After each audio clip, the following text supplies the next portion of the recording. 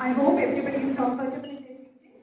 So let's commence today with a warm prayer, and I call upon Reshma Ranjit, first year LLM student, with a soothing prayer song.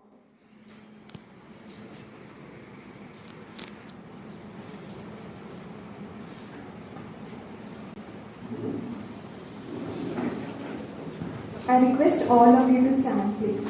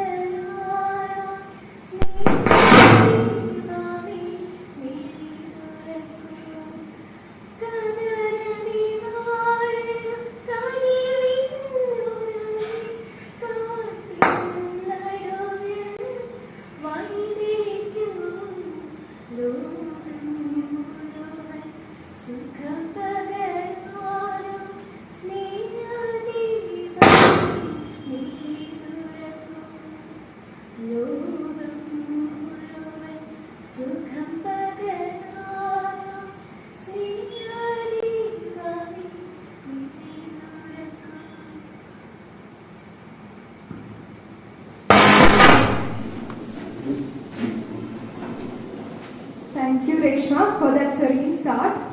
And without any further ado, let's start with the session. And to welcome the gathering, I invite Mr. Koshi Abraham Barsad of CSI College for Legal Studies, who has been the former System Manager, MR of Chennai. Sir, I kindly request you to please step onto the podium, sir.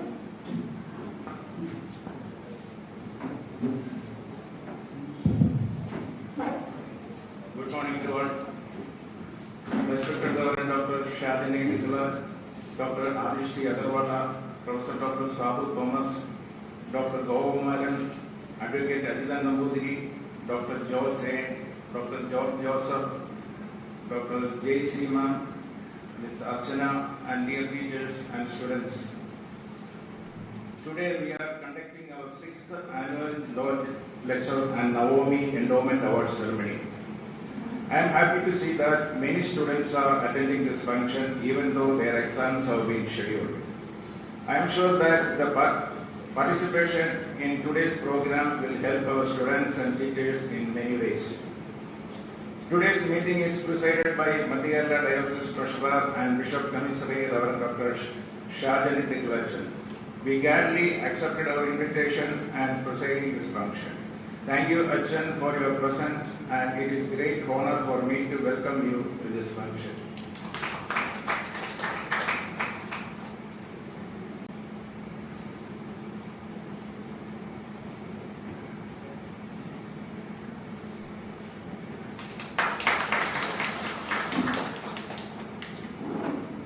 Today's function will be inaugurated by the Honorable Vice Chancellor of Mahatma Gandhi University, Professor Dr. Sabu Thomas.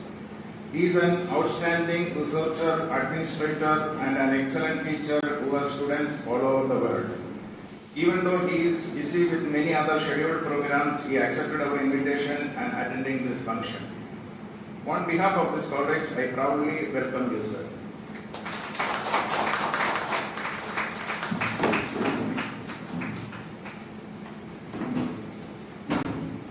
The annual law lecture will be delivered by Dr.Adish C.Aggarwala. He is a senior advocate at the Supreme Court of India and president of the International Council of Jurists, London.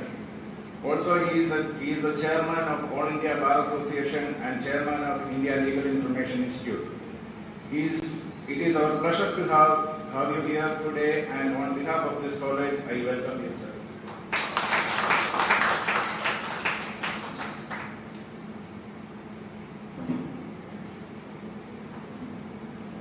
It is our pleasure to welcome Dr. S. Govumaran Nair, Senior Advocate, High Court of Kerala and former President of the Bar Council of India. He should be delivering the keynote speech. We warmly welcome you, sir.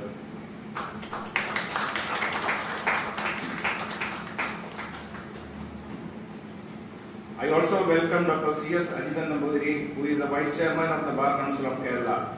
He will deliver the special address and also release the CSI Law Journal. We warmly welcome you, sir.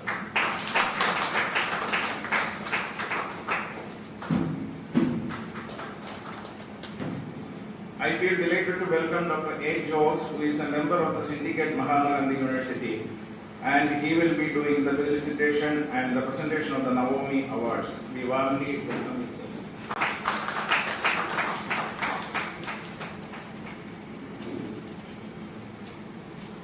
I also welcome Ms. Archana B. Kumar, our Chairperson, Department Law Students Union, to this event to deliver the felicitation speech.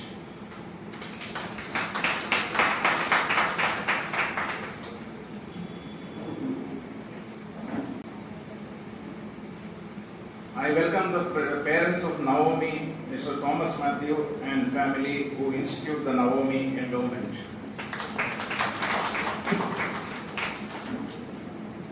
It is my pleasure to welcome our Principal, Professor Dr. George Joseph, and Vice Principal, Dr. Jaisimam, to this event. I also welcome Advocate S. Rajiv, Advocate Supreme Court of India.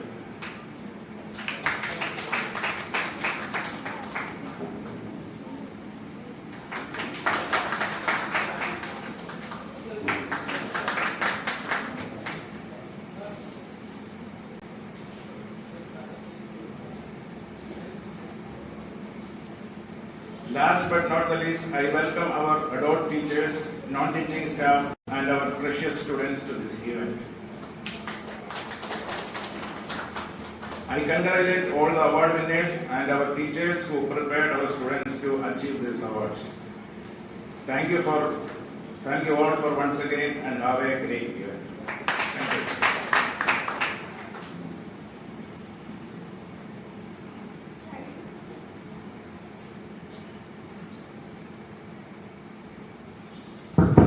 Thank you, Koshi sir.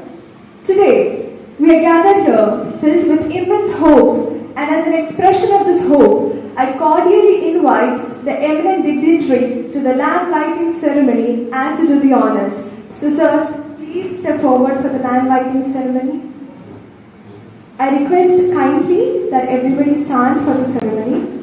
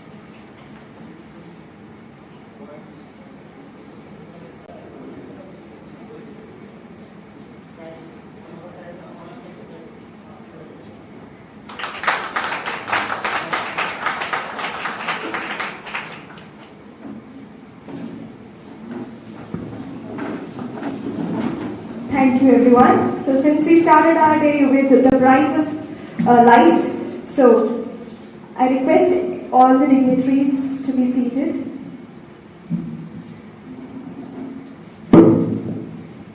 Now, I invite Professor Dr. Sabu Thomas, Vice Chancellor of Mahatma Gandhi University, Kottayam. He is one of India's most renowned scientists, known for his contribution in polymer science and nanotechnology. He is an outstanding researcher, administrator, and an excellent teacher with 33 years of experience. He himself, with his team, stands as a strength to the university. I welcome you, sir, for the inaugural address. Very good morning to all of you. The president of today's meeting, Reverend Dr. Sr.Advocate, our distinguished speaker today, Dr.Adish C.Aggarwala, Mrs. Archana Kumar, Professor Jose, syndicate member of the university, Dr. Kumar Nair, Dr. George Joseph, the principal of the college, Advocate Navomy, Vice Chairman, Bar Council of Kerala,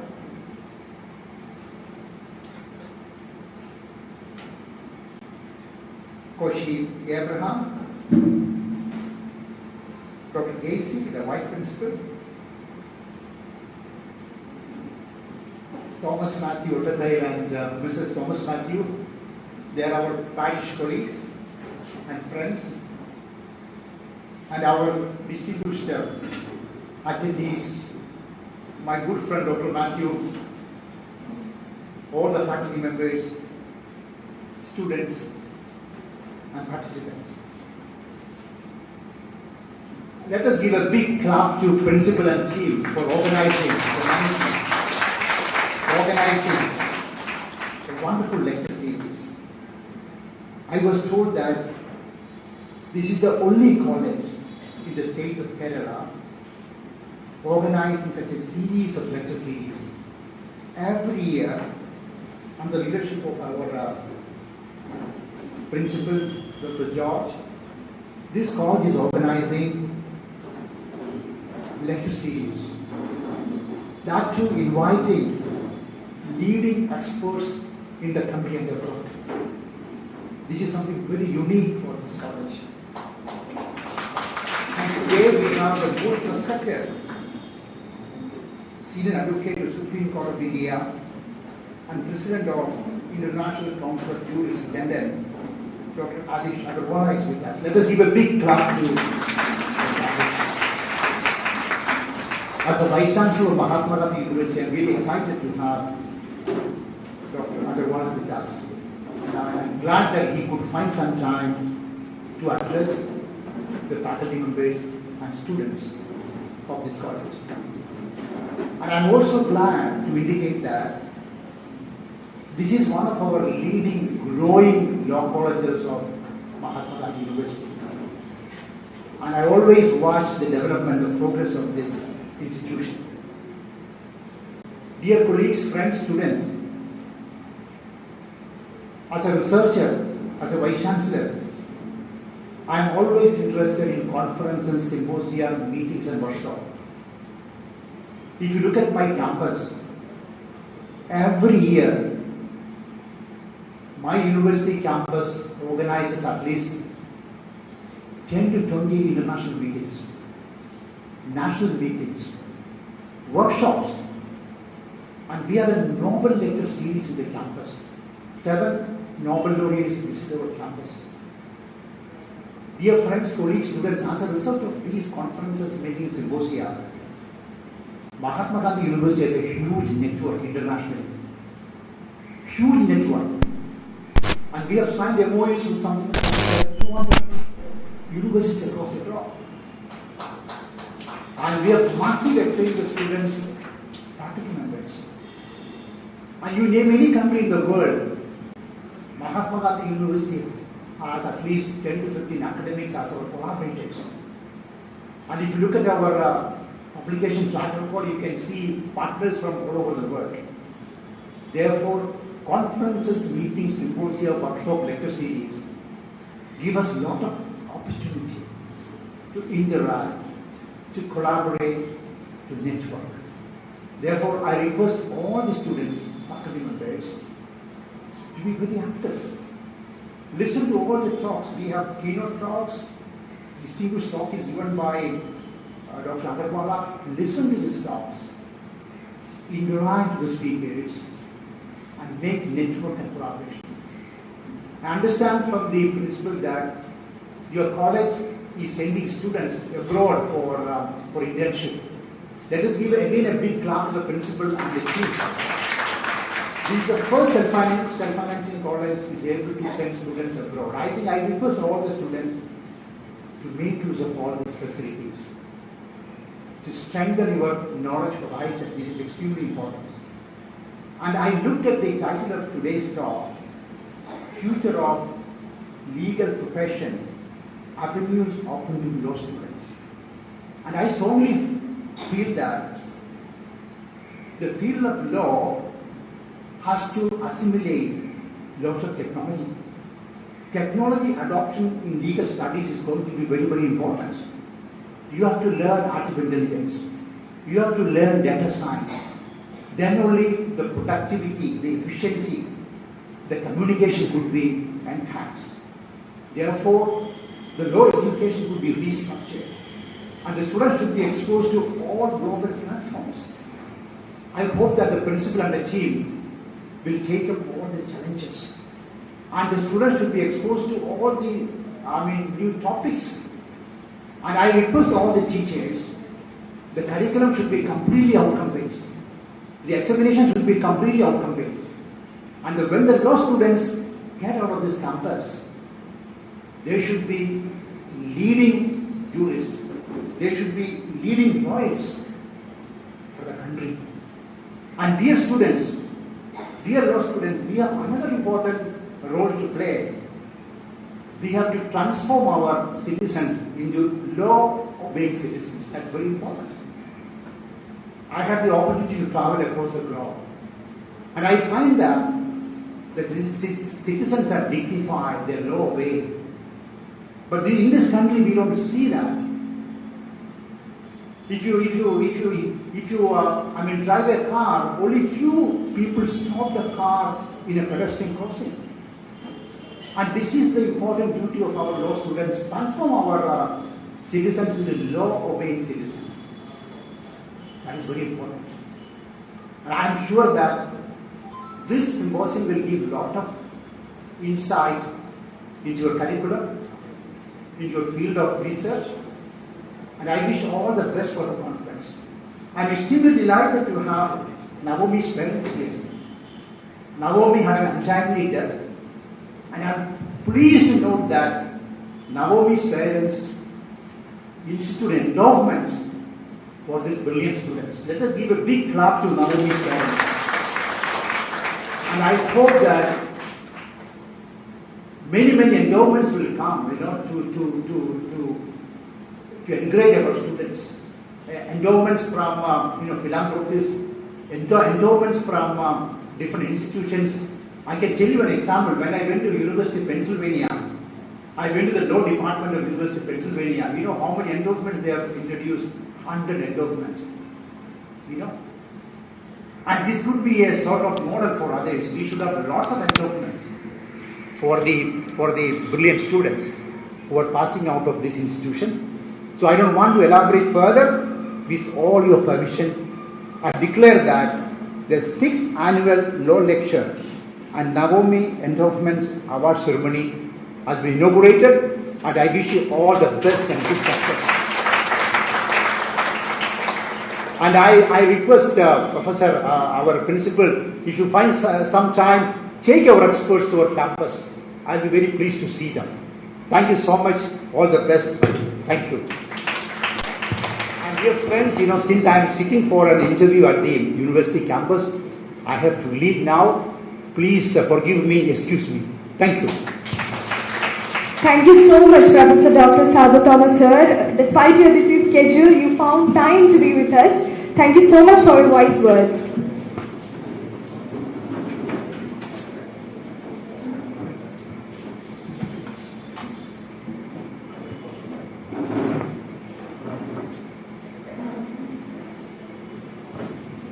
Once again, thank you so much, sir. It will be a pleasure that we have met you, sir. Thank you so much.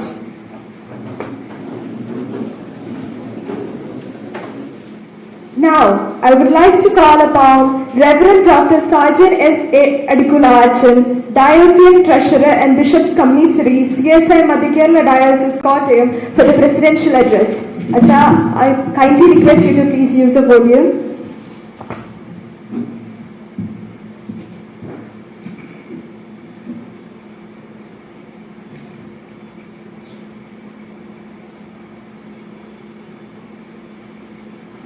Respected Professor Dr. Sadhu Thomas, Honorable Vice Chancellor, Mahatma Gandhi University, Kottayam. Respected Dr.Adish C.Aggarwala, Senior Advocate, Supreme Court of India and President, International Council of Justice, London. Dr. S. Gopakumaran Nair, Senior Advocate, High Court of Kerala. Professor Dr. George Joseph, Principal, CSI College of Legal Studies. Dr. A. Jose, Syndicate Member, MG University.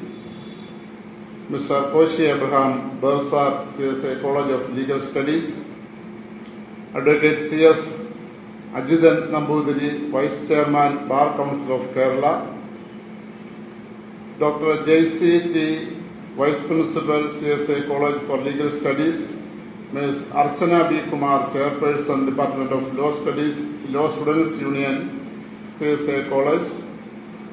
Other distinguished guests, my dear students, staff, and all present here. I greet you all in the precious name of God. I also extend you a warm and hearty welcome to this function. I consider it as a great privilege to address this august body. I stand here on behalf of Church of South India, Madhya Kerala Diocese. This diocese is the pioneer in the field of education in Kerala. This diocese, the former Anglican diocese of Travancore and Cochin, started education institutions in Madhya Kerala. The CMS College is the first college in Kerala, and as we all know, CMS College is the second college in India. And also we started many new programs like slave schools, girls' school, and many other new institutions. The first college, CMS College, is very precious to all the people in Kerala. We run many colleges under MG University and Kerala University. The first college under the management of CSI Madhya Kerala Diocese in legal studies is this college. We are proud of this college. I am happy to say that this is one of the best colleges in legal studies in Kerala. I take this opportunity to congratulate the principal, the vice principal, and other staff members and all students who are studying here for this great achievement. This year, our students got second and third rank in BA LLB, and one of our students got second rank in BCom LL. It is a history among the law colleges that one college got 3 ranks in the same year. This time, I congratulate all the rank holders. Also, I congratulate the winners of Navomy Endowment Awards.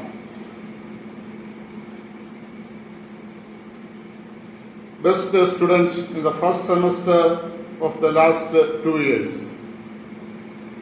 Again, I am happy that this college is releasing the 4th volume of CSI Law Journal today.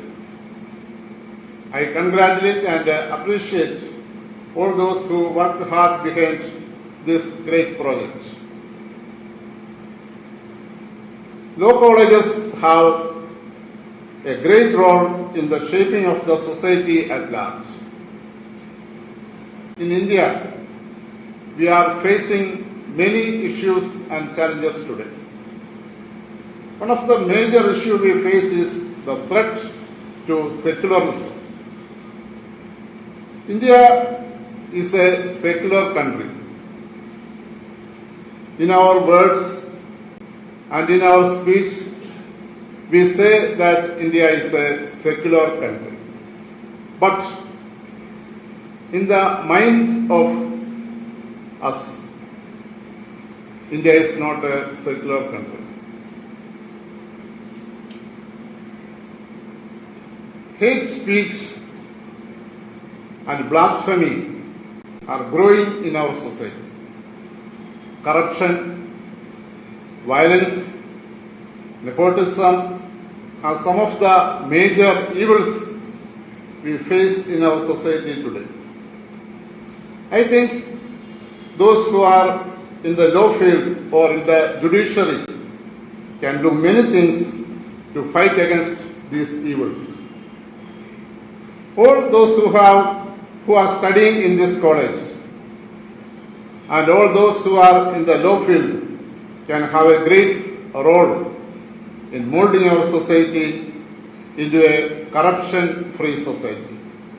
I hope all those in this field will work for that and thus make our society a better one. Once again, I congratulate the organizers of this program and I wish this program a great success. With these words, I conclude this presidential address. May God bless all of us. Thank you. Thank you, HR, for those wise words. We are really blessed. Now, I call upon our respected principal, Professor Dr. Jusists, Sir, former Dean, Faculty of Law and Director, School of Legal Thought, MG University, to give an introduction to the annual law lecture and Navomy Endowment Award. I welcome you, sir, forward.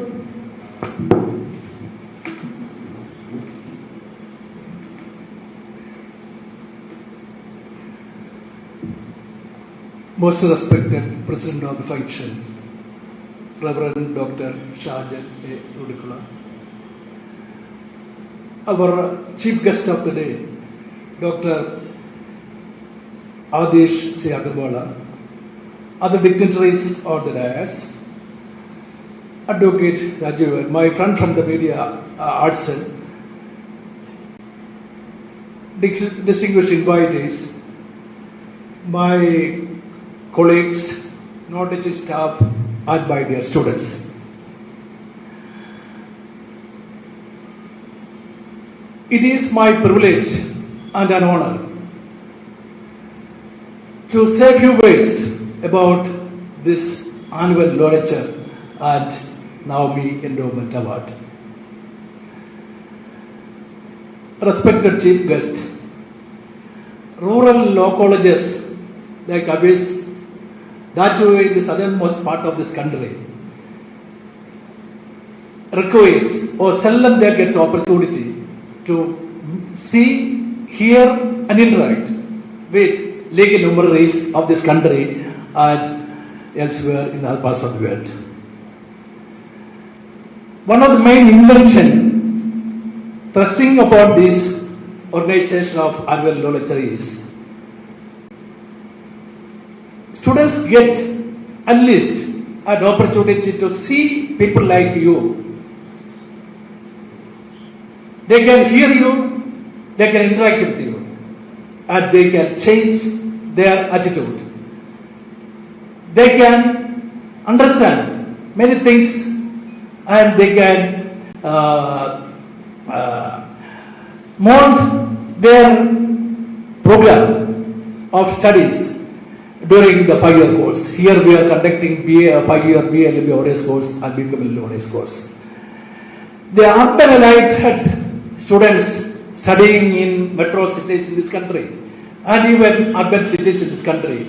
I have got the opportunity of traveling throughout this country in visiting almost all the law colleges and law institutions in this country and elsewhere in other parts of the world. Sometimes together with my senior friend Dr.Adish C.Aggarwala.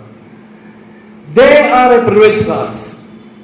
What about a rural institution like ours, existing in different parts of this country as well as the southernmost states of this country? The purpose of inviting you people like luminaries, that they can see you, they can hear you, they can interact with you. That is the opportunity they are getting it. Thereby, the young minds we can shape, they will change, and they will achieve success and progress in their life during the 5 years part of life they are spending in this institution for their fundamental studies. Then,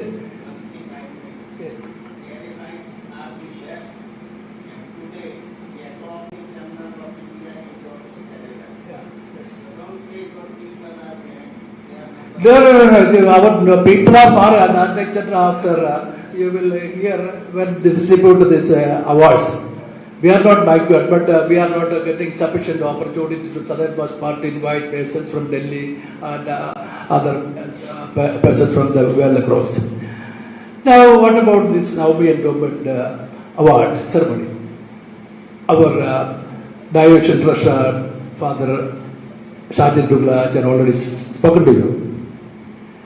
They are our parishioners, colleagues, family, friends.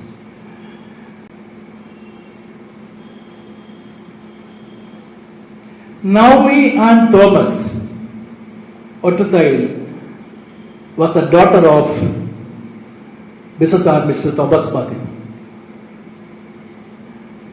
As the father stated, during within 2 or 3 months after joining the 5-year course, God has taken her to his abode. To commemorate the living memory of Navomy,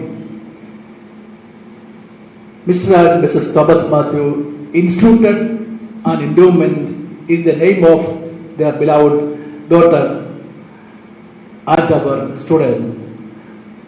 This endowment is known as Navomy Endowment Award. It is given to the first semester students in BLB Honors and first semester BCom Honors who secured the highest mark in the university examination. That is the Endowment Award Ceremony. This time immemorial, we will memorize, they will remember, the institution will remember, and the family will we will acknowledge the institution of the award all the time. So I always extend my thanks to Mrs. and Mr. Thomas Matthew for being present here on time. With these few words, I conclude. Wish you a good day. Thank you, sir. Your words were always inspiring and soothing for us. So now, I would like to call upon renowned advocate Ajitan Nambudiri, Vice Chairman of Bar Council of India, for the special address.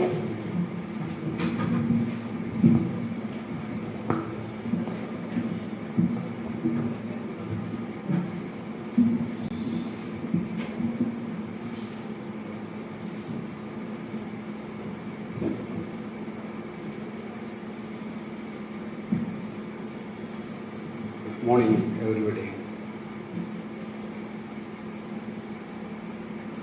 Honorable President of this function, Reverend Dr. Sr.Advocate, Honorable Vice Chancellor Dr. Sabu Thomas, our respected Senior Advocate Dr.Adish C.Aggarwala is the chief guest of this function. Our Senior Advocate Dr. S. Gopakumaran Nair, former Chairman of Bar Council of India.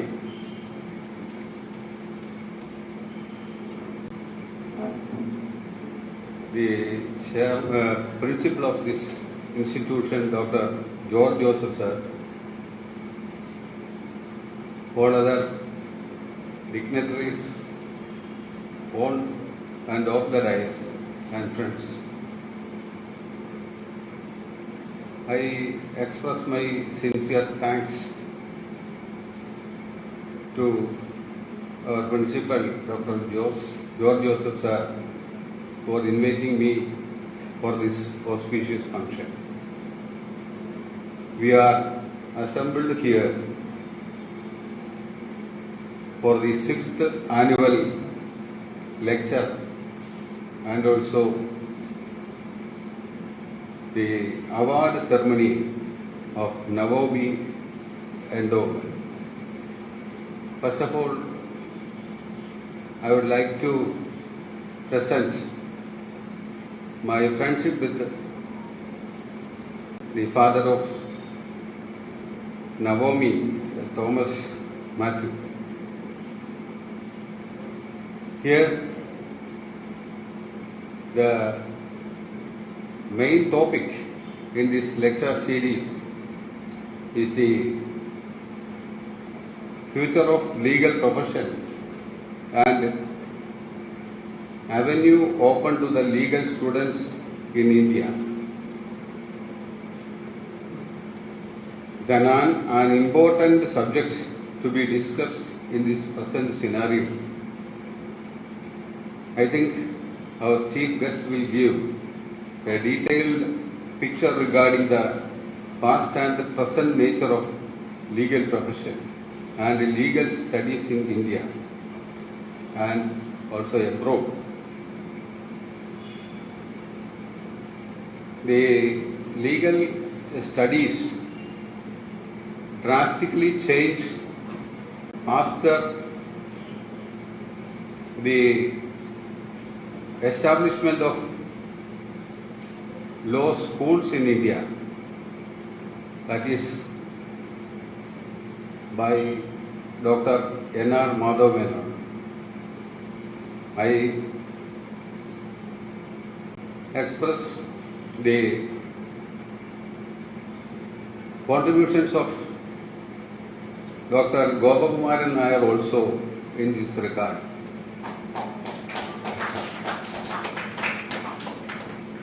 Today, India has the largest number of legal professionals in the whole world. In India, according to the reports, near around 500,000 law students pass out from different law schools in India.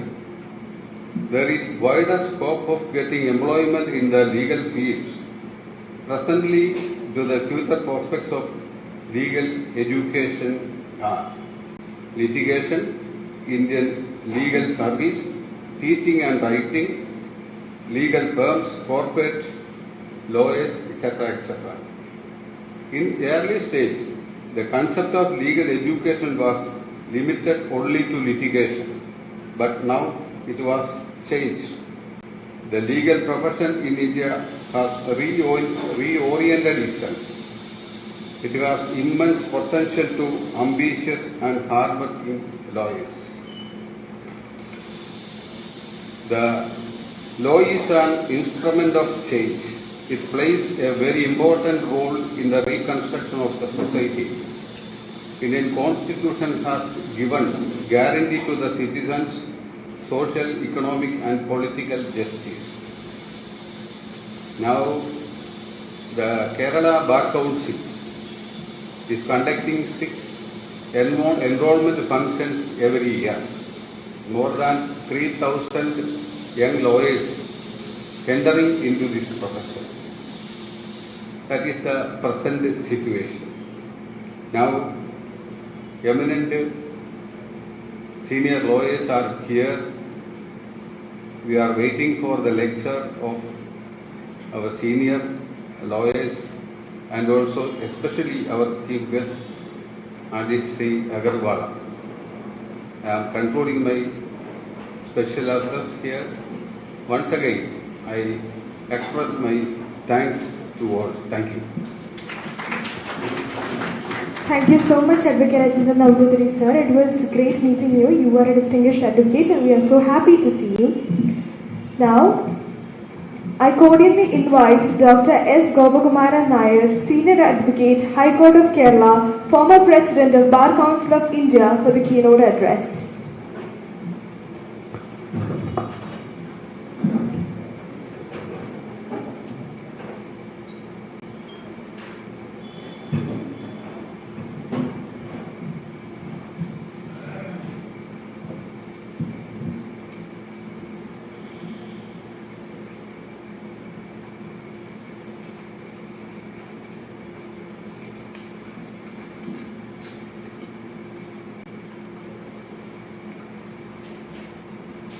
Very happy and cheerful good morning to all of you. Respected President of this occasion, Honorable Chief Guest, Dr.Adish C.Aggarwala,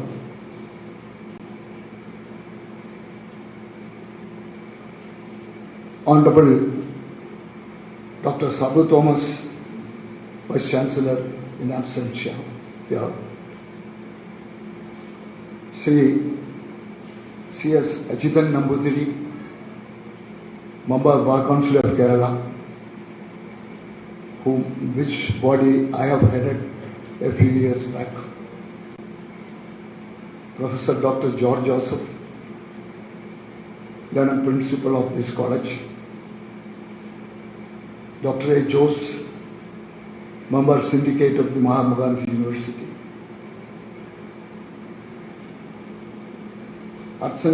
Miss Archana B. Kumar, Chairperson, Department of Law, Dr. J.C., Vice Principal of our college,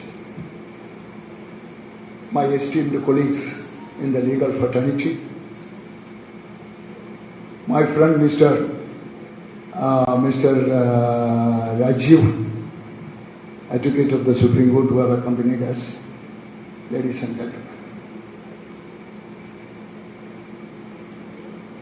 In fact, when I was requested to deliver the keynote address in this function by our beloved principal, I was rather reluctant because I am no more holding any statutory position and I am only the former chairman of Bar Council of India, who is presently exclusively confined to my profession as a lawyer, leaving bar politics, at least for the time being. Then, principal insisted that since I am accompanying my personal friend Adish C.Aggarwala, I must have an honorable position in this function. And I must agree. Therefore, the role of keynote address appeared, which organizers of any function very conveniently do. But friends, I am not going to deliver an elaborate marathon scholarly keynote address.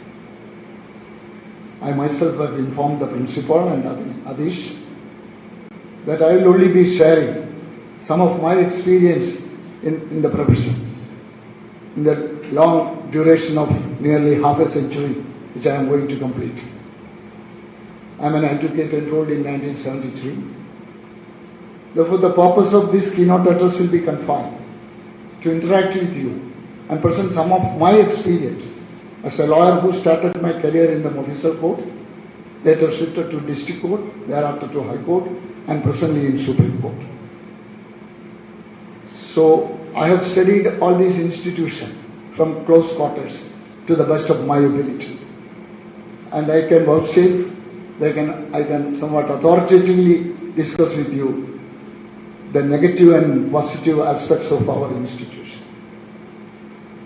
I must say, including the Constitution, incidentally, because our Honorable Reverend Father was mentioning about the malady which our society is facing now in the field of secularism, which Constitution is upholding, which was introduced in the Constitution by a subsequent amendment. I hope, had there not been these Hippocratic introductions in the Constitution of secularism, socialism, and so on and so forth, which I believe was for political purposes to some extent, but morally committed to larger extent. I wish if the people are inherently secular, nothing is going to happen secularism in this country.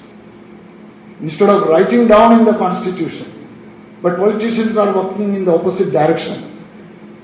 No value can sustain in our society, not even in the Constitution.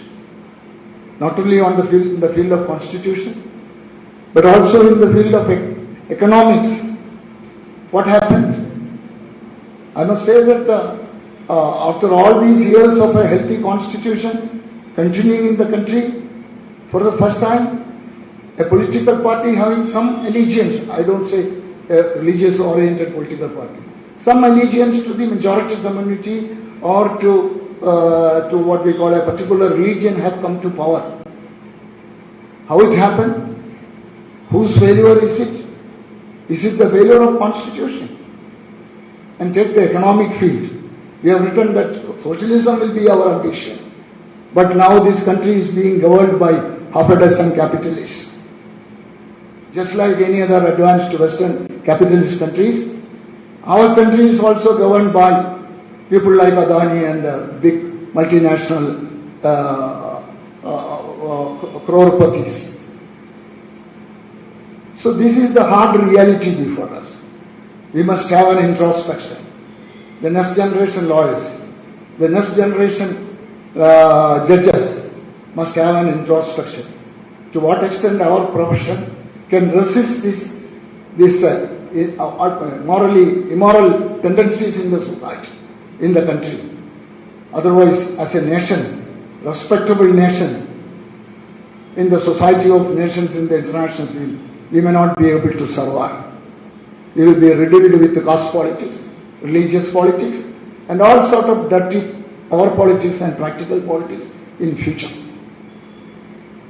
And friends, I deliberately addressed you as members of the legal fraternity, because there is a wrong assumption among us or among the general public that the expression legal fraternity consists of only judges and lawyers. In my humble opinion, it is an absolutely wrong impression.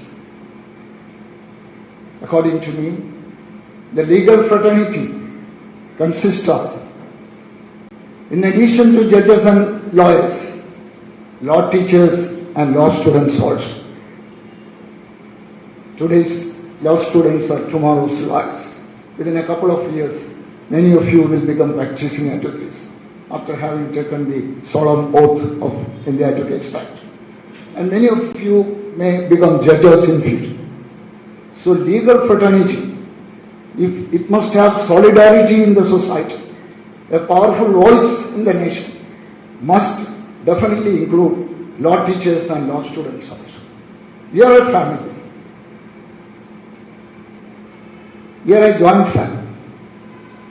You know what is, I have been, as Vice Chancellor said, I have also had my own occasion to visit foreign countries and foreign universities. And I can tell you, in all the advanced Western countries where democracy and rule of law exists, law students and law teachers have a major role in the justice delivery system in their country. Law teachers are permitted to practice in courts. Law students are leading public interest litigations, very sensitive, sensational public interest litigation, which may mold the future of their country. That is the reality, ground reality in all other developing or developed nations. But here, unfortunately, we have excluded the law teachers from professional practice. I am personally against it. When I was the chairman of Bar Council of India, I brought in a resolution saying that law teachers must be permitted to practice. There was law professors and law teachers must be permitted to practice, at least in constitutional courts. I add, at least in constitutional courts, namely High Courts and Supreme Court. May not be in lower courts, municipal court, magistrate courts, because that will grab their academic time and they will become ineffective academicians. But that resolution was opposed by the brutal majority. I got support only from 2 of my colleagues. And finally, with great discontentment, I withdrew the resolution. So also is the role of law students. And we must accept our role as a major role in the changing phenomenon of the destiny and future of our country. Then only you will have self-respect. Then only you will have confidence in your roles. That basic mental element should be developed from law colleges itself. Friends, I know speeches and advices are a little rather boring, always, especially to youngsters, because they are living in a country where there are only speeches but no consequential acts. Absolutely no constitutional deeds or acts, no practical deeds or acts. You invite any minister to any function, even a small function, even a function like this, he will at least announce 2-3 major projects. Gladly he will announce, and he will say that we are going to develop the legal education to international standards and so on and so forth. The moment he leaves the dais, he will conveniently forget it and no follow-up action will be there. I am not blaming politicians alone, because if they want to survive in politics, the attachment to such pledges to the society, such promises to society have only a secondary role. Their major role is to uphold their position in their political party, in the cabinet, and to continue as a minister or MLA or MP. So practically it may be a hurdle or a hazard of their professional career as a practicing or practical politician.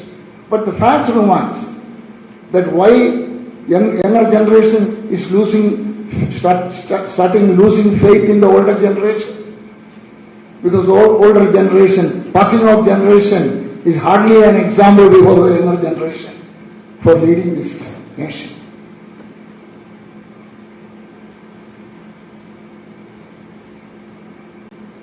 Friends, I told you I want to share some of my experience. I am aware about my commitment to you that I am not going to have a marathon speech. But I must do justice to my role as the person who delivers the key address also. I told you I started my career at Navomy Officer Court, the southern end of our state. After 5 years, I shifted to District Court of Trivandrum. After 11 years, I shifted to High Court as junior of former celebrity lawyer, legendary lawyer, criminal lawyer, Sri M.N. Sukumaran Nair, who is no more now, late. He was a legendary lawyer in the entire South India. Maybe he has appeared in Supreme Court also in many cases. And later, after having elevated to the position of Bar Council of India chairmanship, I shifted to Supreme Court. Partly shifted. I must amend, partly shifted, not full time. Thereafter, I was settling between Delhi and Kochi every month, attending my cases in Supreme Court, and also I am leading a law firm at Kochi by name Attorneys Alliance, of which I am the chairman. 9 partners are there. All are qualified and well experienced in each branch of law. Administrative law, civil law, criminal law, that's the constitution. Why I told you? To just give you a hint to be ambitious in life. And you must know, I enrolled in 1973 in the year 1973 as a just third class winner in LLB, because I was very active in student politics, chairman of all the 3 colleges where I studied. So I didn't have any time to study. I was a just average law student. Then in later life, when I came to High Court, I had the blessings of my senior. Both the seniors loved me and they shared their sentiments with me. So why I am mentioning this? You can just imbibe the experience of a senior lawyer, how to climb up the steps of the professional ladder in your career. We may succeed, we may lose. I am not the successor throughout my life. I have lost many things, except elections. Elections I am fortunate because in whichever election I have contested, I have won. That's the luck, partly a luck or God's blessing. But in several fields I have failed also. In Supreme Court, in spite of my credential as the Bar Council of India chairman, a successful lawyer in Kerala High Court, I could only become an average lawyer in Supreme Court. Just moderate law, with moderate laws. I shifted, migrated with greater ambitions, but it didn't click. But I have no guilty conscience. I have no loss of sense of disappointment also. Because that is only due to me. Therefore, you must work hard. You must fix a target and slowly climb up the ladder professionally. There is ample space in the legal profession in future. In future, I can tell you, just like the advanced Western countries, legal profession is going to be the most glamorous, most prosperous, most ambitious profession in the country. You take United States. The professionals who get maximum remuneration are lawyers. Lawyers are brought into politics. Lawyers are becoming President of India, President of the United States, members of the Senate.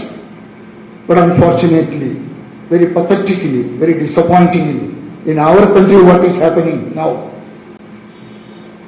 lawyers are withdrawing from the mainstream of social life. Lawyers are no more respected in the society as the leaders, natural leaders of the society. They may be respected as successful professionals, successful criminal lawyer, successful civil lawyer, not as natural leaders of the profession, as it used to be before prior to or immediately after the independence period. It was leaders of this profession who led the Indian independence struggle. And now where do we stand? On that aspect also we must have an introspection.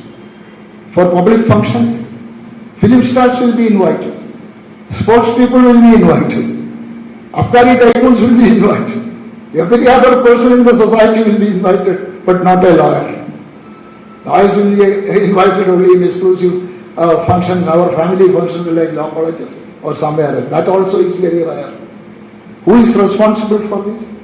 We ourselves are responsible. We ourselves. I cannot blame anybody. Gradually we have moved away from the mainstream of social life and we are living in the glass houses of our professional interests. We are trying to make as much money as possible and buy possibly a Benz car, build a very beautiful bungalow and exhibit ourselves as a successful. We don't want to be in the next door neighbor we do not know, a lawyer do not know. Next door neighbor will not accept you as a local conciliator or mediator. So this situation should change. Future generation to come to social life also, public life also. You must devote a part of your life, at least your leisure time, for social activities, public activities. You can join any political party which you want, but please don't be the slaves of politicians. Now the hard reality is that they have a feeling that these people will come to us when we are in power. And they won't mind us when we are in opposition. That they are very well aware. Therefore, there is no recognition for lawyers. In none of the elections, a successful lawyer is proposed as a candidate. Now, doctors are chosen, engineers are chosen. What happened to legal profession? Are there not successful lawyers in the local bar? Are there not orators, good orators in the local bar? But nobody wants, unless we get crushed, unless we capture our position in politics and public life. society is not going to accept it, recognize it.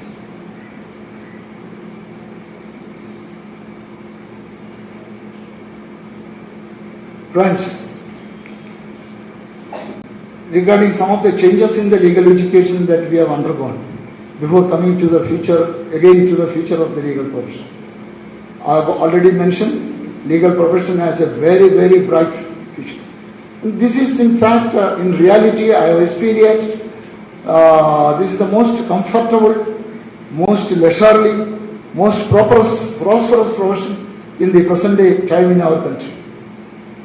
You just take the case of doctors. Modern doctors are facing a major crisis. I am a large, almost in the role of standing counsel for Indian Medical Association in Kerala High Court, Supreme Court and the National Consumer Commission. I know the plight of the doctors. If everything goes smoothly, that is the success of modern science and allopathic medicine. If something goes somewhere, poor doctor will be witch-hunted. He or she will be physically attacked. The hospital will be ransacked. That is the attitude of the public, general public. To some extent, maybe motivated by some politicians here and there also. And then there will be criminal cases, consumer petitions. They are in a real misery. And working while there is no control. Private managements are exploiting. This is not happening in our profession.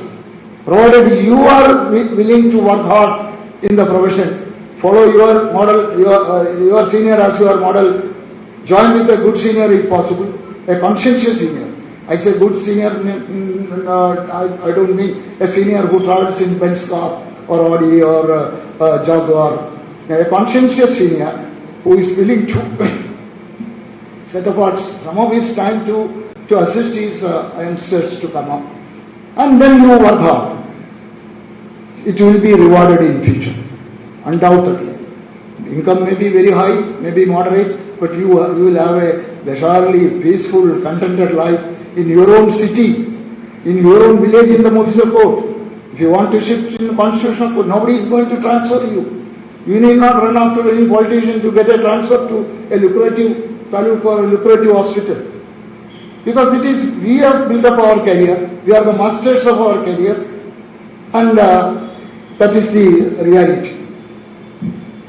And coming to the changes in the legal education, after my entry in 1973, I have found the major change was the introduction of 5-year integrated LLB course. I belong to the last batch of 3-year LLB course. 3-year LLB. Next year onwards 5-year. No, I stand corrected. 5-year integrated course came subsequently, very late only. I stand corrected. No, I belong to the Adish. I belong to the last batch of pre-degree, not the LLB. 73. No, I have 3 years. I have not done 5 years. No, I have only a 3-year student. I had completed a 3-year LLB. Although as a poor student, I was destined to complete it within 5 years. Fortunately, I got out within 3 years. What I am saying, thereafter the later introduction of 5-year integrated course have boosted up the legal education to very higher horizons, very larger horizons. And we must be thankful, in fact, deeply indebted to Dr. N.R. Madhavan. My friend Ajay was mentioning, who introduced the 5-year integrated course in the National Law School of Bangalore, National Law School of University at Bangalore, which is sponsored by Bar Council of India, which was started by Bar Council of India, even now governed by Bar Council of India. Bar Council of India chairman is the chairman of the executive committee of Bar Council, National Law School. So, but unfortunately what happened? Beyond his expectations, the products of this National Law University, because once it was started at Bangalore, thereafter there was a great rush in all other states to start National Law Universities. All ambitious state governments destined to start National Law University. without even proper infrastructural facilities, good faculty members, they went on starting National Law University. Finally, we also started our own National Law University in Kerala a few years back. But beyond Dr. Madhavan's expectations, the products of this National Law University straightaway went to corporate houses. They did not come to the society. They did not think that it is my duty to join this what we call foot soldiers of the legal profession, going to laborers, going to remote tribal areas, going to villages and do whatever, at least for 5 years in my career, do whatever is possible for the society. That didn't happen. They all were very, very ambitious, economically ambitious, and they joined the lucrative. That is continues to be a tragedy in the National Law University system in the whole country. Then we started giving more importance to clinical legal education.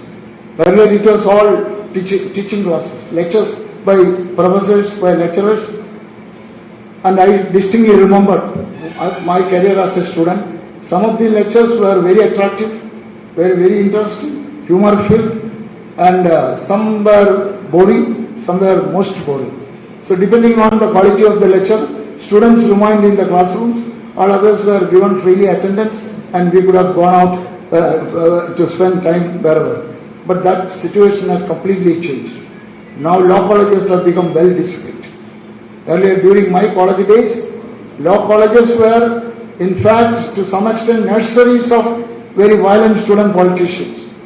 Law colleges campus was regularly violent and it was full of politics. But nowadays law college student election does not attract any public attention at all.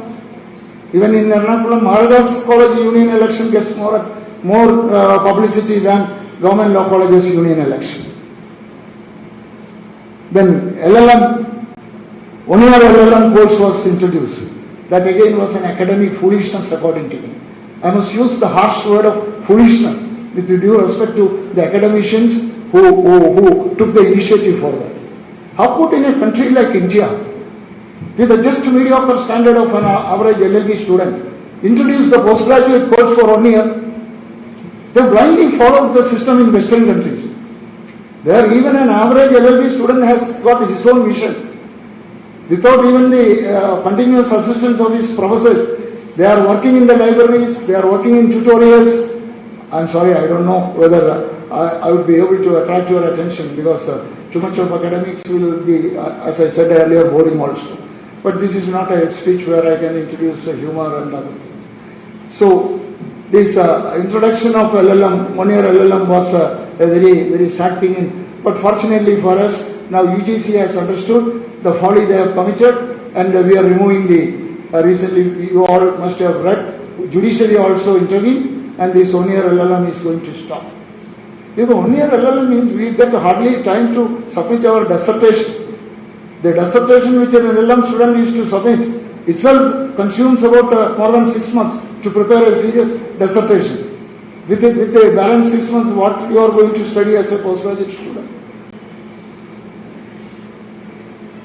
Then coming to the profession, a lot of changes have taken place in the profession. The greatest change I see is the online education. I mean, that is in the educational field. Then online litigation in judicial. Delhi High Court, Supreme Court, etc. has started their e-courts and e-filing of cases are taking place now and online arguments are taking place.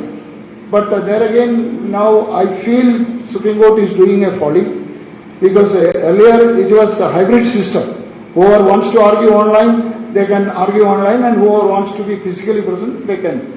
But now there is a gradual tendency to stop this online argument and again bringing back the physical argument system.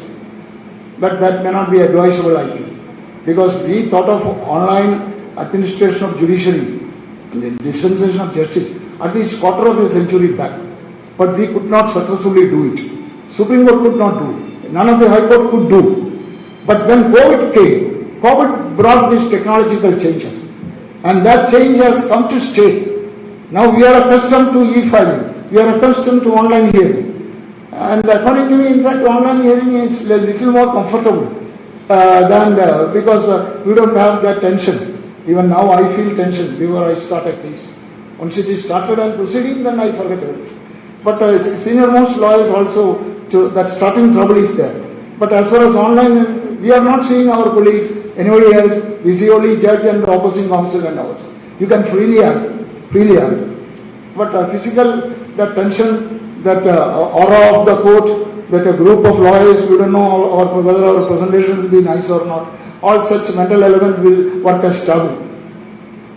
So that is all. Then, what are the changes that happened in the profession? First, introduction of online litigation. Then, direct appointment to judicial. Now, as you know, for getting appointed as a municipal or magistrate, no bar experience is required. You can straight away enter the judiciary from the law college. This has done a lot of harm to the judicial system, to the justice delivery system. Because earlier, a minimum bar standing of 3 years or 5 years was insisted for even the last judicial post in the hierarchy. When it has gone, these people have no attachment with the lawyers. They don't know that legal culture, where that fraternity between the judge and lawyer is. And some of them are very rushed to lawyers because they are direct appointees. But the judges who are recruited from the bar will always have a soft corner to the bar. They will remember their past, and such was nice for institutional setup was there. But this has changed a lot, this direct appointment. I think in some court, a public industrial litigation is pending again to go back to the older system. Then introduction of affidavit in chief. You law students may not be knowing, every trial consists of major components are chief examination and the cross-examination of the witness. Earlier we used to conduct chief examination physically. Questions were put to the witnesses in box. Then the magistrate will be able, or municipal will be able to see his face, to see the what we call his reluctance to give answers, his body language, and he may be able to make an assessment whether he is a truthful witness or not. But now it has become very artificial.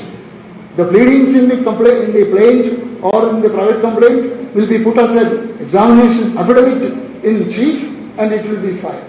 The magistrate or municipal will be looking at it in the late night after his supper, and he is not seeing the witness, and following his chief affidavit, cross-examination will take place. And another malady is examination of witnesses by commission, advocate commissioners. That also is very, very pathetic, because judge is not becoming a part of the procedure. Some advocate commissioner goes to the house of a witness, records his statement and hand it over to the judge. These are all artificial introduction. Tughlaqan reforms, which are reforms brought into existence only for reforms, not with having a vision or with practical experience. Friends, I am winding up. I am so sorry that, in fact, I had noted more points to share with you, but I know that already I have taken too much of time, and to the extent of even abusing a keynote address, because in foreign countries public address is hardly 3 minutes, 5 minutes. Beyond that, the audience will become suffocated.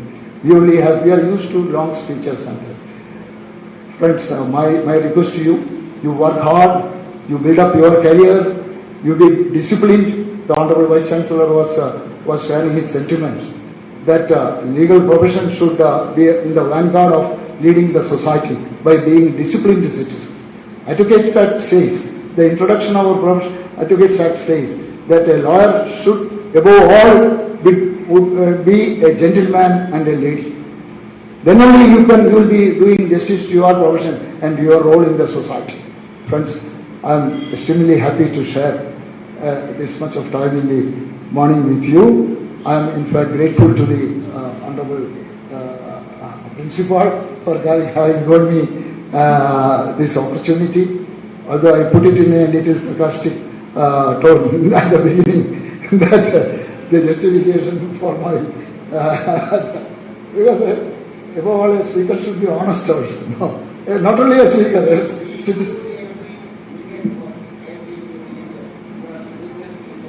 No. No.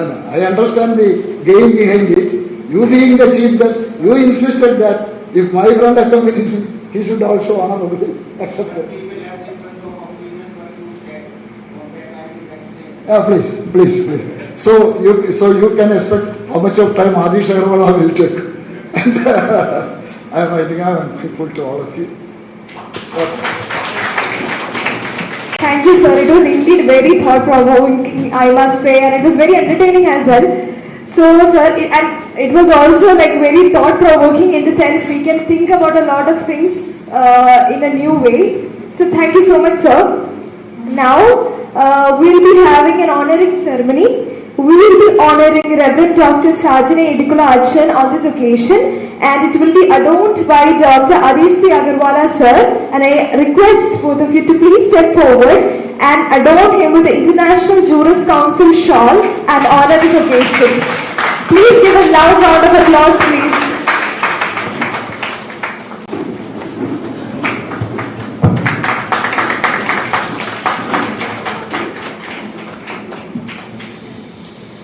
Thank you so much, sir. Thank you so much, Acha.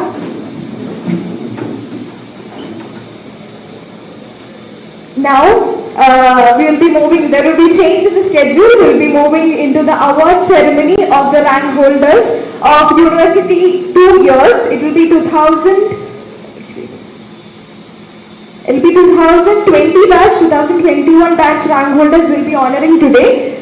So, first of all, I would like to request Reverend Dr. Sr.Advocate sir to please honor and give the awards to the ceremony. I request you to please give the awards.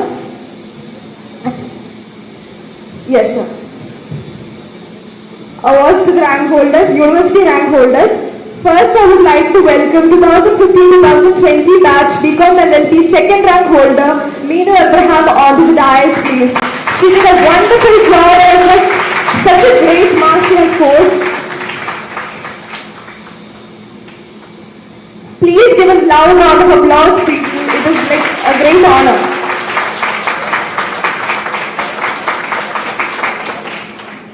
Thank you. And next I would like to welcome third rank holder Christina P. Kurian of BCom LLB batch onto the dais. Again, it was such a great mark that she has scored. 5 years of hardship. We all must recognize that. Thank you. And next I would like to call the next batch, 2016 to 2021 batch, BA LLB second rank holder Parvati S onto the stage. Please give a loud round of applause. It is again a great achievement and surely an inspiration for all of us.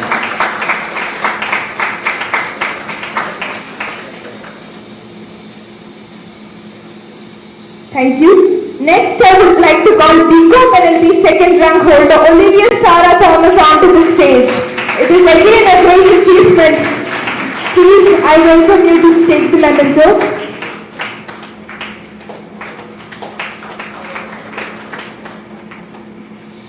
Thank you so much.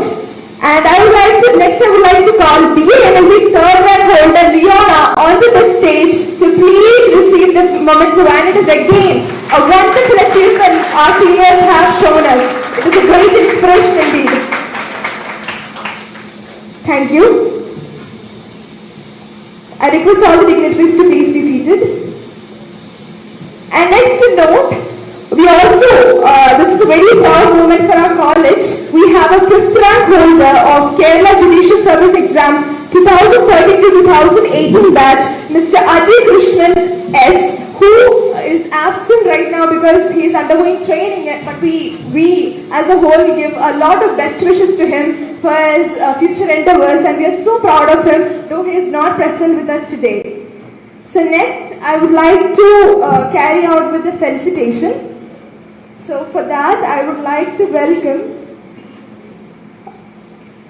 call upon Dr. A. Jose, Syndicate Member, Mahatma Gandhi University, for the felicitation. Kindly I welcome you, sir, onto the dais.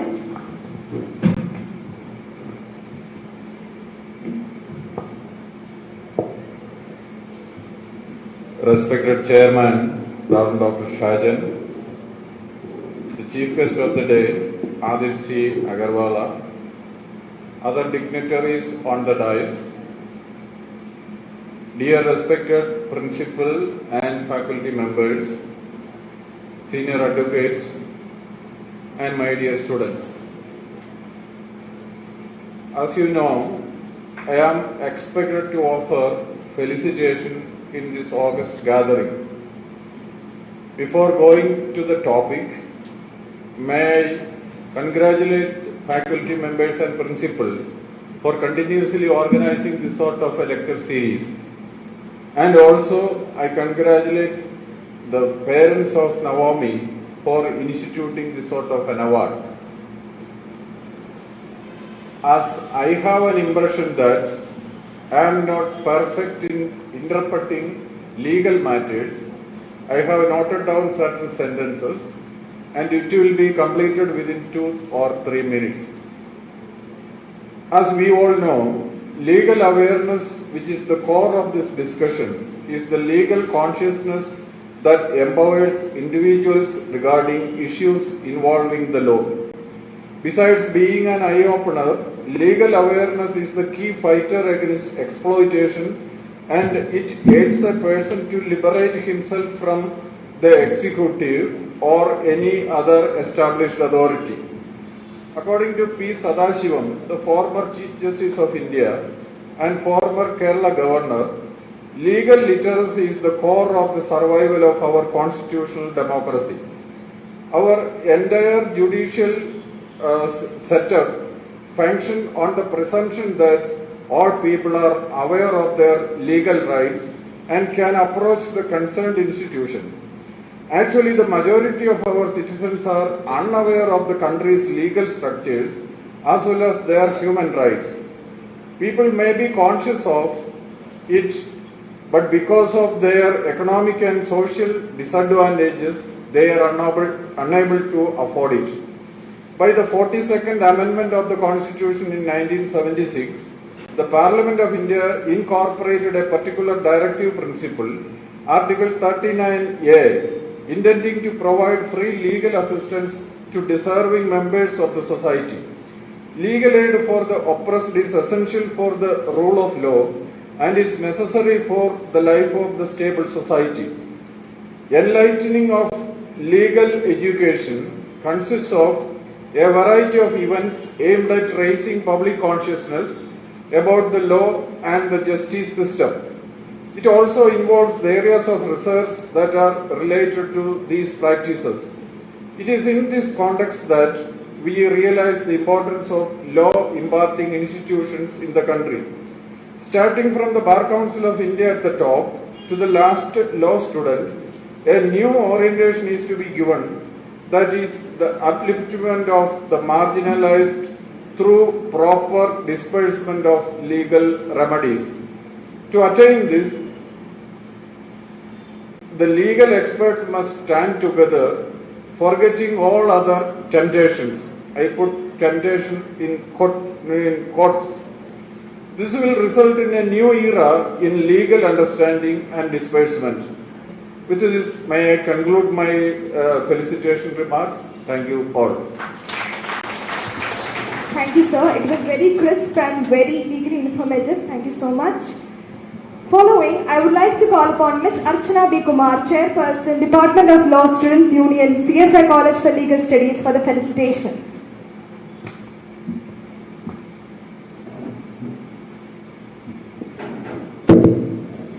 With great joy and immense exultation, a warm and pleasant morning to all the dignitaries and authorities and my dear friends, teaching staffs and non-teaching staffs here. CSI College for Legal Studies is a prestigious institution, is a dream come true moment for many to fulfill their vision towards a new society.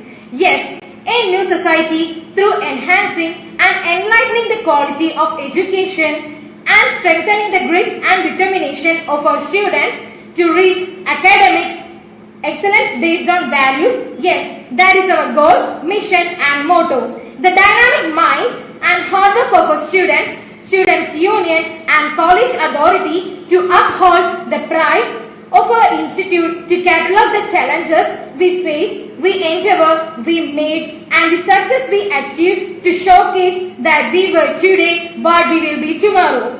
This is the most precious moment for me and our college to congratulate all my dear seniors, the rank holders of MG University from the year 2015-20 batch, Meenu Abraham, who has scored 2nd rank, Christina P. Kurian, 3rd rank, and from 2016-21 batch, Parvati S., who has scored 2nd rank in BA LLB batch, Olivia Sarah Thomas, 2nd rank in BCom LLB batch, Leona, 3rd rank in BA LLB batch.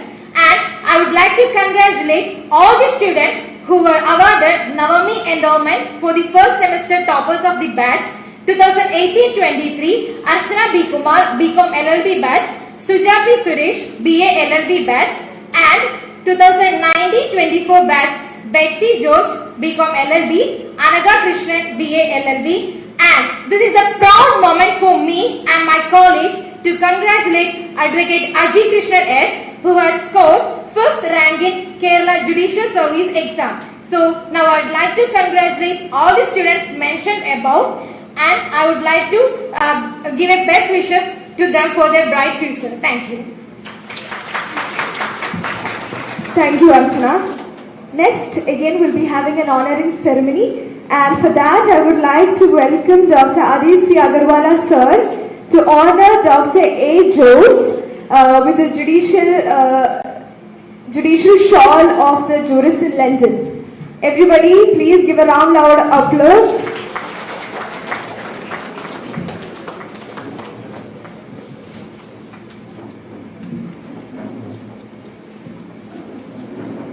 Thank you, sir. Next, I would like to welcome Dr. S. Gopakumar Nair to adorn Dr. C.S. Ajithan sir with the same shawl. Thank you so much, sir. It is really a blessed occasion. Next, Dr. Adish C.Aggarwala sir and Dr. S. Gopakumar Nair sir will adorn all the dignitaries present on the dais.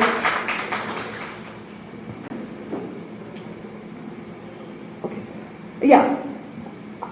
Dr. Adish C.Aggarwala sir will be honoring our Bursar Koshi Abraham sir. Please give a round of applause.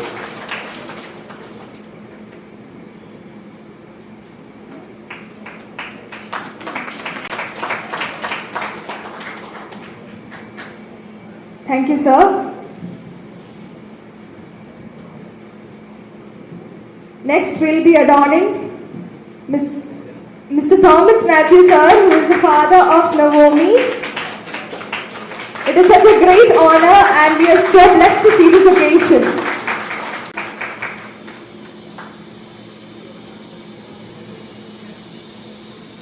Next, I would like to call Mrs. Elizabeth Thomas, mother of Navomy, onto the dais for the honoring ceremony. I'm sure Navomy would be so happy to see this. Please give a loud round of applause. It is indeed a very happy moment. Thank you.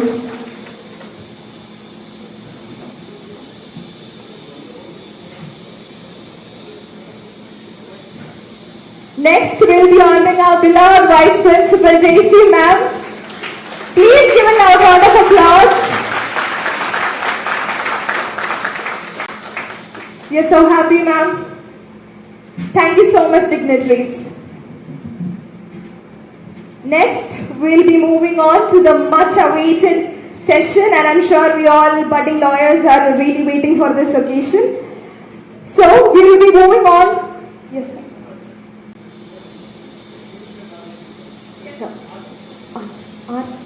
So, we'll be having another honoring ceremony. I would like to welcome Mr. Arson onto the stage, and will be honored by Dr. Adish C.Aggarwala, sir. Please give a loud round of applause. We have a lot of dignitaries present here. We are so proud. Thank you so much, sir. Next, I would like to welcome Archana B. Kumar onto the dais, and she will be honored by Dr. Adish C.Aggarwala, sir. Please, Archana. On behalf of the students of CSI Law College, it is indeed a great honor.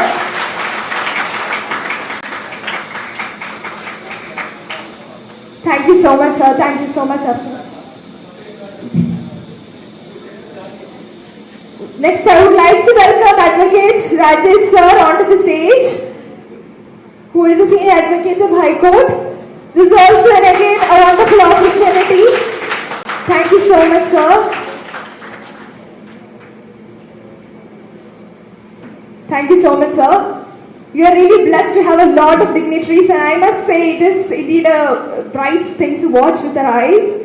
So next, we'll be moving on to the lecture as I promised. So we'll be going into the 6th annual law lecture, which will be focused on the topic Future of Legal Profession and Avenues Open to Law Students in India. I heartily call upon Dr.Adish C.Aggarwala sir, who is a gold medalist and a high-profile lawyer, writer, and a social activist. He is the Senior Advocate of Supreme Court of India and the President of International Council of Justice, London, Chairman of All India Bar Association and the Chairman of Indian Legal Information Institute, and also the former Vice President of Supreme Court Bar Association. I must also note he has authored a book titled The Constitution of India, which has been released in 2008 by the former Prime Minister of India, Dr. Manmohan Singh. A very inspiring personality indeed, and I'm very sure that today's gathering is more than excited to hear from you, sir. So, one more thing to note, as excited as we are, I'm sure you will have questions, and I would like to request to reserve it for the interactive session which we'll be having in the end. So, sir, I would kindly request you to please come forward and start with the session. Thank you, sir.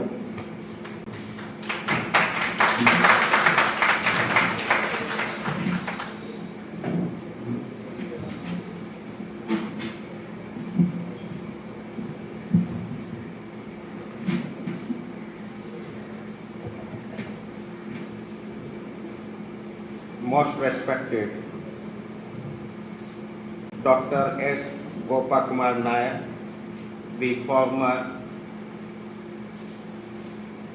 Chairman of Bar Council of India, former Chairman of Bar Council of Kerala, and former President of High Court Bar Association of Kerala, and General Secretary of All India Senior Advocates Association, and above all, he is my friend, guide and philosopher.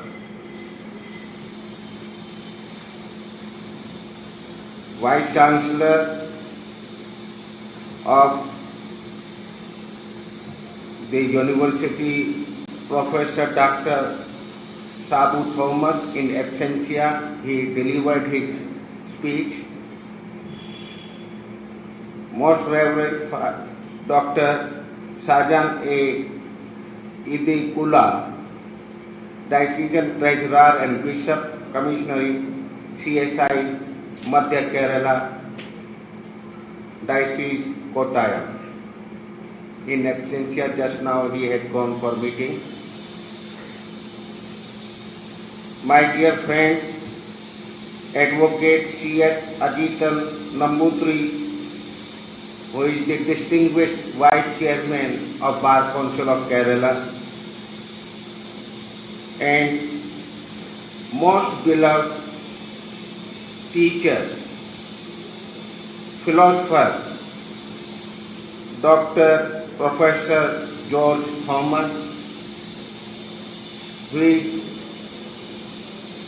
known not only in your Kerala, not known only in India, but is known in different parts of the world.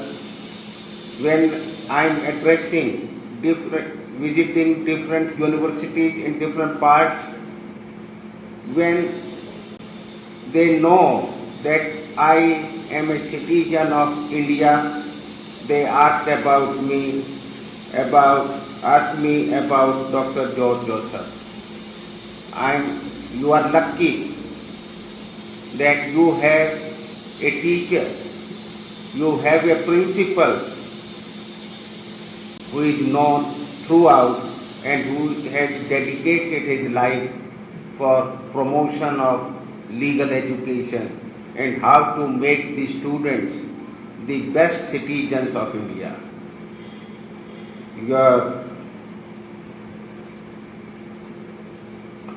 Father was mentioning that your students are even going for internship in different universities in different countries.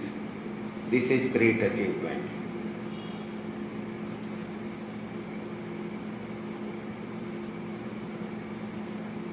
Mr.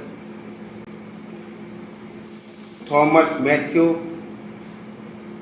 the father of late Miss Navomy and Matthew.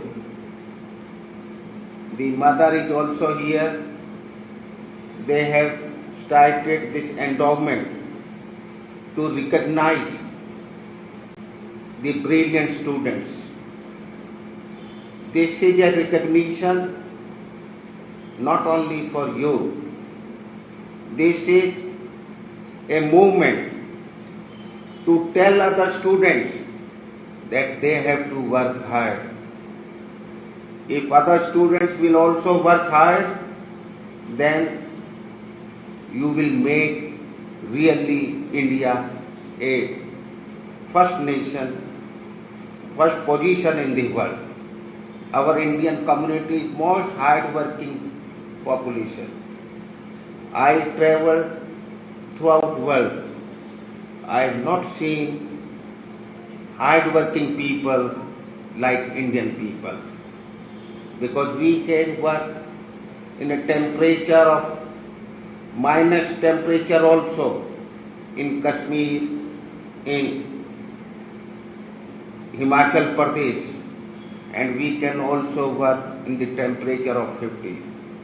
Nowhere in the world, even Gulf countries, all offices close in daytime because temperature is high. But our people only having 30 minutes, 40 minutes, halfway, this what you call lunch time. And that time also our people are thinking about the working, what they have to do. They discuss while taking lunch with other colleagues, what was the progress. So every minute is being used by Indian population, provided they have the work. Today, every government, irrespective of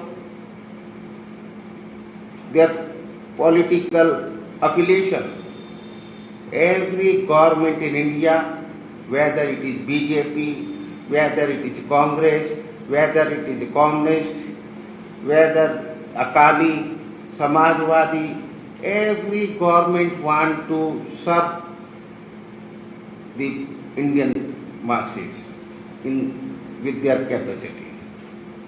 It is only we, the citizens, they have to think that they have to cooperate with the policies and programs of each government. This is in our interest when we cooperate with government.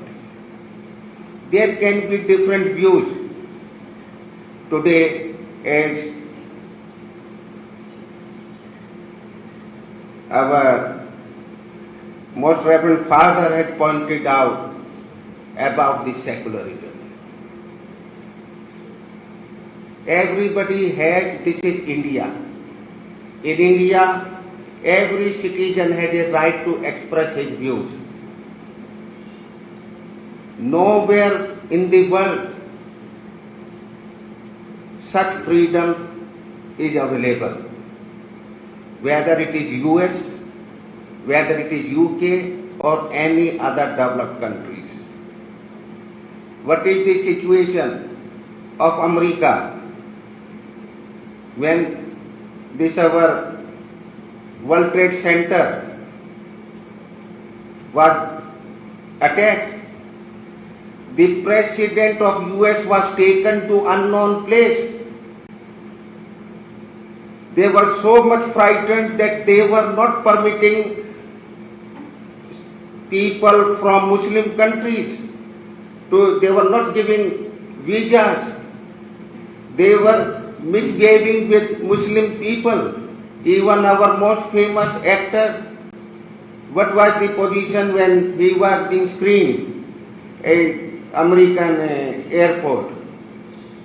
It is the India who have given you the all rights, human rights. India's Human Rights Commission, National Human Rights Commission is the most powerful human rights commission in the world. In other countries, there are very few human rights commissions, and that is only for namesake. That is only to give some position to their known people. But in India, we are giving this position to the retired Chief Justice of India. Today, only this year, only Justice Arun Mishra was appointed. When the government of India, when the opposition also felt that no suitable candidate of the rank of Chief Justice of India is available, who is interested to take over the position of National Human Rights Commission of India. And other retired judges, Chief Justice of High Court is also member of National Human Rights Commission.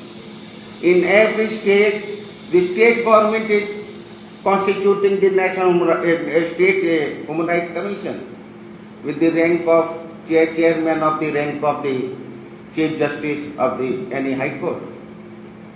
So, I was on this issue, I was invited by one Muslim organization, Tehreek Muslim Saban in Hyderabad. They held a big rally against this. Well, we are taking government and brought bills. So they wanted my view. They were on the same tone which our Reverend Father was mentioning, that there is a threat to secularism in the present system. They sought my opinion. What you feel that when such statements are coming that we will kill Muslims like that? What you say? I say this is wrong. But you can't term it that this is the view of the government. If some ordinary citizen, because in India we have given such freedom to speak anything. So some people, Hindu people, extremist people who are not holding any statutory or any government position, they hold some seminar. They say we will do this, we will do this, we will kill those people of those community. But that is not the version. That is not the feeling of ordinary people, the citizens of India. India is a place where all religions have grown up. Earlier also and today also. I appeared on behalf of Christians when there were some attacks on churches in India. In Delhi also, there were reports that churches have been attacked. So my Christian friends asked me to argue before High Court of Delhi. I argued, notice was issued, and the government given the report. That was actually not the attack. Some thieves, they entered and broken. So, when something is filed regarding the situation of masjid or church, that become news item. But when we actually see, then we found this is not a case of differences amongst the people, amongst the leaders of religious groups. But some leaders where there are some leaders of Hindus also, some Christians also, some Muslims also, to gain publicity, they made such statement. And when such statements are being made, it will come in newspapers. Then it gives strength, occasion to other people also to say something so that they can come in media. But we should make, being a sincere citizen of India, if we want to maintain real secular brotherhood amongst all religions, we should, before making any statement, we should really search what is the factual position. So, what I am saying, nobody can spoil the brotherhood amongst people of different religions. I am happy that the Church of South India is doing a great service in helping the poor people, in promoting the education, and especially the legal education by setting up this prestigious institution of law in this Kottayam under the principalship of Dr. Thomas Joseph. See, now issue of this masjid and temple is going on.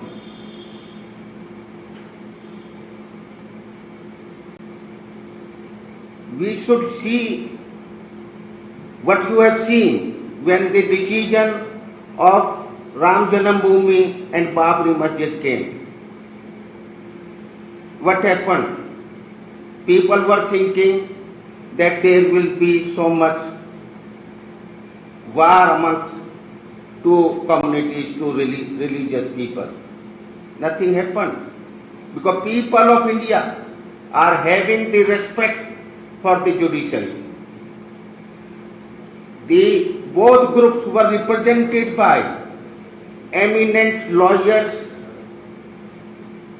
and not only the lawyers, the Chief Justice of India constituted the bench which was hearing the Ram Janambhoomi and Babri Masjid issue.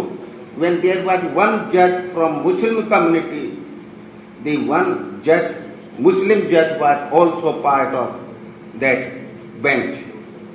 And luckily, because when we are judges, lawyers and judges are supposed to be above religion. We are treated as representative of God. Because they are not coming influenced by leaders of Hindu community or Muslim community. Because their judgments will be read, reported, and that will remain in the annals of history.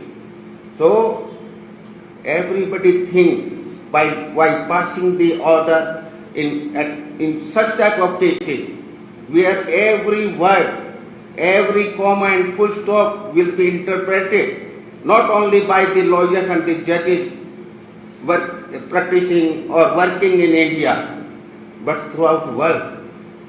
Chief Justice of India, before passing the order, invited the Director General of Police of Uttar Pradesh and had a discussion whether once we pronounce the judgment, he has not informed what will be the judgment, whether it is in favor of Babri Masjid or in favor of Ram Janambhoomi. Just whether you will be in a position to control the situation or not. When DGP informed that our forces are totally ready to meet any eventuality, that time judgment was passed. and none opposed except few extremists. You see, when this is a judgment of Supreme Court, all, even Muslims, welcome that. My friends who belong to Muslim religion, the lawyers, they were with me on that day in the Supreme Court.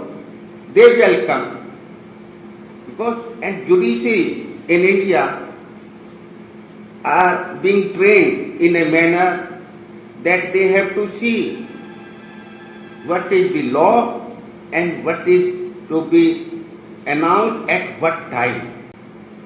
My friend Gopal Kumar Nair was just mentioning that it is wrong that when we select the judicial magistrates, earlier there were 2 years experience was required as a lawyer, and later on it was 1 year. It was I who got it changed, that without any experience as a lawyer, any law student who has passed law will be entitled to appear in judiciary examination. Because you think that in 1 year or 2 years, ordinary lawyer will learn something? No.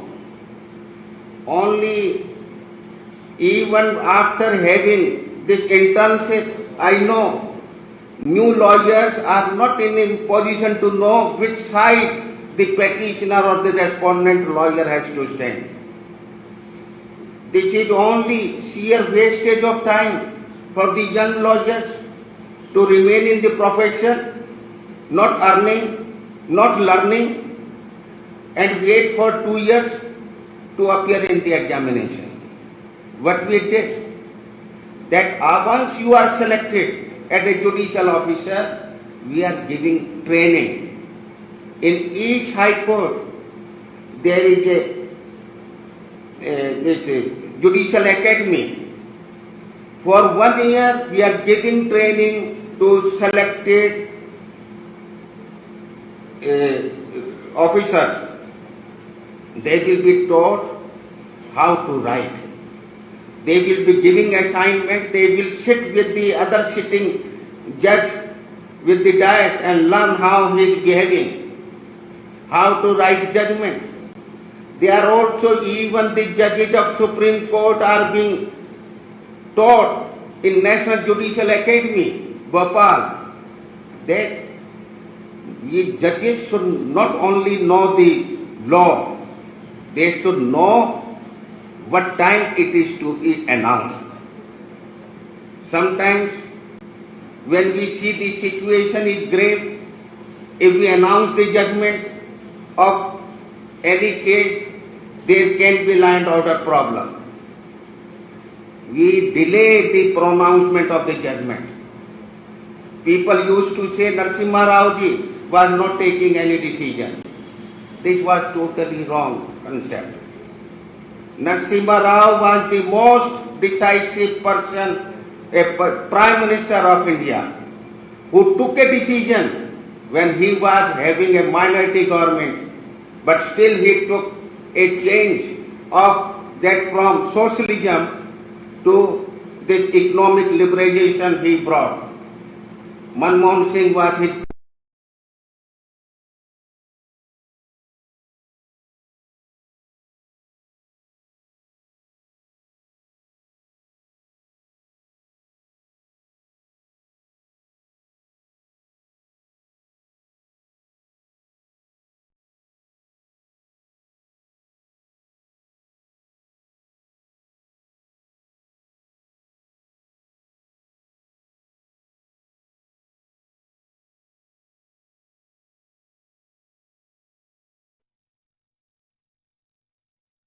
every businessman was entitled to have a factory, have any type of protection.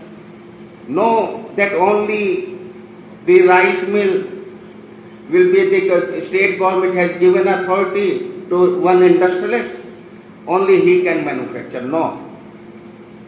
So the freedom of doing business was brought by Narasimha Rao ji. We talked about freedom. Earlier there was no freedom before Narasimha Rao ji. When you can't have every business, you can't have any production of any item. Today you have freedom. You can do anything.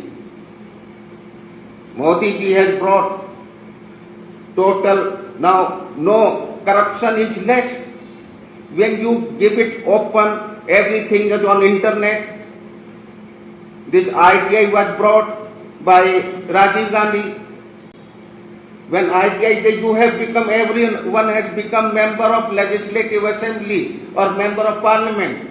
I know earlier parliamentarians, some parliamentarians were being paid to raise questions at the floor of the house.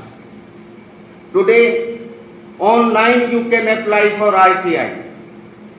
By paying 10 rupees, you are not even go to post office, purchase the Indian postal order. You can, online you can send the money of 10 rupees and online you are not supposed to put in envelope and give the address and post it. Online your application are being. What more freedom do we want? Nowhere in the world, as I earlier told you, what this America, I told when I was having meeting with US President, you have brought this Laden, Osama bin Laden, and you will face the consequences. And ultimately, America faced. We are not ultimately facing. We are facing our internal problem. When I was leading a delegation to Pakistan, I spoke in the open gathering of Supreme Court Bar Association and Lahore High Court Bar Association, even the reception hosted by the Supreme Court of Pakistan, that it is the duty of the jurists of India and Pakistan to explain to general public that we should have line of control at permanent boundary. Because even if we have any number of war, still we will have this line of control at boundary. But the political leaders in Pakistan, it is the Pakistani military who are exaggerating that there is a threat from India. Here we are threatening, we are saying, oh, there is a threat from Pakistan. In Punjab election also, recent assembly election, it was being projected. So that to catch votes, gather votes. But normal citizens of India and Pakistan are brothers and sisters. They love each other. Most of the Pakistanis who are in Lahore in Punjab province, they were born in India's Punjab. They still remember their villages. They may have changed the religion officially, but they continue to have the same surname. Pakistani president was also Indian born.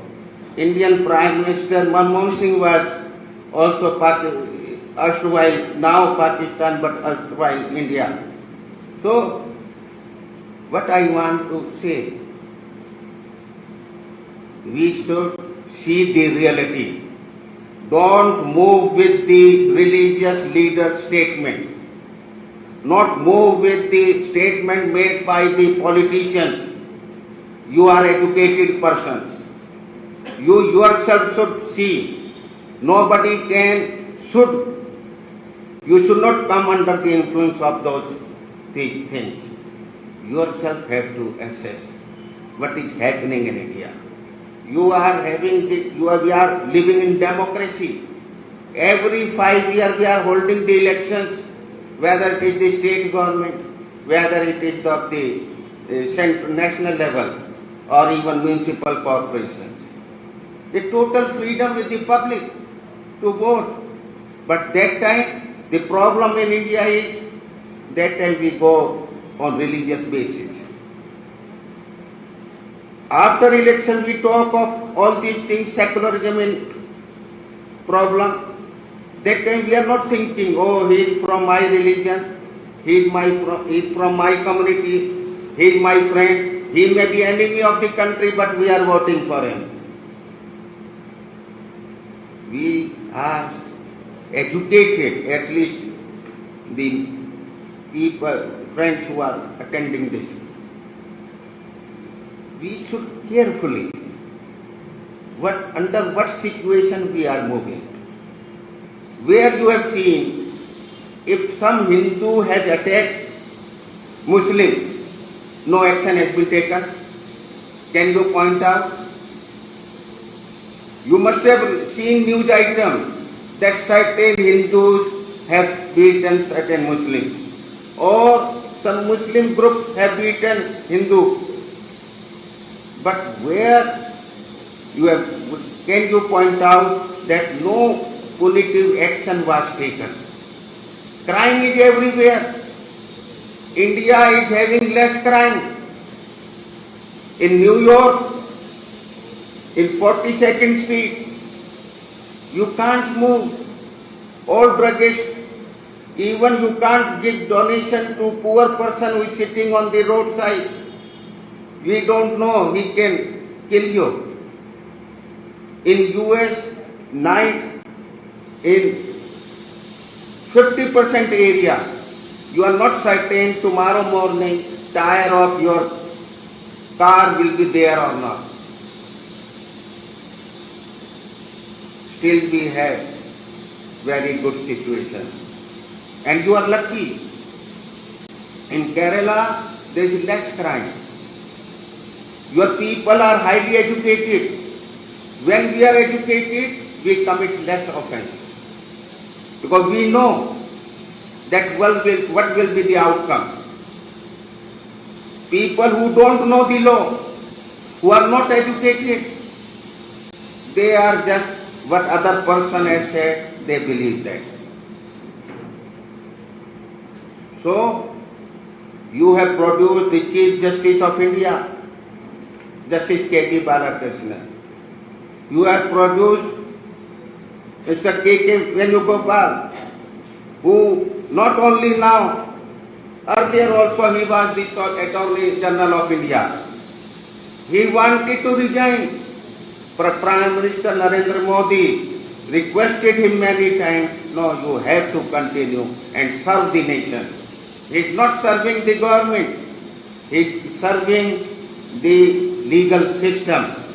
Because as law officer, I have been Additional Advocate General of Mulayam Singh Government of Uttar Pradesh, Additional Advocate General of Punjab Government of Prakash Singh Badal, Senior Additional Advocate General of Haryana Government of Bhupender Singh Hooda, and Additional Advocate General of Karuna Didi of Tamil Nadu. Every government is doing their best. Never blame. You see the culture in US. The movement, elections are there. After election, they pray. We have national prayer breakfast being conducted by the US Parliament. Every year, US President is attending. First Thursday of February, every year. I was also invited 5 times by US Parliament. They pray, and this is, I'm happy to say, this is in Christianity. They pray that even God give wisdom to my enemy.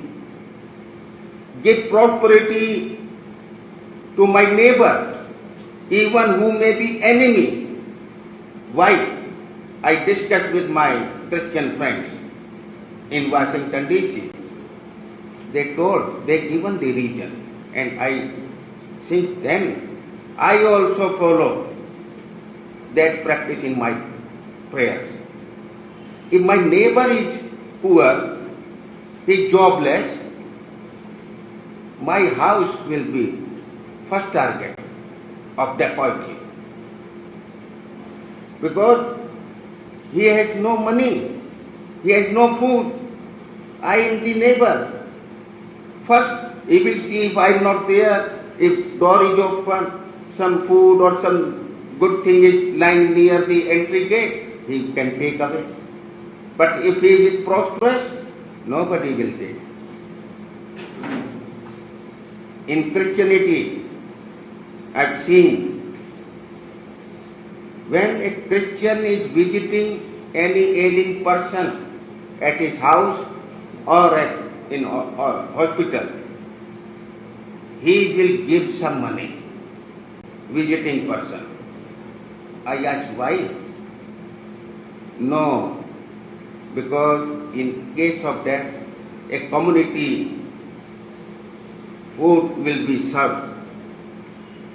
It should not be a burden on him that earlier he has met so much expenses in hospital, in cremation, and now in serving food also to relatives and friends. So we should contribute. In hospital also, when they visit, they give some money.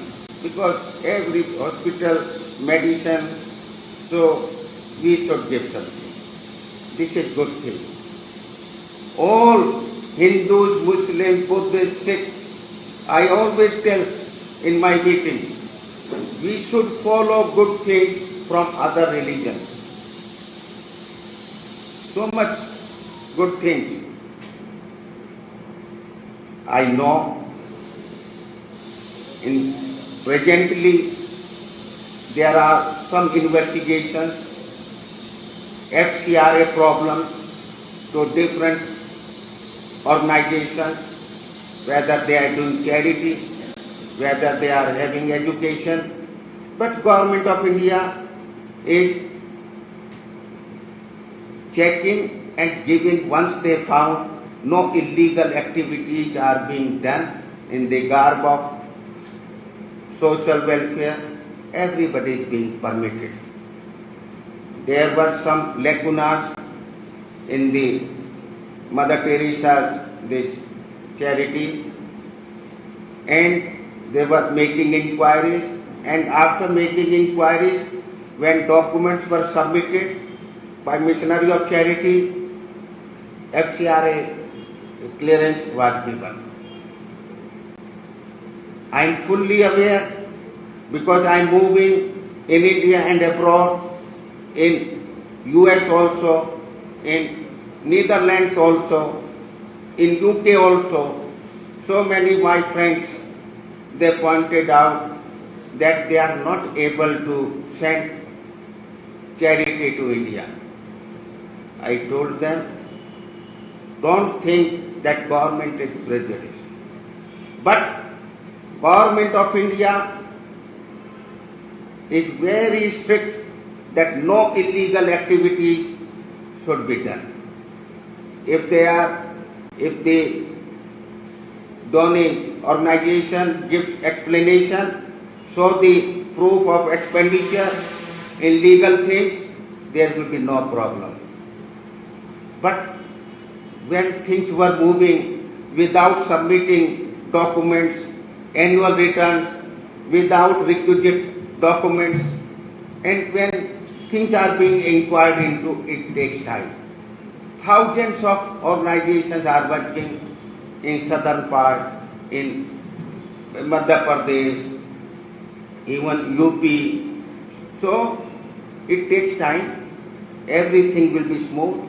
Don't think that India, the religious freedom in India is at stake.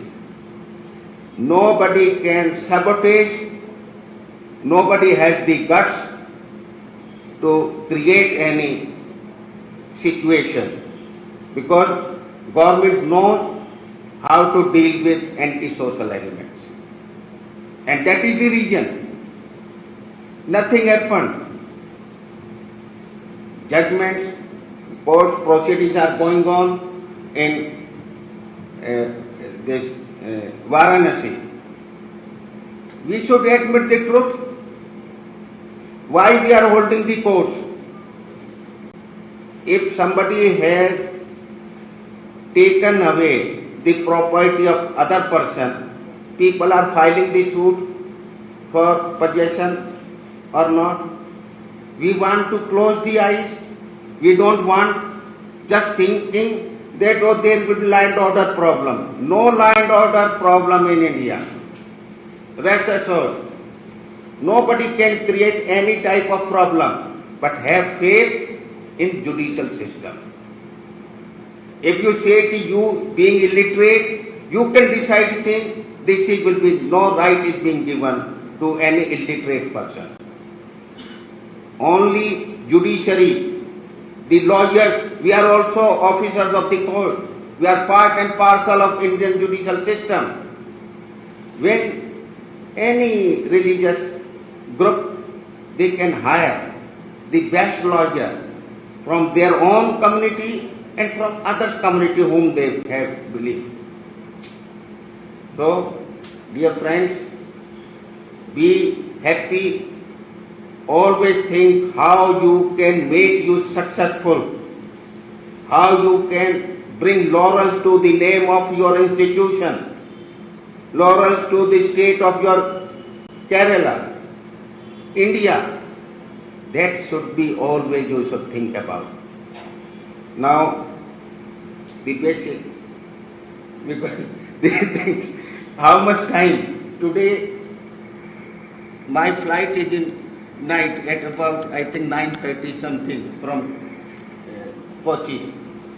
So it is for you, and there will be interaction. I will give you in 10 minutes about legal system opportunities available to the law students. Because what I found, I was also a victim. Nobody, when we go to colleges, we go to college and take admission in a faculty which I don't know about the future. Because my neighbor, my friend in the school or neighbor in my house, to my house, has taken admission in commerce. That's why, and it is difficult to get the admission in commerce, that's why I have to take it. Because I have to project myself that I am influential. This should not be. We have to see we are meant for what, where we will be successful. Most of the students who have taken admission in law, they are not knowing what they have to do after completing law. Whether you know, students, what you will do, any final year student is here. Who is the final year student? What you stand up? What you thought after completing law? What you want to do? Looking at litigation. Litigation. When you took the admission, that time itself you thought of doing litigation. So that should be taught in the schools. A session should not be only in the law college when you take admission. Information should be given before joining any college for graduation. So, where we can be successful. Because, oh, my other friend has taken law, I will take law. This should not be. And it should not be that I have to do litigation. Everybody can't do litigation. You have authority after completion of law. You have to take license from the Bar Council. you have to apply to the Bar Council. You will require the recommendation of 2 lawyers having 10 years standing at the bar in the same Bar Council. Then you will be enrolled as an advocate.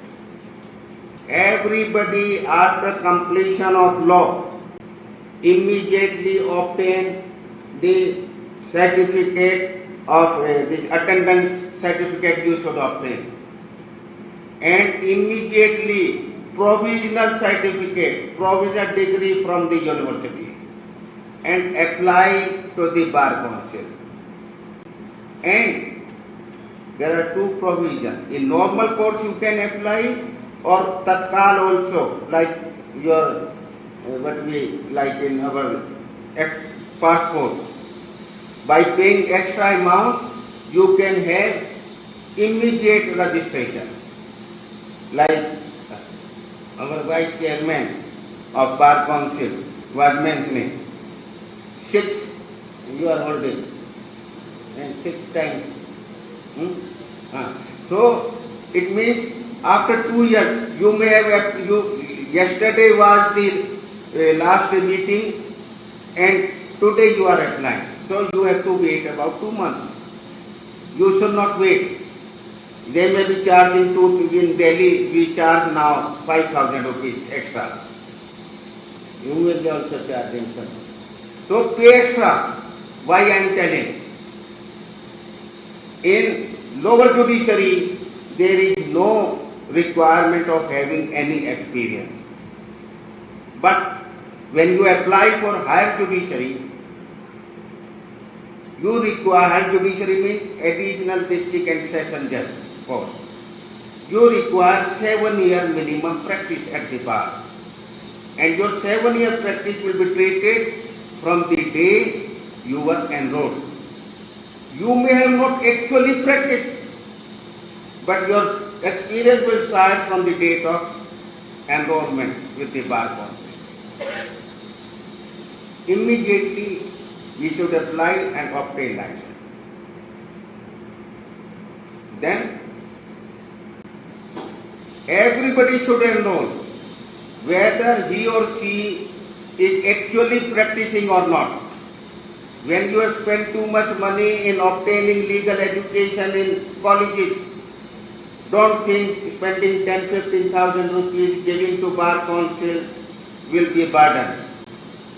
That enrollment will entitle you so many benefits.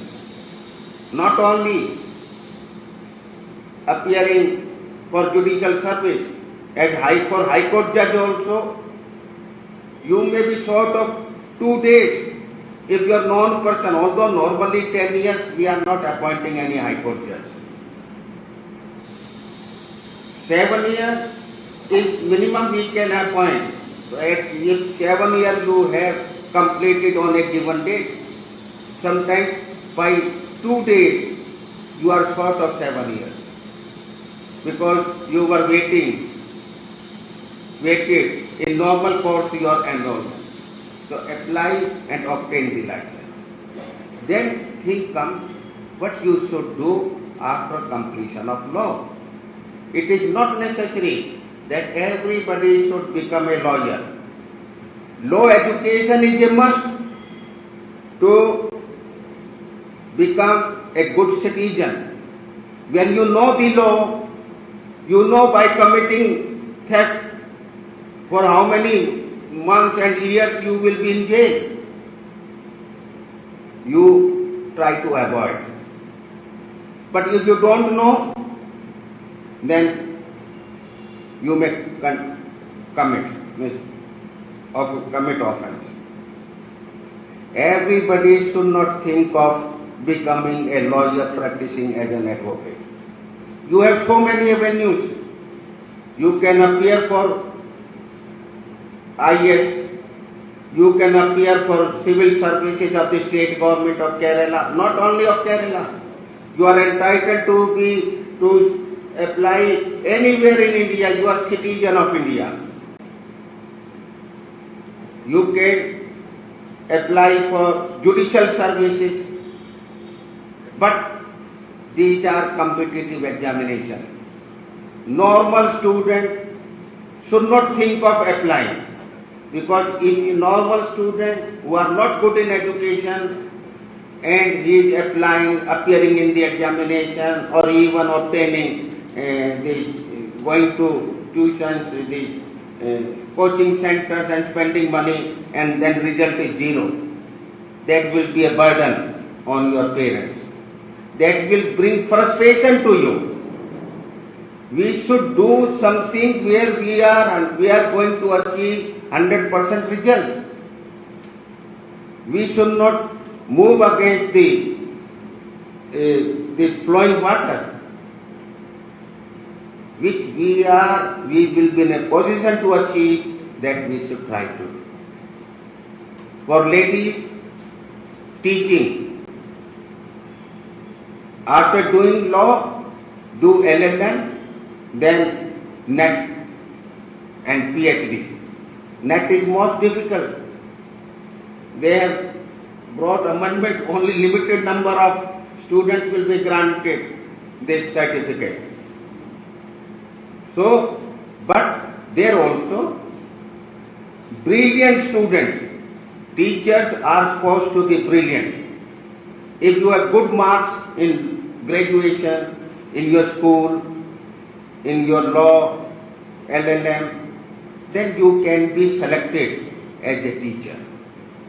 And there also you have to choose, you should have categories like engineering college, medical college categories in US, UK, categories, grade. So if you are selected as a teacher in National Law School, it is the best. Then state level universities, that is second level. That premium institutions run by big organizations, then that one. Private run by individuals should be the last, because there is no certainty. If the boss has not appreciated your namaste, you will be shunted out. But once you are selected in National Law School, very difficult to remove if you are performing your duties sincerely. And most respectable, because your students tomorrow can become Chief Justice of the High Court, Chief Justice of India, Judge of Supreme Court, Minister, Chief Minister of the state, or Union Minister, Member of Parliament. And if you are a good teacher, they will always touch your feet, even after becoming the Prime Minister. It's most respectable, dignified occupation, teaching. Then Indian legal service is on the line of IS. The officers, Indian legal services, you are selected by UPSC, through competitive examination. And if you are selected as additional assistant legal advisor immediately after doing the law, you can retire as Secretary of Government of India, because the promotion are very speedy.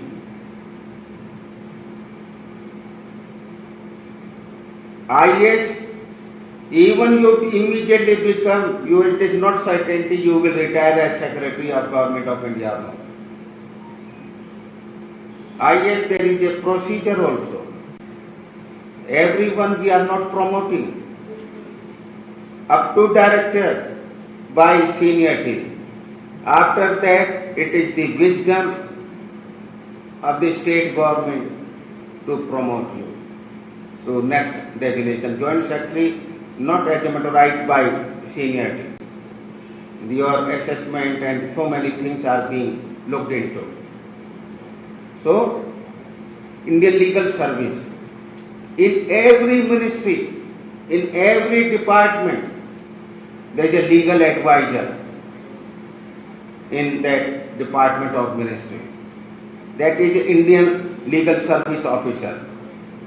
whether it is CBI, it is Railway Board, all our appointments of government councils are being done by the legal department, headed by that. There are certain, like income tax also we have, board also we have, in boards also, so legal advisor. Then ultimately the concurrence of the Ministry of Law.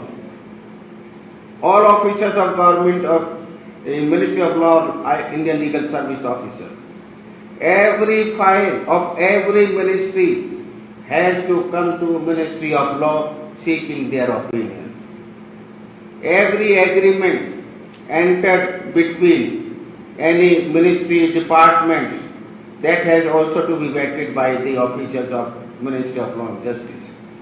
Every agreement with foreign countries, that will be also vetted by our officers of Ministry of Law.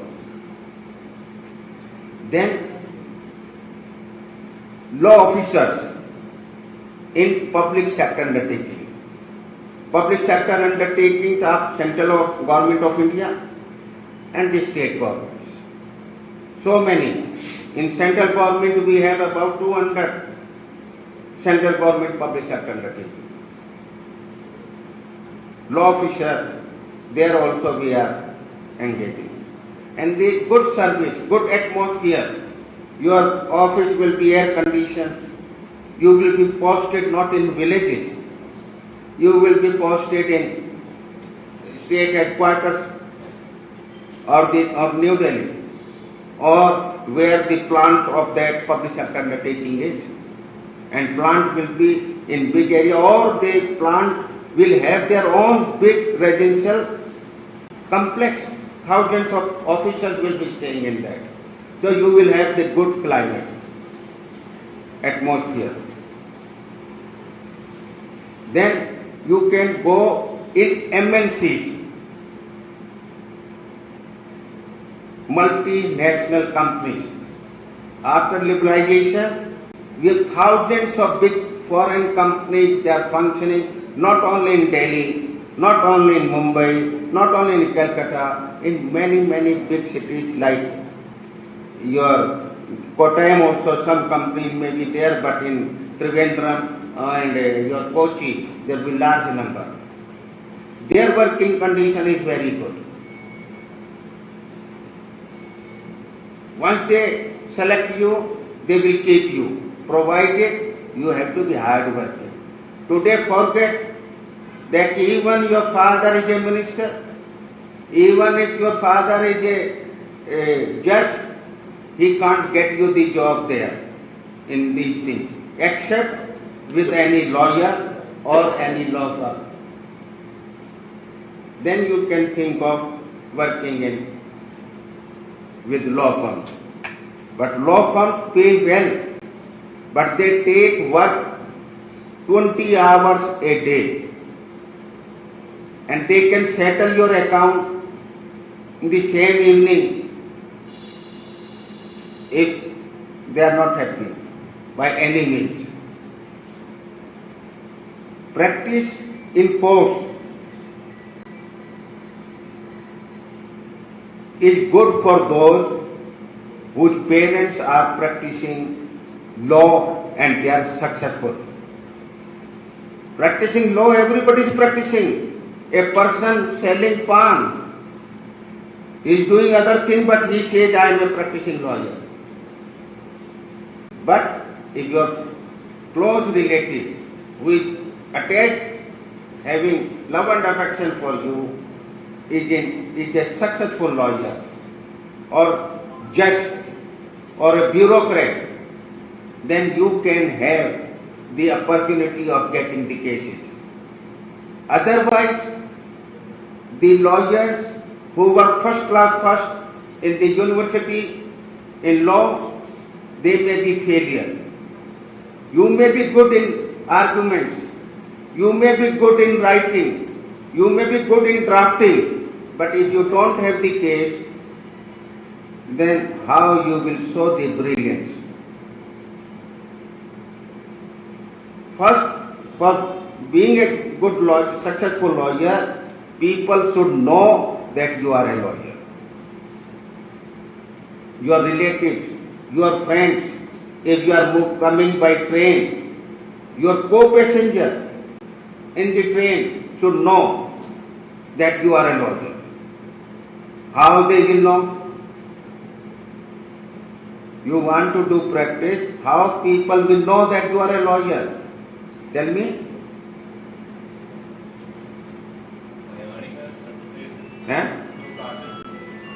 How people will know that you completed law and you are going to court, you are practicing lawyer, how they will come to you to give a case to you? If you have consistent practice, even in the beginning, if you don't really get good cases, but if the practice is consistent, then I think you can earn a name for yourself. Where, how you will practice? This is not yoga that you will practice yoga.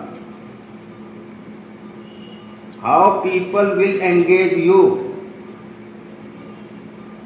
People will engage if you have a law diary in your hand.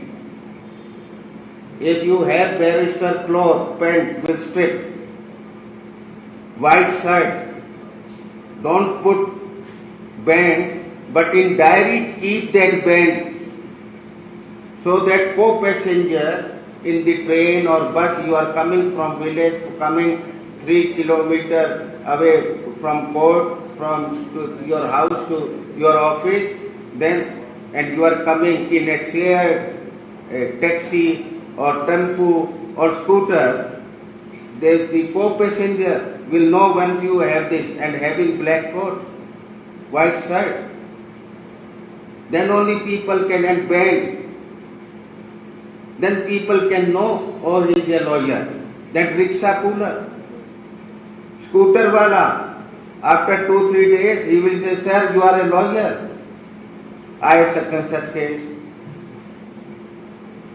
Everybody wants to engage a lawyer who is known. The reputation of lawyers in India is very bad. That up to when the client has not paid fees, their behavior will be very good.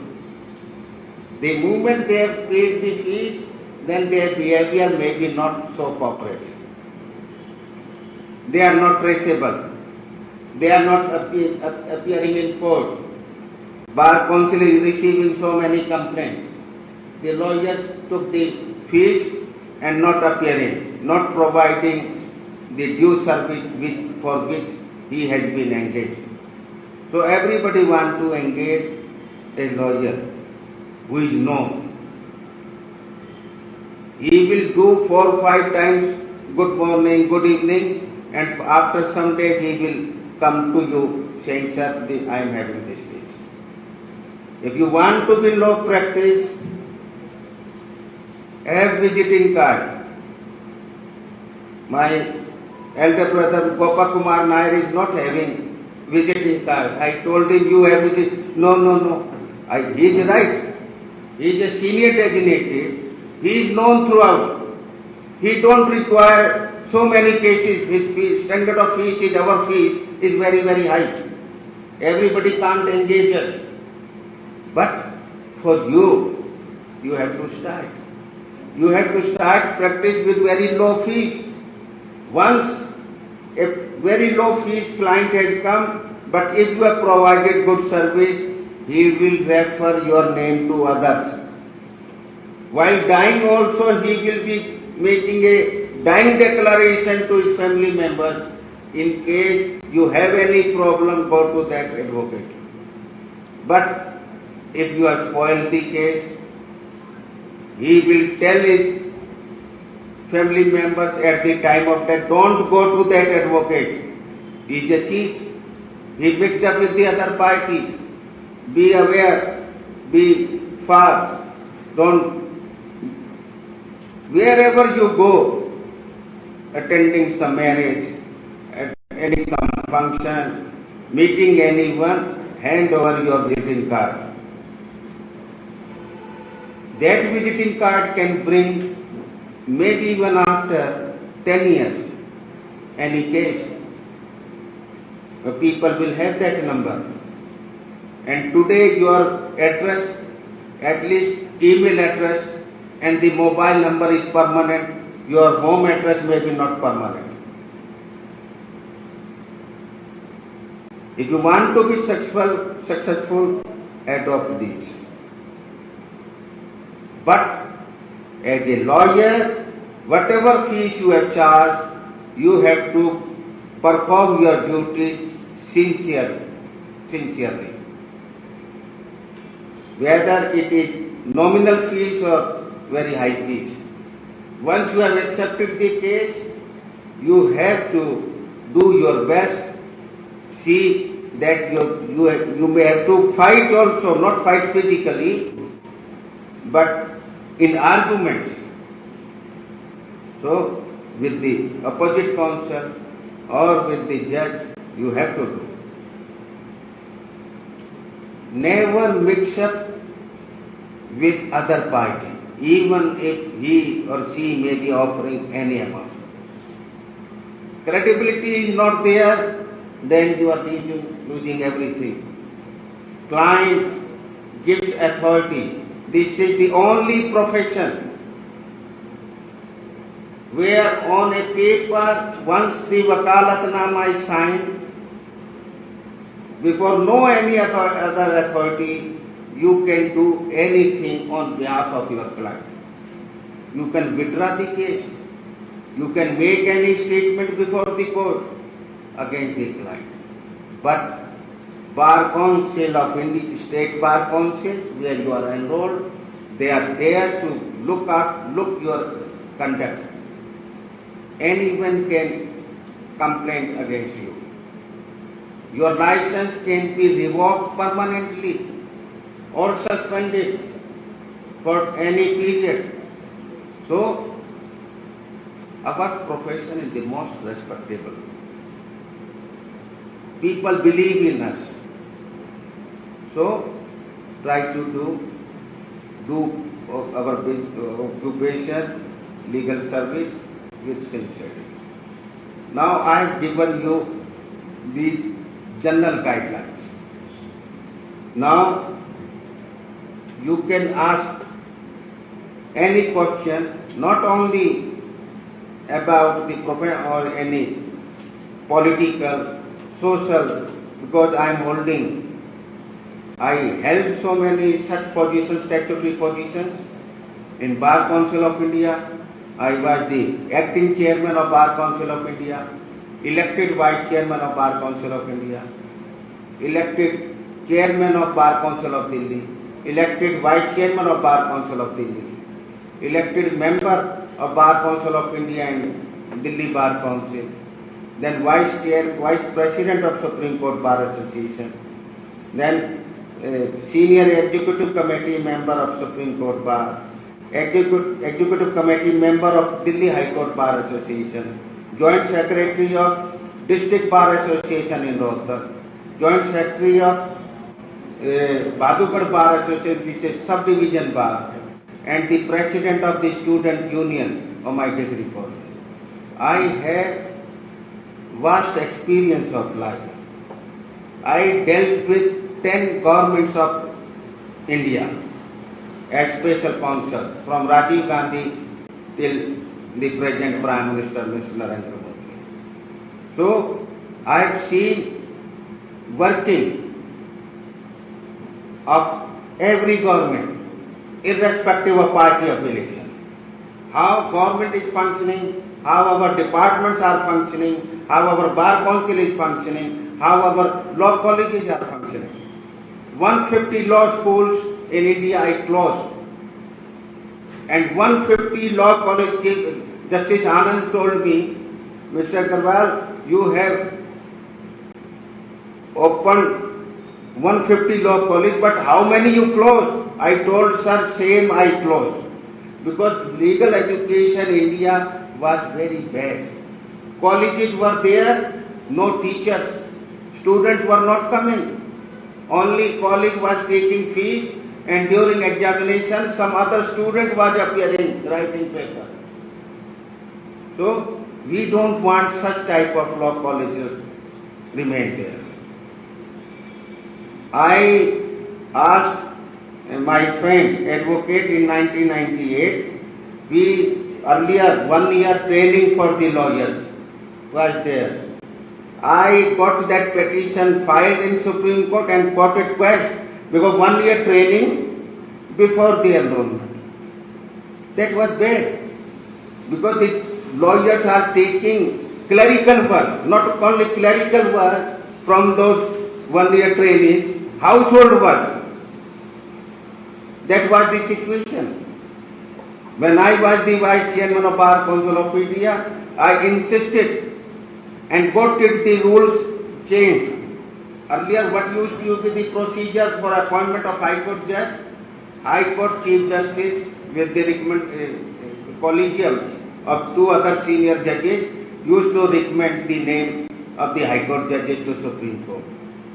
In case the Chief Justice of High Court retires or he is elevated to Supreme Court or he is transferred to some other High Court, the names recommended by that Chief Justice were being sent back by the Supreme Court saying that now new Chief Justice has come, so he will recommend the name. What is his opinion? I told Justice Anand was the Chief Justice. This is not the way. The High Court judges which a Chief Justice with the consent of collegium has sent, they were not supposed to work as household servant of the Chief Justice.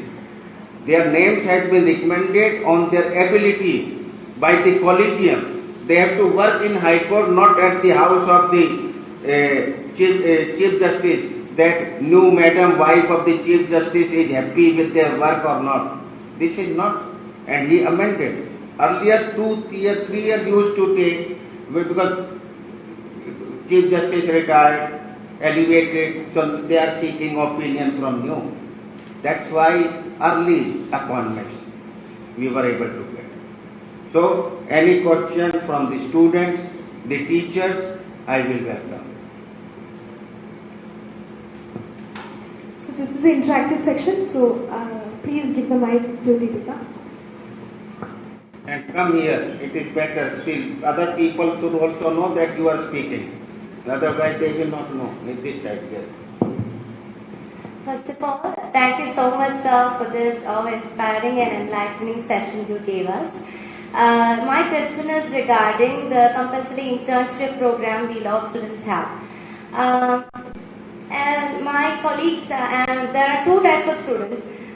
Some students are doing internship just for the sake of doing internship. They do internships at panchayats, municipalities and so on. And there is this other type of students who chooses internships wisely in top reputed organizations, good NGOs and so on. And by the grace of our respected Professor Dr. Jusists, me and some of my colleagues got this golden opportunity to do an internship in an international firm. And he's such a wonderful person that he always stands beside us, supporting us. He's a strong pillar, encouraging and supporting us to do moot courts, good conferences, paper presentations and so on. So my question is that if a student is so keen into doing good internships, good moot courts, paper presentations, conferences and so on, will it be an add-on when he or she applies in a good university? Will the university board consider it as a silver lining? Will that be a silver lining in the eye of the recruiters when it comes to candidates? Very good question. Yes. First of all, when we think of getting any service recruitment, first the employee see the resume, how you present your biodata. If there are spelling mistakes, if you don't know what should be the capital, what should be lower. I'm receiving so many requests for internship. When I see the student is in final year, still she has not written correctly the name of the college. College may C is small. I will never responding. BA, LLB. They don't know how to write BLLB. Who is going to recruit you? Even if your resume correctly mention everything, even then we are not certain whether you have drafted this or not. So, first of all, I will, so that it will be lengthy.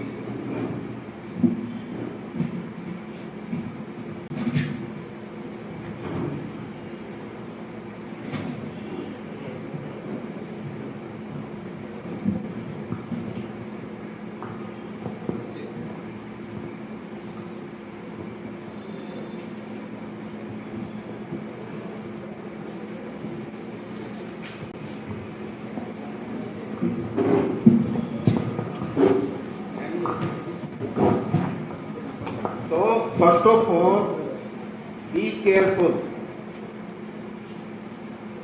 Whether you draft your resume or somebody else. Most of the time, there are agencies, I know, typing centers in your college, they will prepare your resume. They charge some amount, they will prepare different dialogues initially, before name. My dream, such and such, these things nobody reads and nobody has time to read. So, straightway write, but accurately. Even for 5,000 rupees, no lawyer will keep you if by paying 5,000 rupees per month if your resume is not correctly typed. So it matters if you did internship with good law firm. But question is, while doing internship, you have to see in which field you ultimately want to go.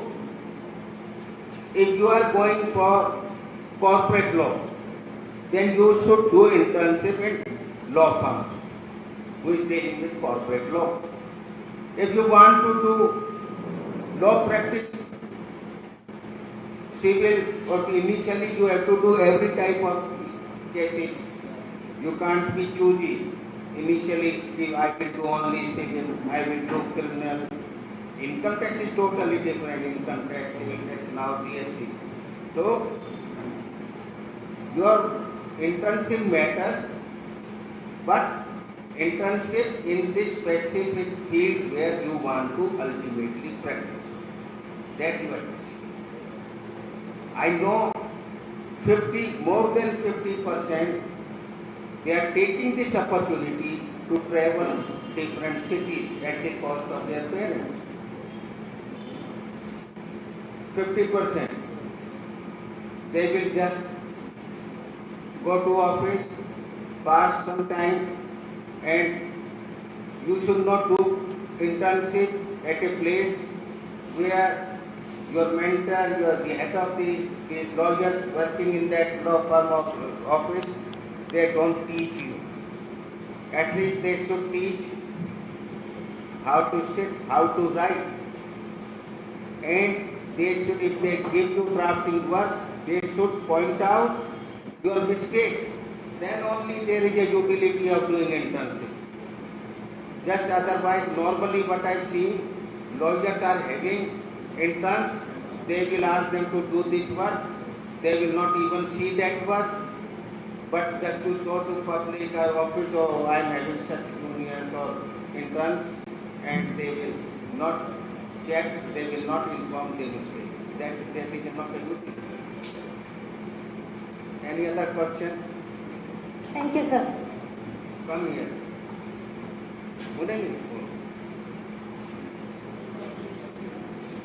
She will come. She should come here. Come here, and here face should be there, so that your face is also seen there by students. Good afternoon, sir. Good afternoon, sir. I have two questions, and the first one is regarding one of the law issues, that is the 99th Amendment Act, the judges transfer cases and establishment of collegium system. So how do you think after the current turn of events now the appointment of judges is going on in the system?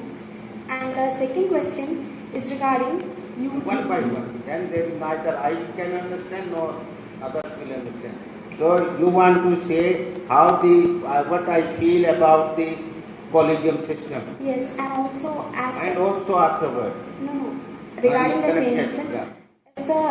and also your opinion about what the common people would have thought about the judges transfer cases.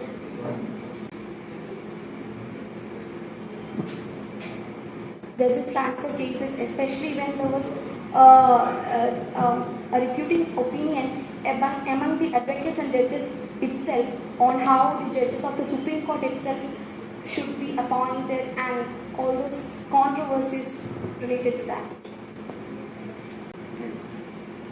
Collegium system has not been appreciated by anyone except the judges. Because judges made this system by the judgment. This was not the spirit of our constitution. Judges wanted to take this, government allowed them. But general public think that judges are deciding at their own with merit. This is wrong concept of the general public.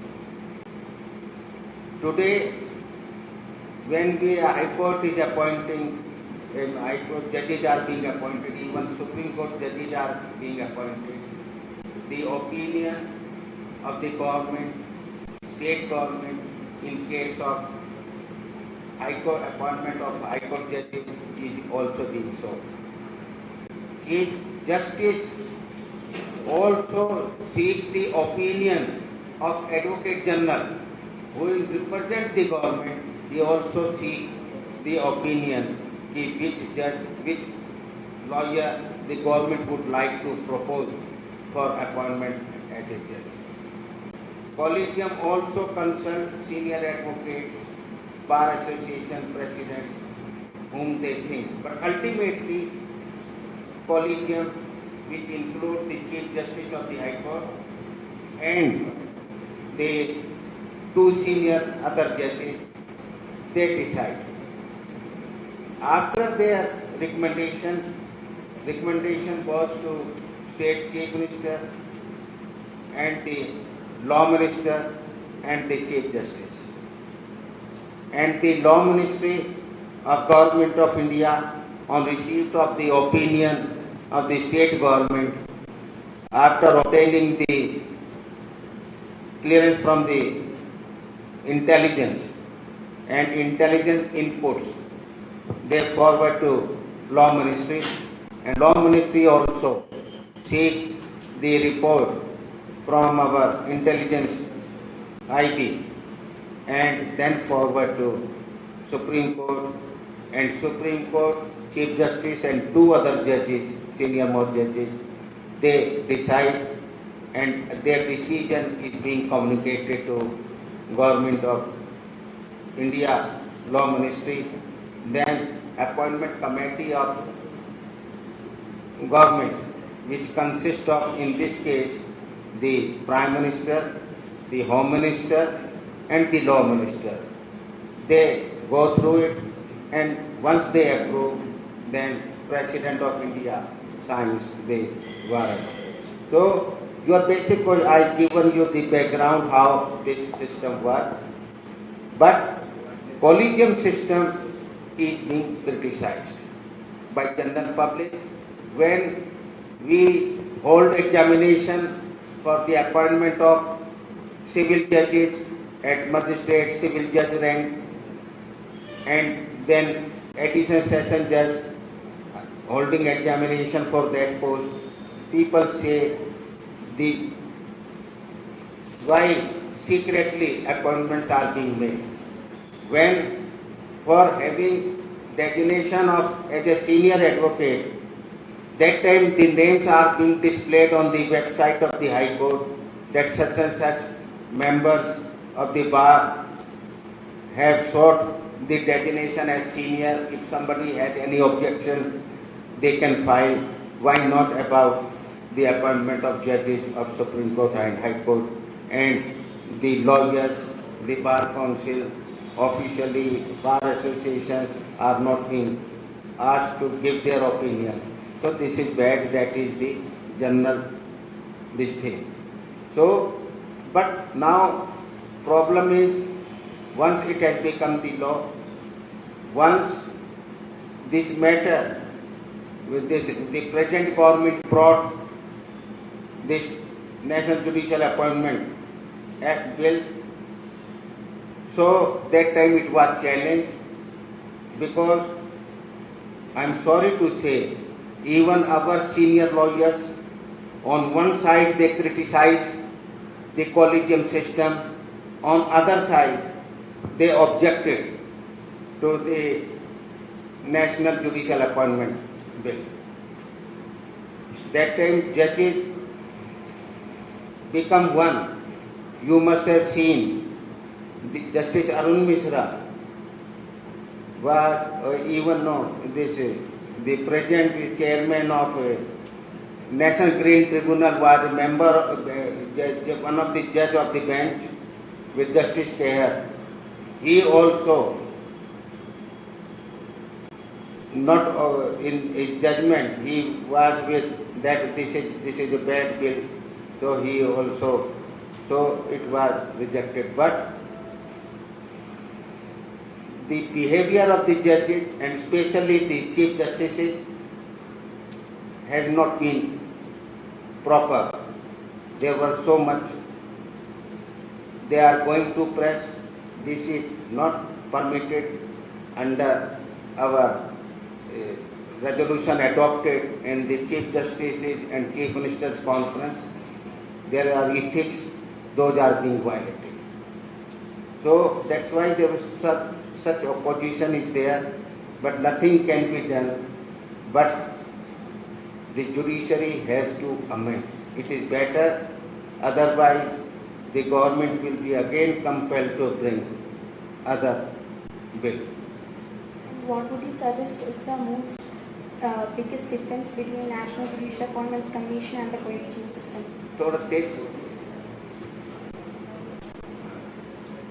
National Judicial Commission, what I feel is not appropriate. People think that once National Judicial Commission will be there, then judges will be of IS rank, IS type. But role of the judges at the lower level and the role of the administrative officer, IS officer, is totally different. What my learned friend Mr. Gopakumar Nair was saying, that judges observe what is the answer from the face, the body language.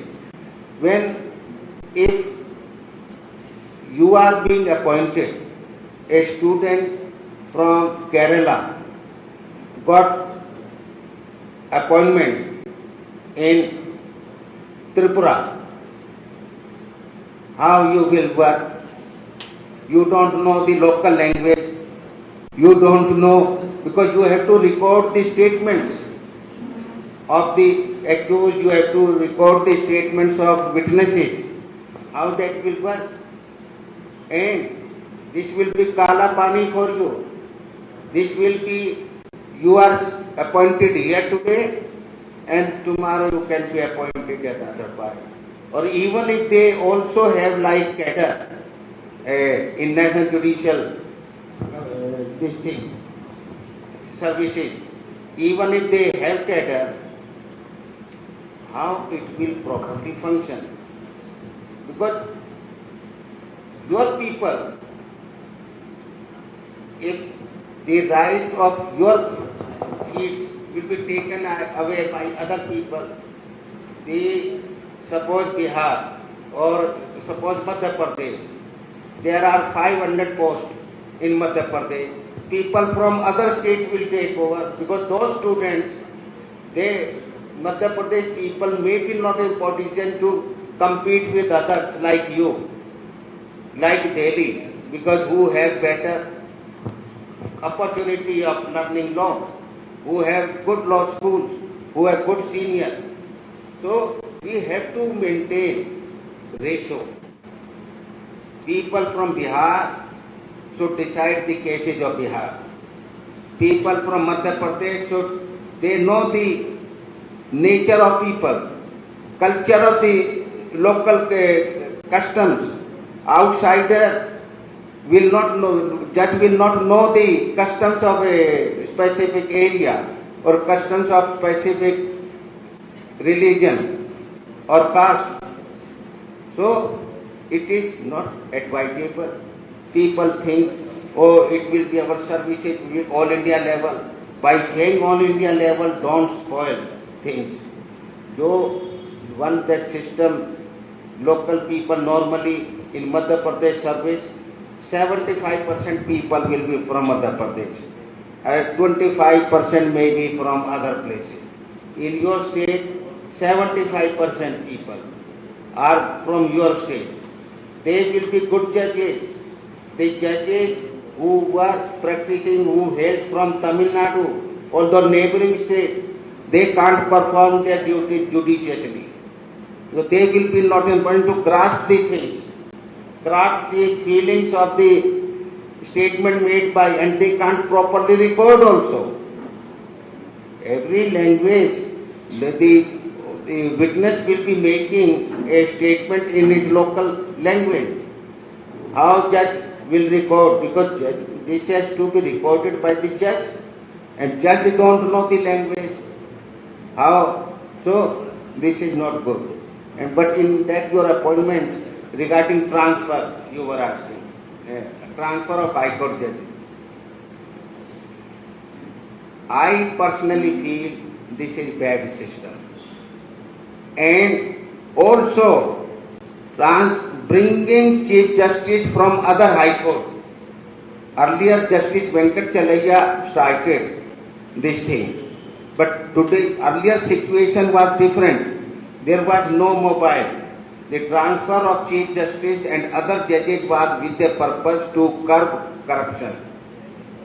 If a Chief Justice, a judge from Kerala High Court is appointed Chief Justice of Delhi, then he will be not easily become corrupt, because very local lawyers will not know him so closely. They will not have the guts to approach him.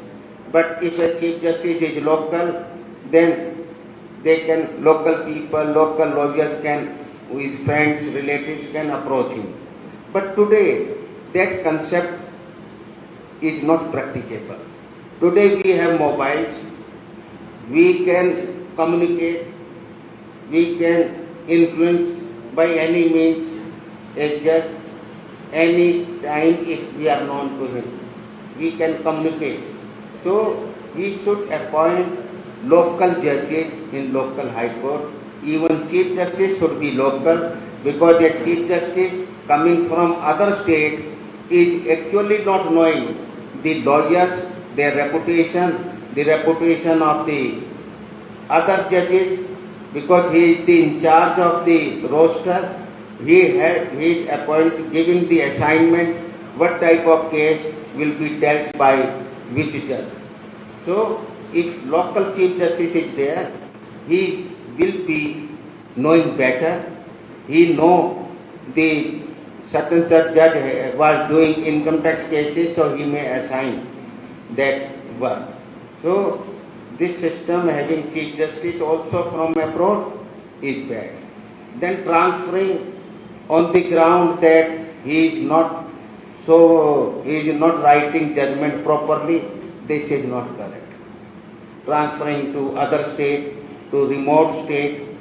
If a judge is not properly functioning, he is unable to perform as a judge, then straightway the Chief Justice will recommend for impeachment, for his removal. There is a provision of impeachment, and government will take appropriate steps.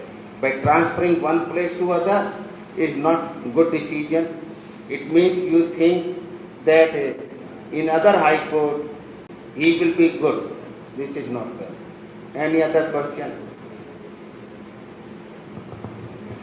Sir, the other question I wanted to ask is, sir, you yourself told that a law student who have no law background, that is, no one in his family is from a law culture, or he is not exposed to that kind of an environment, how could he himself or herself expose to much bigger law firms and to the legal environments on herself or himself? You said that it is difficult for a student who is without no law culture or environment or any legal background to come to the forefront of the legal background. So how would you think a student with no such background would expose himself or herself to the legal environment, to much bigger law firms and to much greater opportunities? If a student has no close relative, the best way to become a successful lawyer, always be regular in court, even if you don't have any case. You should sit in the court of, if you are in district court, in the court of district judge, where all important cases are being dealt with. And if you are there observing how the counsel for the accused have argued the bail application, he has pointed out to court, sir, I am appearing behalf of this accused who is charged under section such and such. So you will see, then he will be reading the FIR, the basic points, and he will be saying even from FIR no case is being made out, and there are certain guidelines in granting the bail. So he will point out that I am entitled, my client is entitled for bail under such and such. So observing the court proceedings, if you are in high court, then sit in the high court, chief justice and other courts, change 2-3 days in one court, 2-3, and you see in a case, if one case you have observed, the case is adjourned after 7 days. You see the proceeding of that case after 7 days. Then only you will see how the proceedings are being completed in a specific case. What is the answer coming from the prosecution? They are submitting their status report pointing out that after registration of case, we have conducted inquiries, we recorded the statement of such and such accused, such and witness, and he confirmed that such and such has committed such and such offence. We obtained medical legal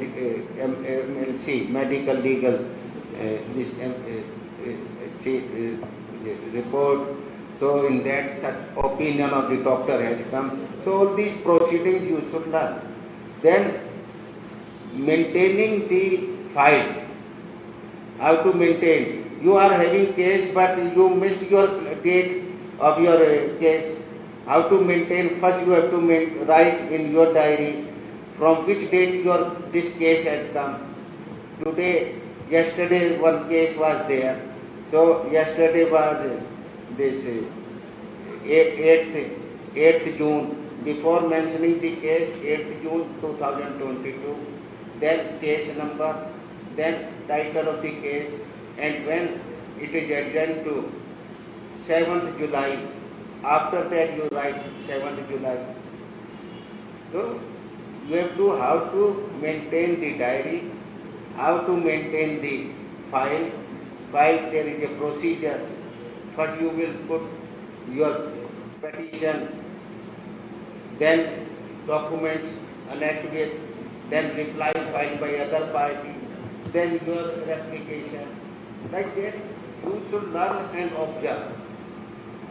So, by learning and observing, it's sure that we can understand by the way the method you suggested, we can surely learn more about the judicial proceedings. But how would you suggest that after learning of all these things, a person with no such background could expose himself to the legal atmosphere and gain attention or expose himself to such kind of situations where he could take challenges in the legal atmosphere? As I told, you should try to. What is that question?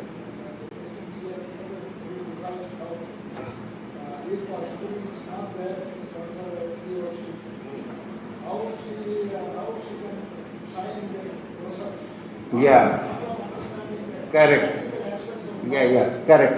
So now, as I people tell you that, now you see, if you are not getting the case, the other way is you should file first RTIs.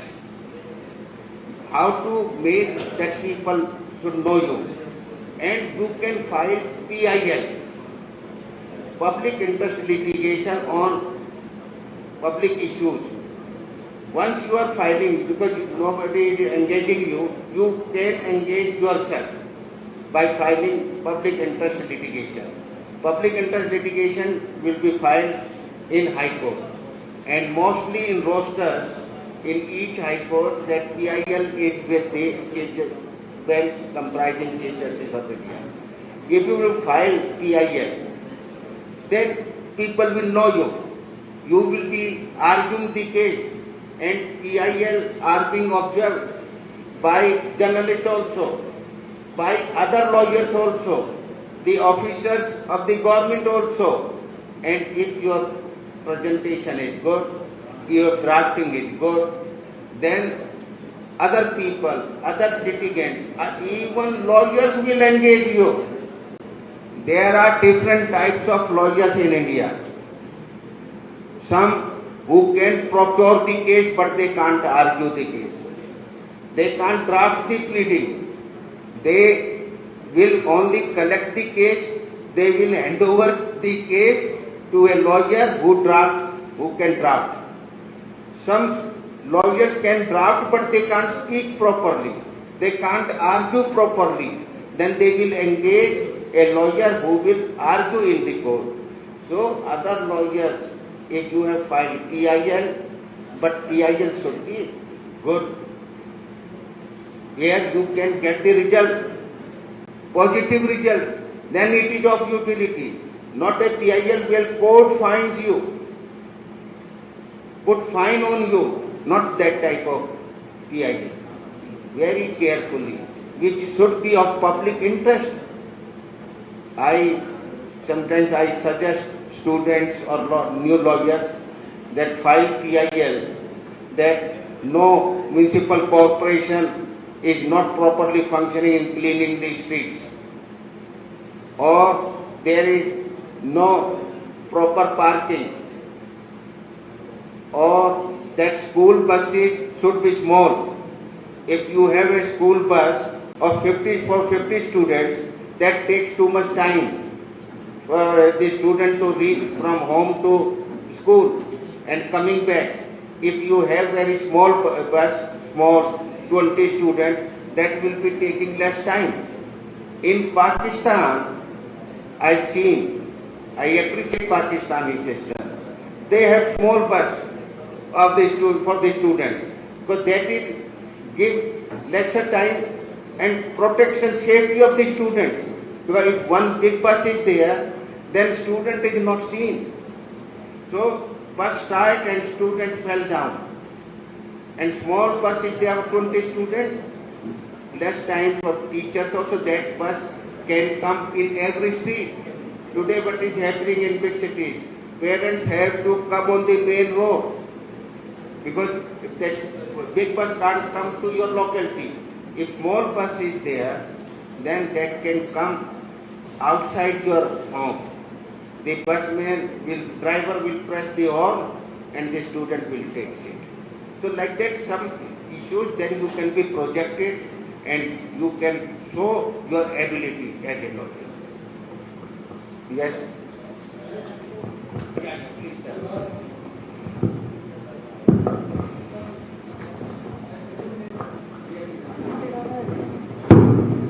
Any more further questions?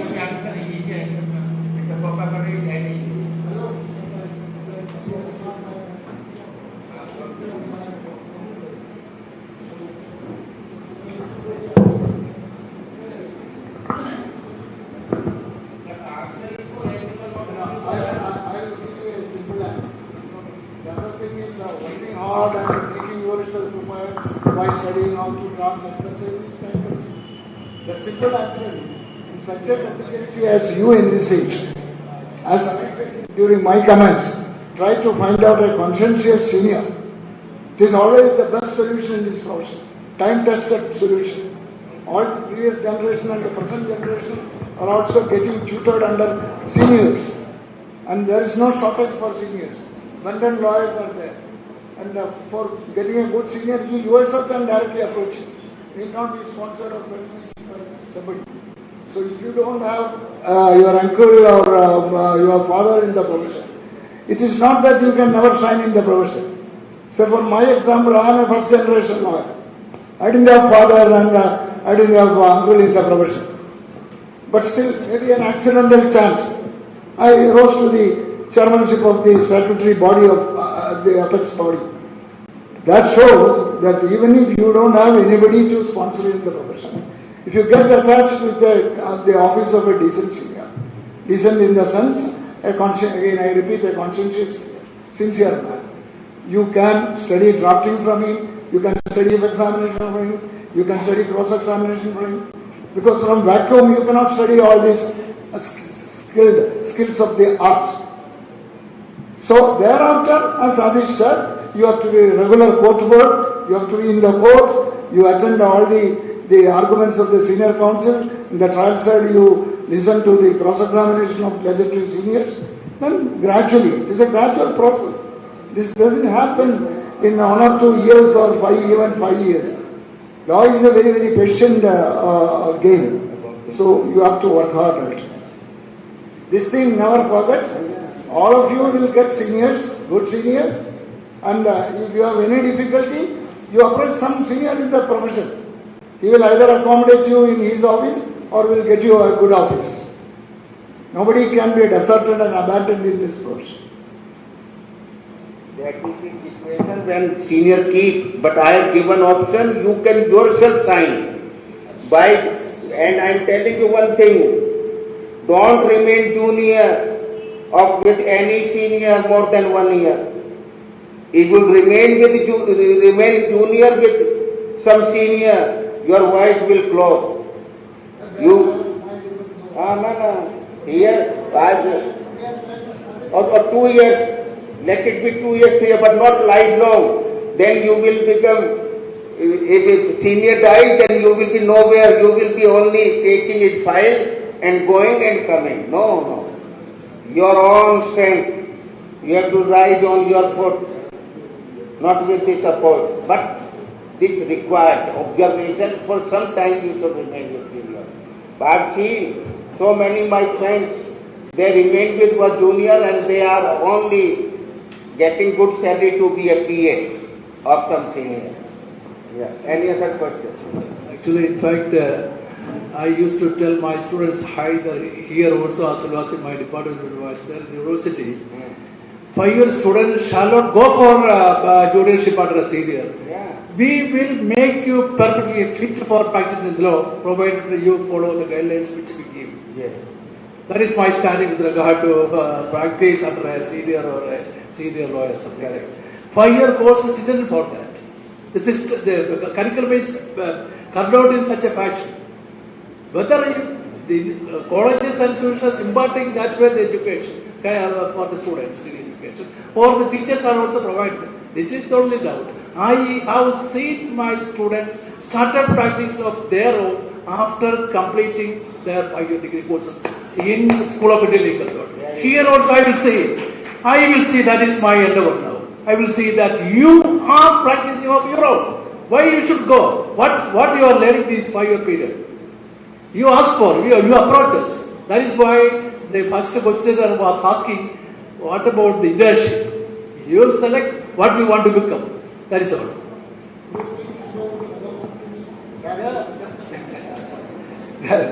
This basic issue cannot be handled in an emotional manner. Studying the skills of the art is not merely studying law. There is no difference in this case between 3-year student and 5-year student. And 5-year student is not the last word regarding scholarship in law. Particularly, when earlier the 3-year student was after finishing degree course of 3 years, after having some experience of social life, they are coming to law and study law exclusively for 3 years. That's about 3 plus 3, 6 years. Now 5-year students immediately after pre-degree, they are coming to the professional course and complete the course within 5 years. They will be mature according to me to a large extent. I don't say that you are not equipped.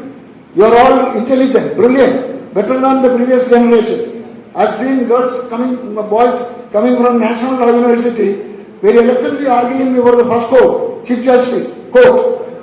But so I am not, this issue, studying the skills of the art is not knowledge about law alone. There I differ with the Honorable Director. It has to be studying the skills, then studying ethics principles. This has to be studied from Guru Mukha. Especially in our Indian tradition.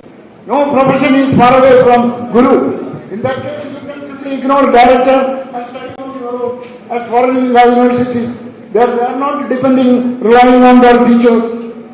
They are studying tutorials, they are sitting in the library, there is no spoon feeding there. But for us, this whole system to change, it may require some more time. So my best advice, which I have implemented in life, try to find out a senior for which there is no shortage. If at all any of you are not getting good senior in Kerala, at least in Ernakulam, you don't be hesitant to approach me. I will make some arrangement. But why not you are enjoying? I am not for an argument here. No. One thing. Why you are not ensuring during internship the senior with whom the students are interning, they are really teaching them. What is when they are not devoting time to teach these interns what they will do after completion of law. So our duty, as I pointed out, with this internship we have started with a purpose. During 5-year course or 3-year course, students should become perfect. To become on the first day he can appear, draft and appear and argue. That was the purpose what the principal of this college is doing. Within 5 years, within 3 years, during internship, our seniors should do justice. Not after completion of law sending the junior to act as a proxy counsel or to seek adjournment. Yes, next one. Sir, we have 2 more questions, and Deepika, I think you have the next question.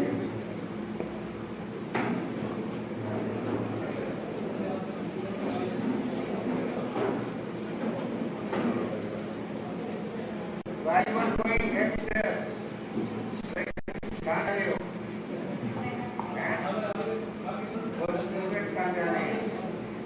If you can't stay, what you will do in life?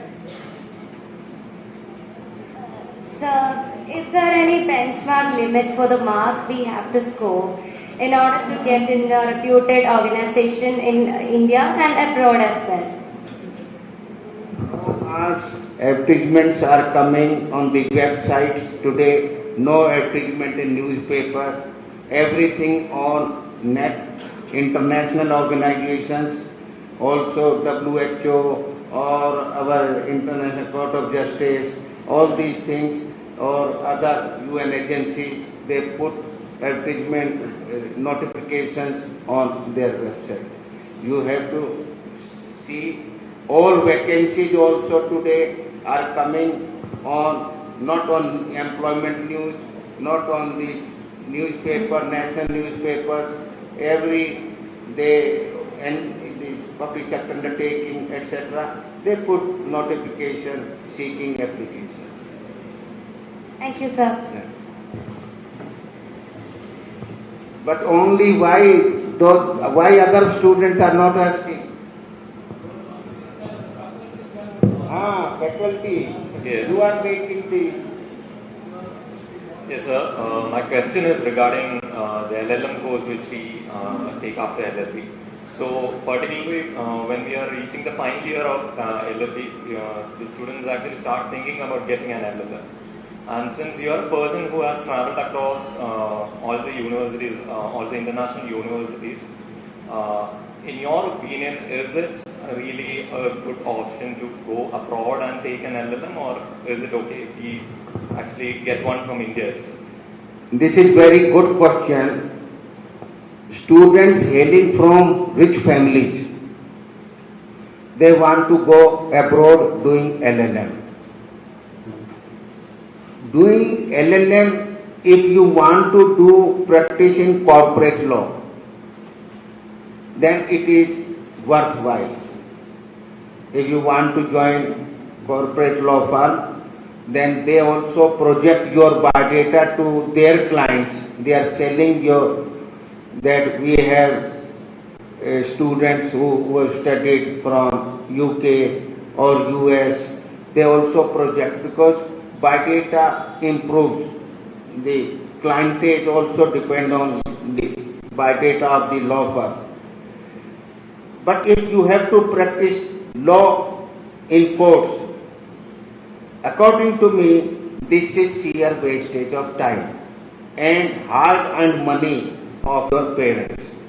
In foreign countries, we have 9 months LLM course. India, it was 1 year, but now we have converted to 2 years. 2 years.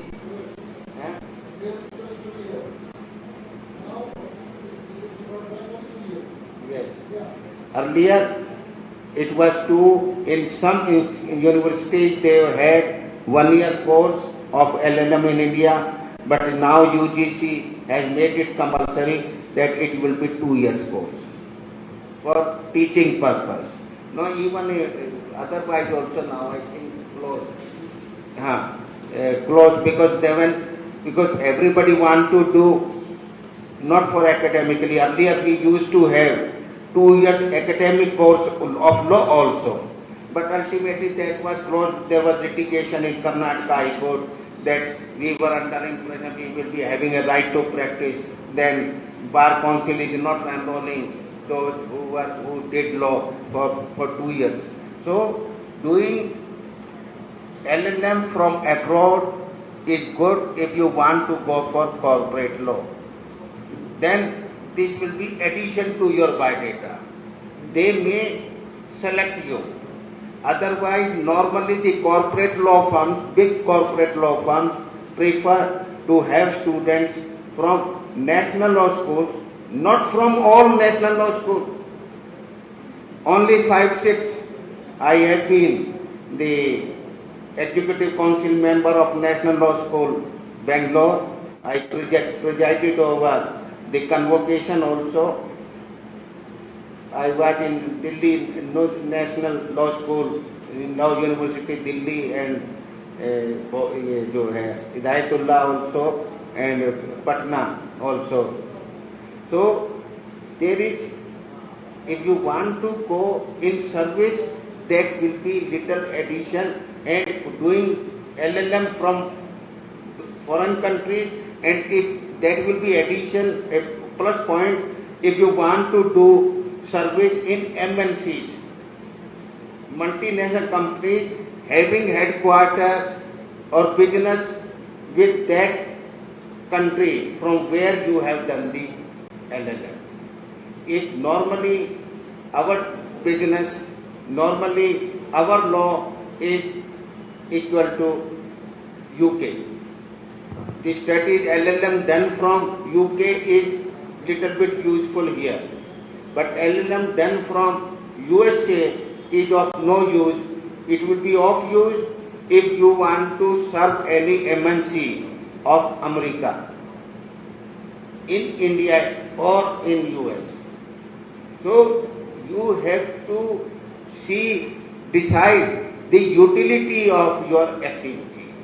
As I mentioned in internship also, it is the same for this LLM also.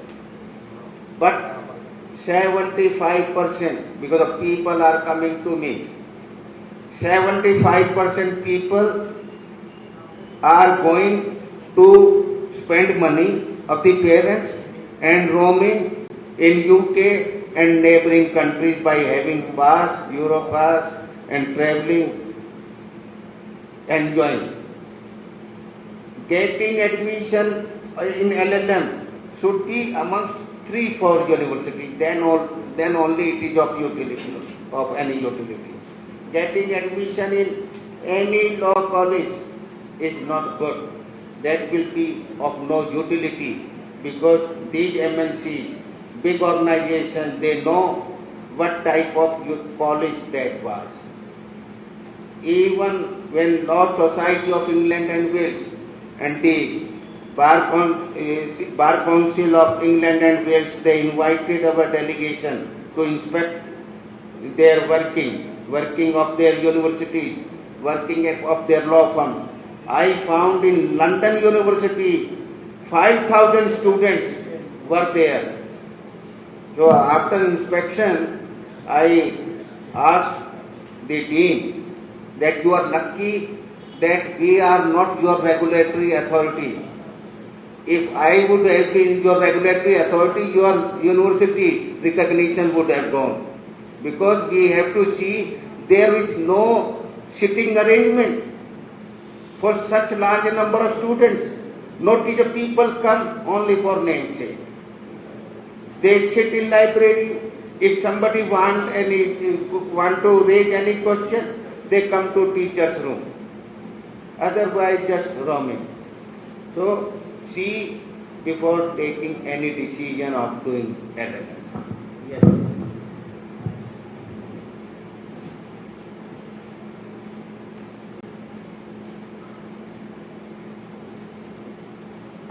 Thank you. I hope there is no more questions. How you know? You ask it. I think it is clear. People are. Yeah. So is there any more questions? Even our teachers could ask questions. Yeah, teachers. That will be real question of your. No one is ready. Teachers, madam, you want third line second. You teacher. You are not ready with any question. You draft it.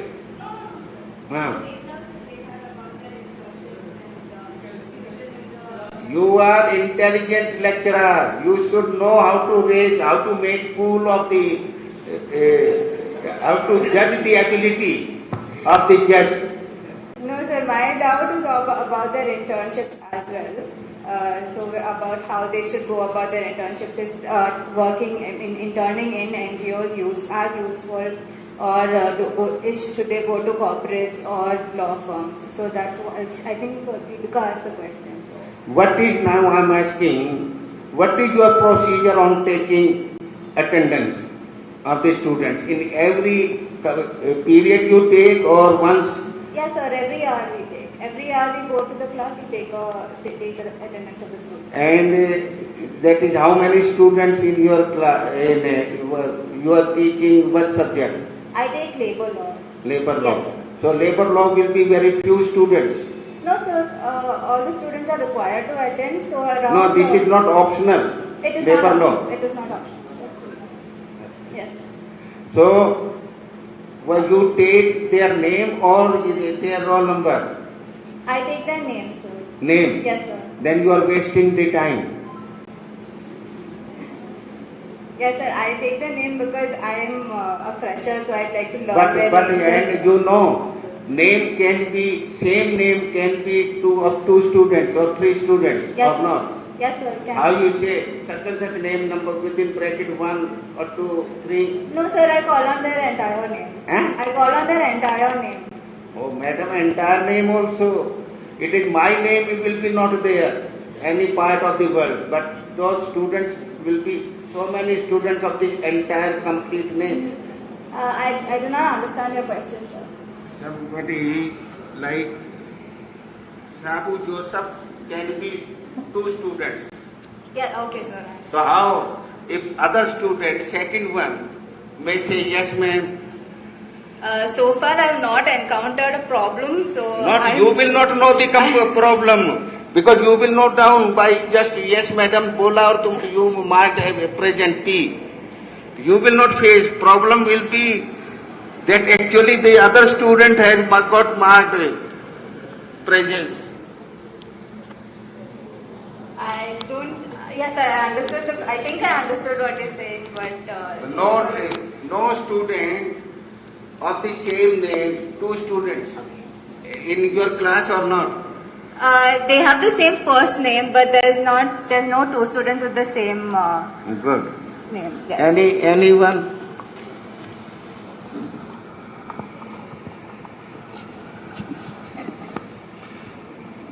Yes, ma'am. Sir, I have a question. Sir, every other profession, including the medical profession, teachers are practicing the profession. But in legal profession, teachers are teaching and lawyers are practicing. How we I think there are certain things in advocacy which we obtain only through.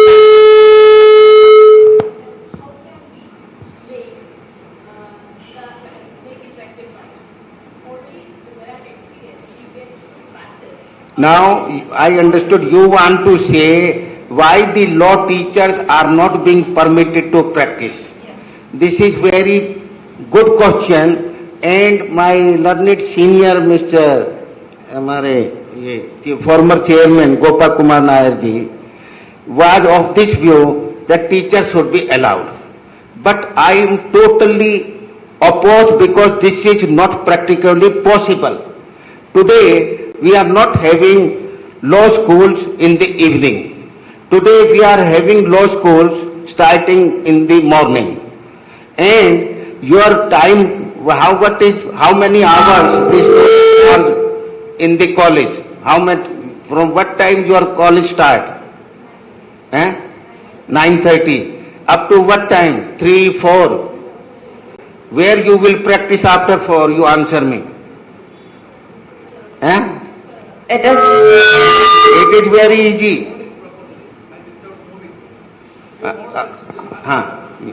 Once, I think it is practical in medical profession.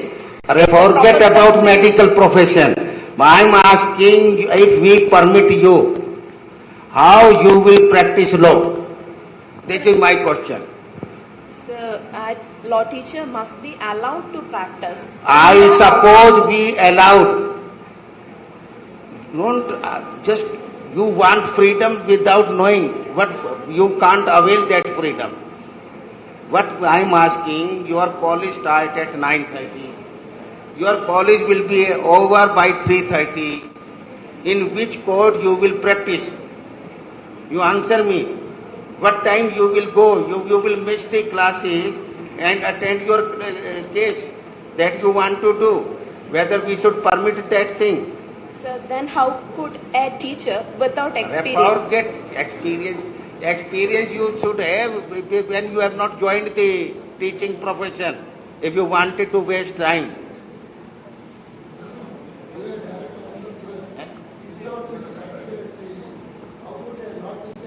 You are not supposed to have practical experience. You are teacher.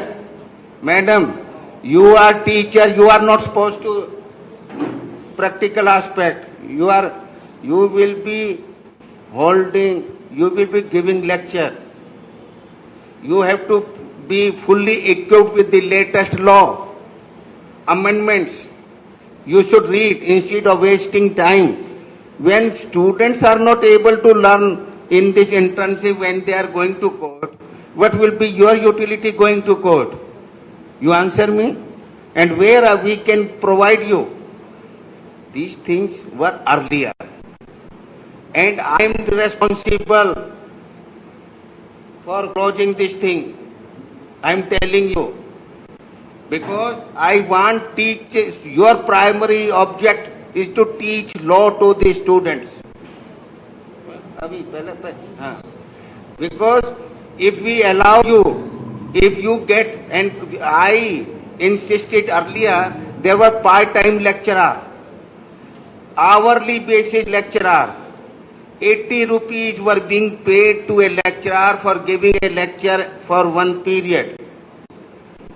I insisted, I made it compulsory that the colleges will have regular teachers. Because what in part-time, if you are part-time, we are permitting you to give lecture here. And today you are coming, your class was there fixed today from 12 to 1 p.m. You were getting, now it is 500 rupees in some colleges. So, you pay 600. If you will pay 600 by spending 100 rupees by coming in auto, 50 rupees coming in 50 going, 100 rupees you are spending, out of 600 you will save 500. And suppose you get a case for today for arguing a bail application, you are getting 5,000 rupees. What you will do? You will telephone, sir, I am busy, I am not well, today I can't come. Whether I should permit, you will play with the future of the students, you will not teach because you are getting 5,000 rupees. Madam, we are practical people. I practiced in every part of country, not only in this country, other countries also. So we know the practical. You can't answer, you will be having... support is not, there is no ground. Who answer to my question? You support, I am not seeking you, I am asking what is the answer you have to my query. My When this proposal came before Bar Council of India, no, you said, how do you manage to apportion your time between as a teacher and as a lawyer? That was the question. I understand. Adish Ji, you listen to me. No law teacher is going to become a very successful lawyer. And no lawyer is going to become a very successful part-time law professor. Why integration of these two professions is required? The knowledge, academic knowledge of the faculty, of eminent lawyers and professors should be furnished to the court to arrive at just proper decision. This academic knowledge doesn't come from vacuum. It is she or he will be supported by a team of her students in doing research, which a professional lawyer may not get. In university libraries, they are doing research. So why this suggestion was brought? Why don't you allow? Her question was, why don't you allow us? Whether we are going into or not, whether we are, just listen, let me complete. Whether by doing injustice to our career, we are going to court and spoiling the future of our children is used to our conscience. Why don't you allow us? If in all other countries, you said that you have traveled the entire world, in no other countries there is no such system. I certainly differ to agree. In all other Western countries, law professors, including vice chancellors of eminent law universities, are permitted to argue before the apex court of their countries. And that is how very, very landmark decisions have come. A law professor is not a mere law student. A law professor, the whole life, she has acquired academic knowledge, and he or she will be supported by a team of eminent law students doing research in their libraries. Don't you want their assistance or dispensation of justice? And why you are so selfish? Legal profession is all work is ours. You are pure professional. You know, we had a system of part-time law professors, very senior lawyers, director. We had a system of part-time law professors. very eminent senior lawyers were invited to law colleges as part-time professors. That system has stopped. I do agree with him. To a large extent, there will be a conflict of occupational interest. But you are not going to regularly to court after ignoring your student. Why I am saying, at least for academic purpose, in bills, public interest litigation, why can't professors be permitted to argue cases before at least the constitutional court? I don't say that from 10 to 5 they will be in courts and their students will be abandoned. I have an intellectual and academic disagreement. No, personal, between lawyers we are friends. My question is, how you expect you say constitutional matters? Correct. Constitution, where that will be challenged, constitutional matter will be either in Supreme Court or in High Court. Whether we allow them to go there, and whether my students, you see, and what you are referring, I was also a student of evening law college. Evening law college. That time when we were permitting the law teachers to teach was when the colleges were in the evening. I am not objecting to utilize their service, your ability. And what you are referring is jury system. In jury system, in US we have jury system. Their psychologist is also jury member. Law teacher is also jury member. Not only the law person who know the law. Cases are being decided from the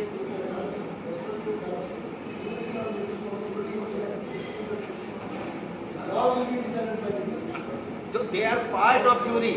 Like our tribunals we have our technical member, judicial member. So that system. But here we earlier used to have law teachers who were practicing. They were part-time lecturers, but the colleges were in the evening. When court work is over, the teacher, the lawyer used to come on bicycle. Or that time when it was allowed, they were coming after teaching students. That was the good system also to become a good lawyer also. Because as I pointed out, people should know that you are a lawyer. The students who, if you are even, your school is a college is evening, students will become your students. They will bring cases to you, their family relation or even so.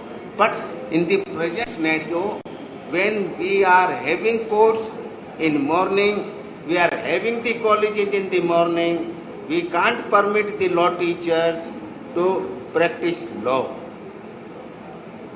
Even we disallowed the Bar Council of India, the law officers who are serving in public sector undertaking or private companies dealing with the law.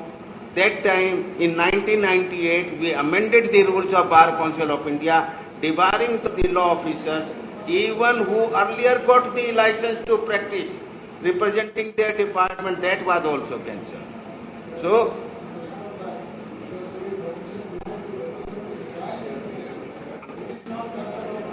no.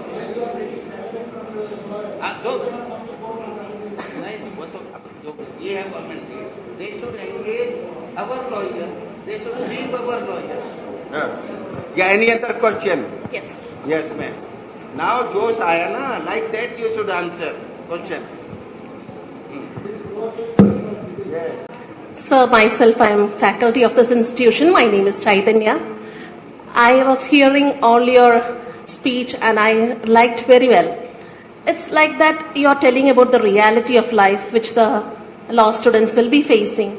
It's true that on the one side, Gopakumaran Nair sir was also saying about the reality where the lawyers find it difficult that many of them, while practicing as well, want to land up into the profession.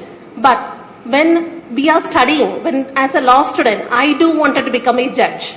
But even I was practicing in the law court for 2 years. At the time of my practice, I found it difficult to continue economically and I just wanted to come to academics. And most importantly, I had my teacher here, George sir was also my teacher during my LLM studies in School of Legal Thought, where we studied LLM, and after that I was finding what are the avenues which is open for a law teacher to go abroad as well and also develop their facilities. But on the whole, when I landed up here into the academics, I found that I should be much sure about the honest practice of teaching rather than simply jumping to different universities, going here and there and coming back.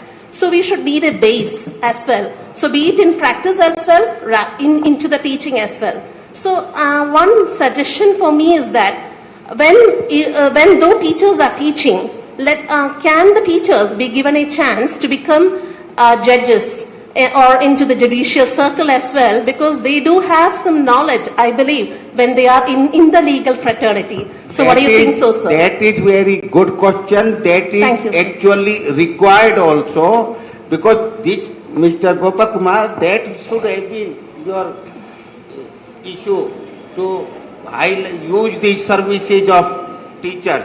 They can be, please take seat. Thank you, sir. The law teachers can be the best judges. We should fight, we should take up this issue with the judiciary, with the rules of the appointment rules in the judiciary should be amended. Instead of saying additional for appointment of additional session judge, ADJ, minimum 7-year practice. Instead of 7-year practice, that should be 7-year practice / law teaching. No. That amendment, that Supreme Court judgment in the appointment of that was changed now. So it should be earlier. One our Government of India advocate, lady advocate, I forgot her name. She was officer working with Indian Legal Service in litigation department of Government of Indian Supreme Court. She applied. So, but now that was again changed. It is, if you will see, practice is not only appearing in court, giving legal advice also at home. That is also part of legal practice. But if you are serving in any government office or private office, and that will be not treated and dealing with law, that you are not entitled in the present, as per present law, you are not entitled to appear having, that will be not treated as 7-year experience, because experience, that is experience of as an advocate. This is the law. This is the, you must have. So teachers, law teachers or the law officers, they are not, their experience in those as teacher or as a serving as a law officer is not being counted in that 7 years. So I was thinking, I pointed out, what you pointed out, I wanted to add, even judges who have worked in lower judiciary for 2 years, suppose, a judge has worked as judge, a lower judiciary civil judge, and 5 years he practiced, so they should be treated 7 years. Likewise, you did 2 years as a lawyer, and 5 years you practiced, you served as a law teacher, that should be also allowed. That rule should be amended, and that will be an asset, because you know you were lawyer is also not getting the proper knowledge of law. You may be practicing for 20 years, but teachers, because they may be not having practical knowledge to speak, to draft, but they know the law. For passing the exam, for making, writing, taking just decision or writing judgment, teachers will be good. You are not supposed to argue before court as a judge. You have to hear the argument as a judge. So, this is, you write, this should be taken up And I will be also asking my friends who are in public interest litigation that there should be amendment. In this we should add this experience as a teacher, law teacher, or as a judge, or as law officer you work in any company. That should be allowed. That should be, instead of only experience as an advocate, should be amended. That will be good for the system. Thank you, sir. Thank you, Adish C.Aggarwala, sir, and Gopakumar, sir. It was really interesting as well as interactive, very much. So next we will go on due to the time constraints. We will be moving on to the Navomy Endowment Award. So, yeah. It has been 6 years since Navomy became a part of her sweet memories. Her loving smile and humble demeanor has always been an energy for all of us. And today, when we bow before her memories, we feel a pang in our heart. Still we could feel your invisible presence, and when we see the tiny shining star in the sky. Yes, we know, we lost a loved one here on earth, but we gained an angel in heaven that watched over us. A beautiful soul ascended to heaven, away from us but closer to God. It says, time heals all wounds, but nothing can cure the wounds of bereavement that was made at your departure. As pilgrims, we are all bound to bid farewell to this world. Yet, O luminous star, we lament at earlier retreat. Let's pray. May your soul rest in peace. Navomy Ann Thomas was a daughter of Mr. Thomas Matthew and Mrs. Elizabeth Thomas, Ottitayil, Parambura, Kottayam. She was born on 2nd July 1997. She did her schooling at Lourdes Public School and Junior College, Kottayam. There she was a second topper in higher secondary examination. As a step towards her ever-cherished dream to become a civil servant, she joined CSI College for Legal Studies, Kanakari. After a long, undaunted fight with an acute illness, she succumbed to fate on 30th November 2015. As long as life and memory last, she will be here in our hearts. Nobody can ever take her place. Already in paradise with God, her joy is eternally sealed. Now, I hand over my mic to my co-competitor Catherine Monica to translate this in Malayalam. Navami and Thomas. ഈ കലാലയത്തിന്റെ കണ്ണീരോർമ്മയായിട്ട് 6 വർഷം എപ്പോഴും പുഞ്ചിരിച്ച് എല്ലാവരോടും സൗമ്യമായി പെരുമാറിയിരുന്ന നവമിയുടെ സാന്നിധ്യം ഞങ്ങൾക്ക് ഊർജം പകരുമായിരുന്നു. ഇന്ന് ആ ഓർമ്മകൾക്ക് മുന്നിൽ ശിരസ് നമിക്കുമ്പോൾ ഹൃദയം നുറുങ്ങുന്ന വേദന ഞങ്ങൾ അറിയുന്നു. ദൈവത്തിന്റെ നാട്ടിൽ വിരുന്നുപോയ ഞങ്ങളുടെ പ്രിയപ്പെട്ട നവമി നക്ഷത്രങ്ങളുടെ താഴ്വരയിൽ ഒരു കുഞ്ഞു നക്ഷത്രമായി നിന്ന് കണ്ണിമ ചിമ്മുമ്പോൾ ആ അദൃശ്യ സാന്നിധ്യം ഞങ്ങൾ അറിയുന്നു. എല്ലാ മുറിവുകളും ഉണക്കാനുള്ള മരുന്ന് കാലത്തിന്റെ കയ്യിലുണ്ട്. പക്ഷേ നിന്റെ വേർപാടുണ്ടാക്കിയ മുറിവ് ഉണക്കാൻ ഒരു കാലത്തിനും കഴിയില്ല. ഇന്നല്ലെങ്കിൽ നാളെ എല്ലാവരും വിധിക്ക് കീഴടങ്ങുന്നവരാണ്. എങ്കിലും അകാലത്തിൽ പൊലിഞ്ഞ ശുക്രനക്ഷത്രമേ, നിന്നെ ഓർത്ത് ഞങ്ങൾ ദുഃഖിക്കുന്നു.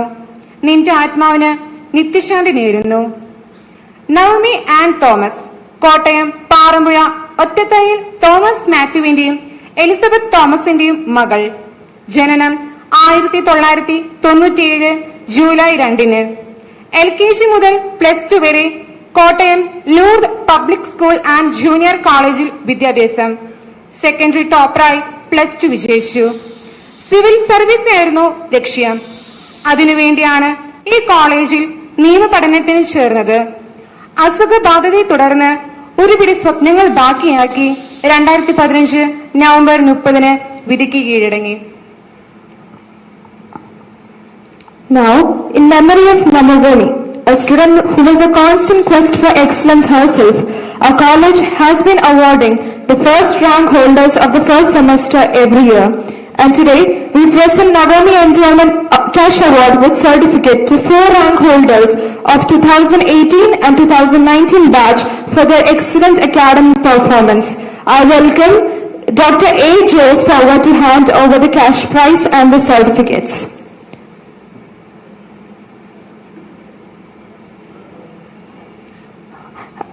I also welcome Dr.Adish C.Aggarwala sir to hand over the cash prize and the certificates too. First, I would like to welcome Archana B. Kumar, 2018-2023 batch BCom LLB for her outstanding performance in the first semester examination. Please give a loud round of applause. It was an excellent performance.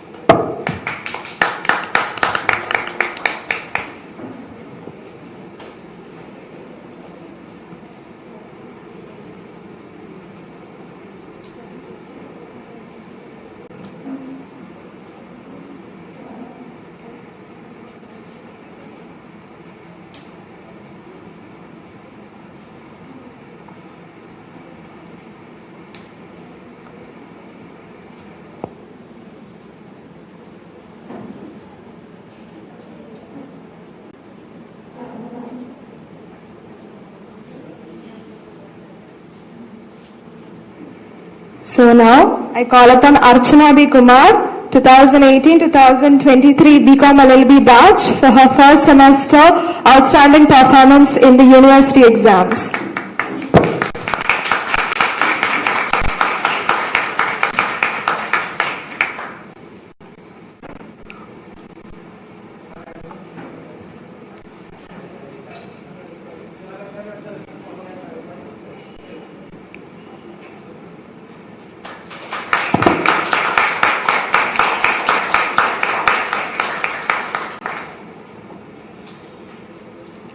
Next, I would like to call Sujati Suresh, 2018 BA LLB batch for our outstanding performance in the first semester examination.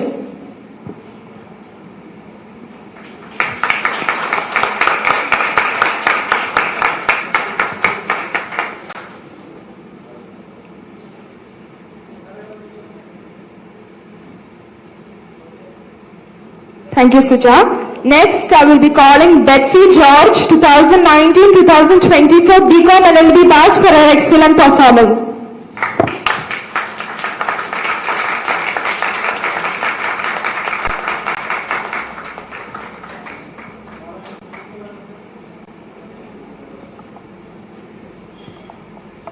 Thank you, Betsy. Last, I would like to call Anaga Krishnan, BA LLB 2019-2024 batch for her outstanding performance.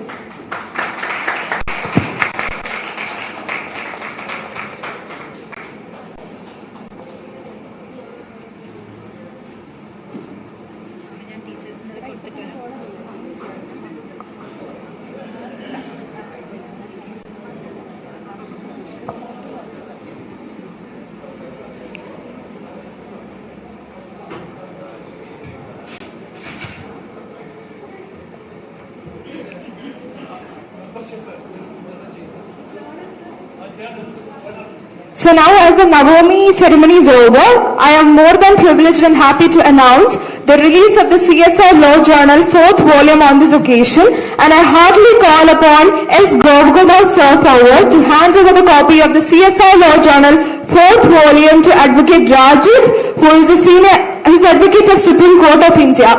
So please come forward and do the honors. Please give a loud round of applause. This is our 4th edition, which is quite such a proud moment for us.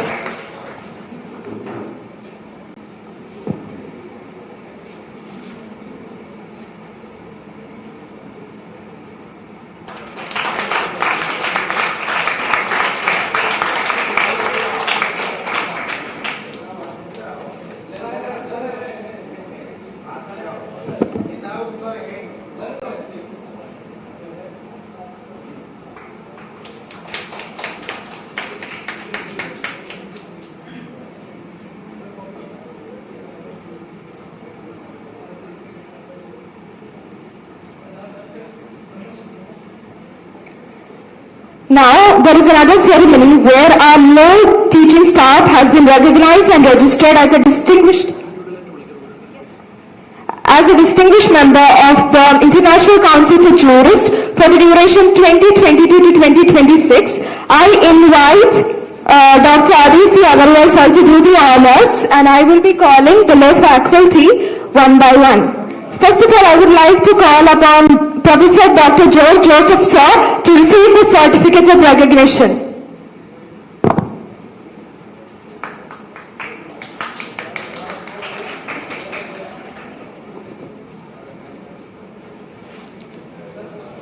Aggarwal sir, I would like to do the honors to Professor Dr. George Joseph sir, the Principal of our Institute.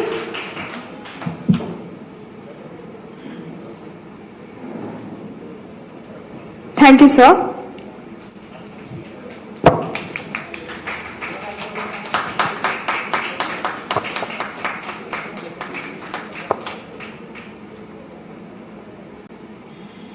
Thank you, sir. Next, I would like to call Dr. J.C. Ma'am, our Vice Principal, to receive the honors.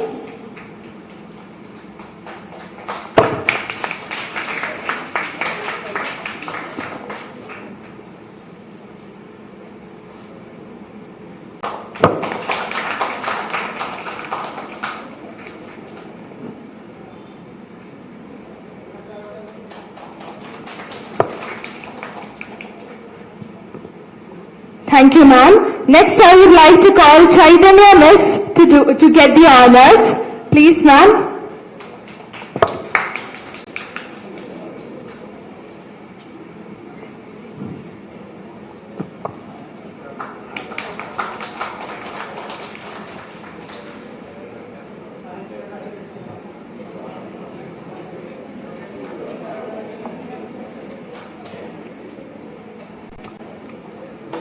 Thank you, ma'am. Next, I would call JMI Miss to receive the honors.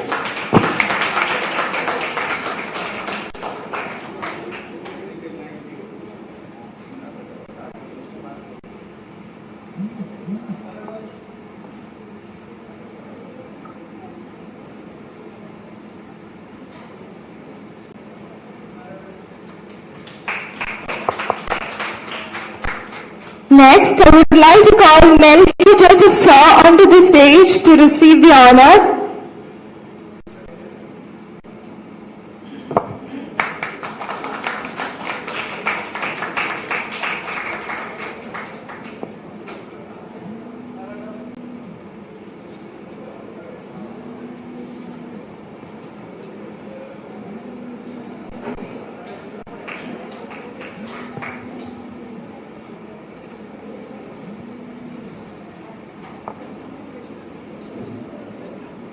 Next, I would like to call Maria Miss to receive the honors.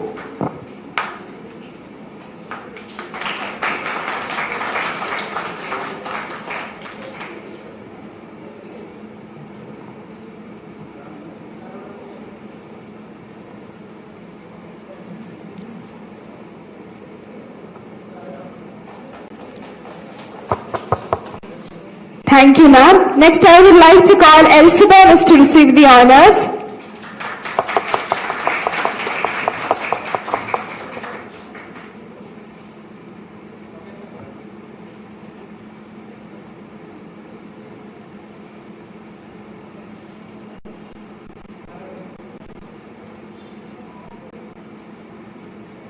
Thank you, ma'am. Next, I would like to call Millie Miss to receive the honors.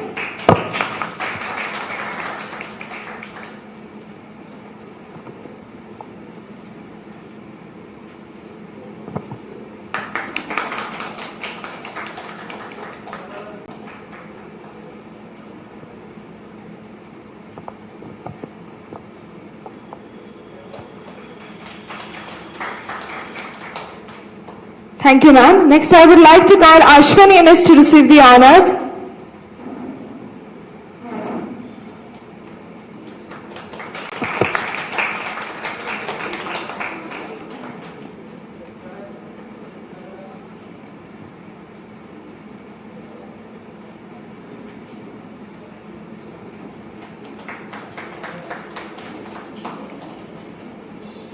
Thank you, ma'am. Next, I would like to call Anjali Miss to receive the honors.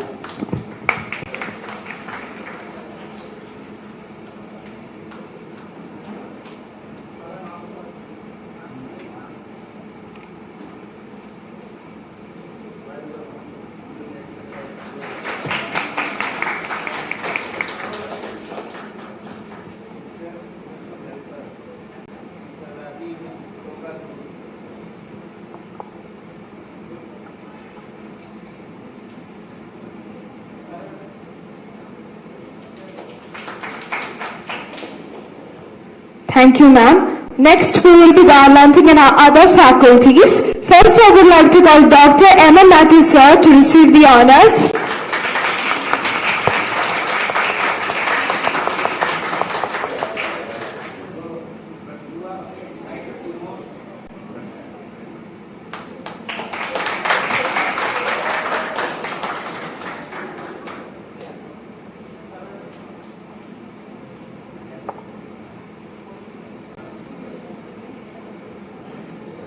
Thank you, sir. Next, I would like to call Davis, sir, to receive the honors.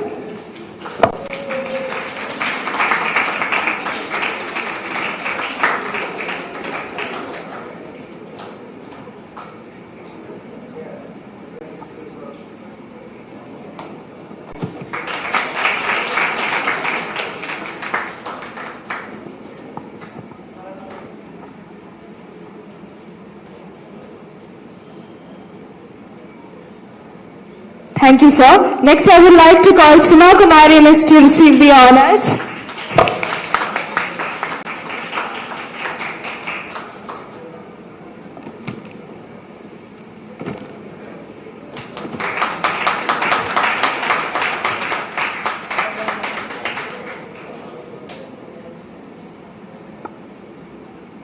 Thank you, ma'am. Next, I would like to call Lakshmi Miss to receive the honors.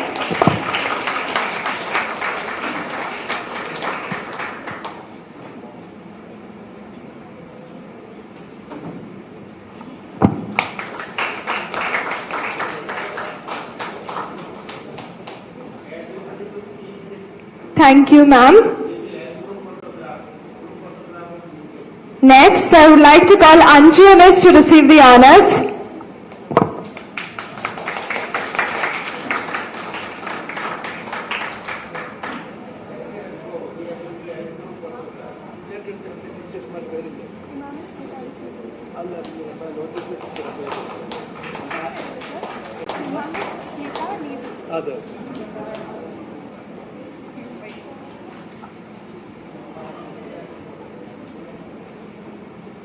Thank you, ma'am. Next, I would like to call Hima Miss to receive the honors.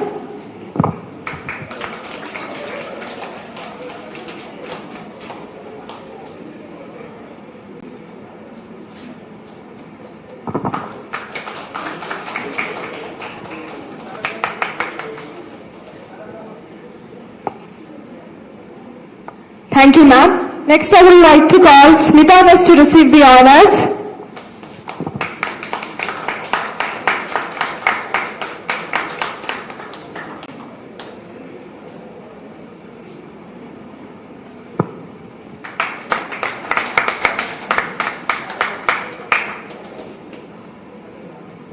Thank you, ma'am. And last, I would like to call Neetu Miss to receive the honors.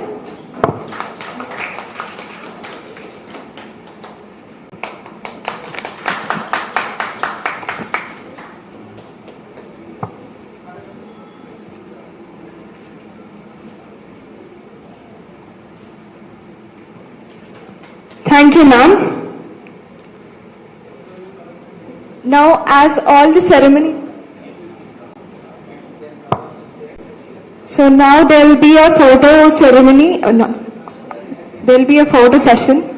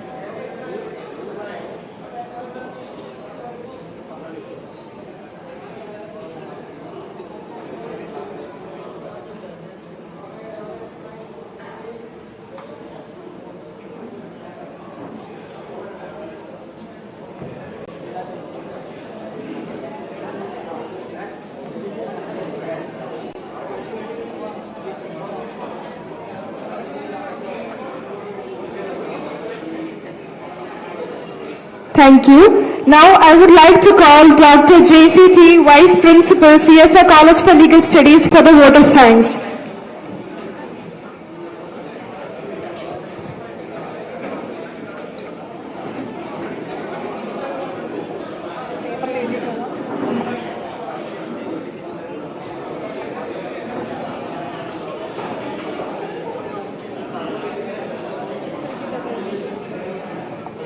Everybody please be seated. Yes. Respected dignitaries on the dais, colleagues, parents of Navomy and Thomas, and dear students. It's my proud privilege to propose vote of thanks to all the dignitaries who have made it convenient to attend this 6th annual law lecture and the Navomy Endowment Award, and also the award to rank holders. First of all, I extend my most sincere thanks to the God Almighty for making this program a grand success.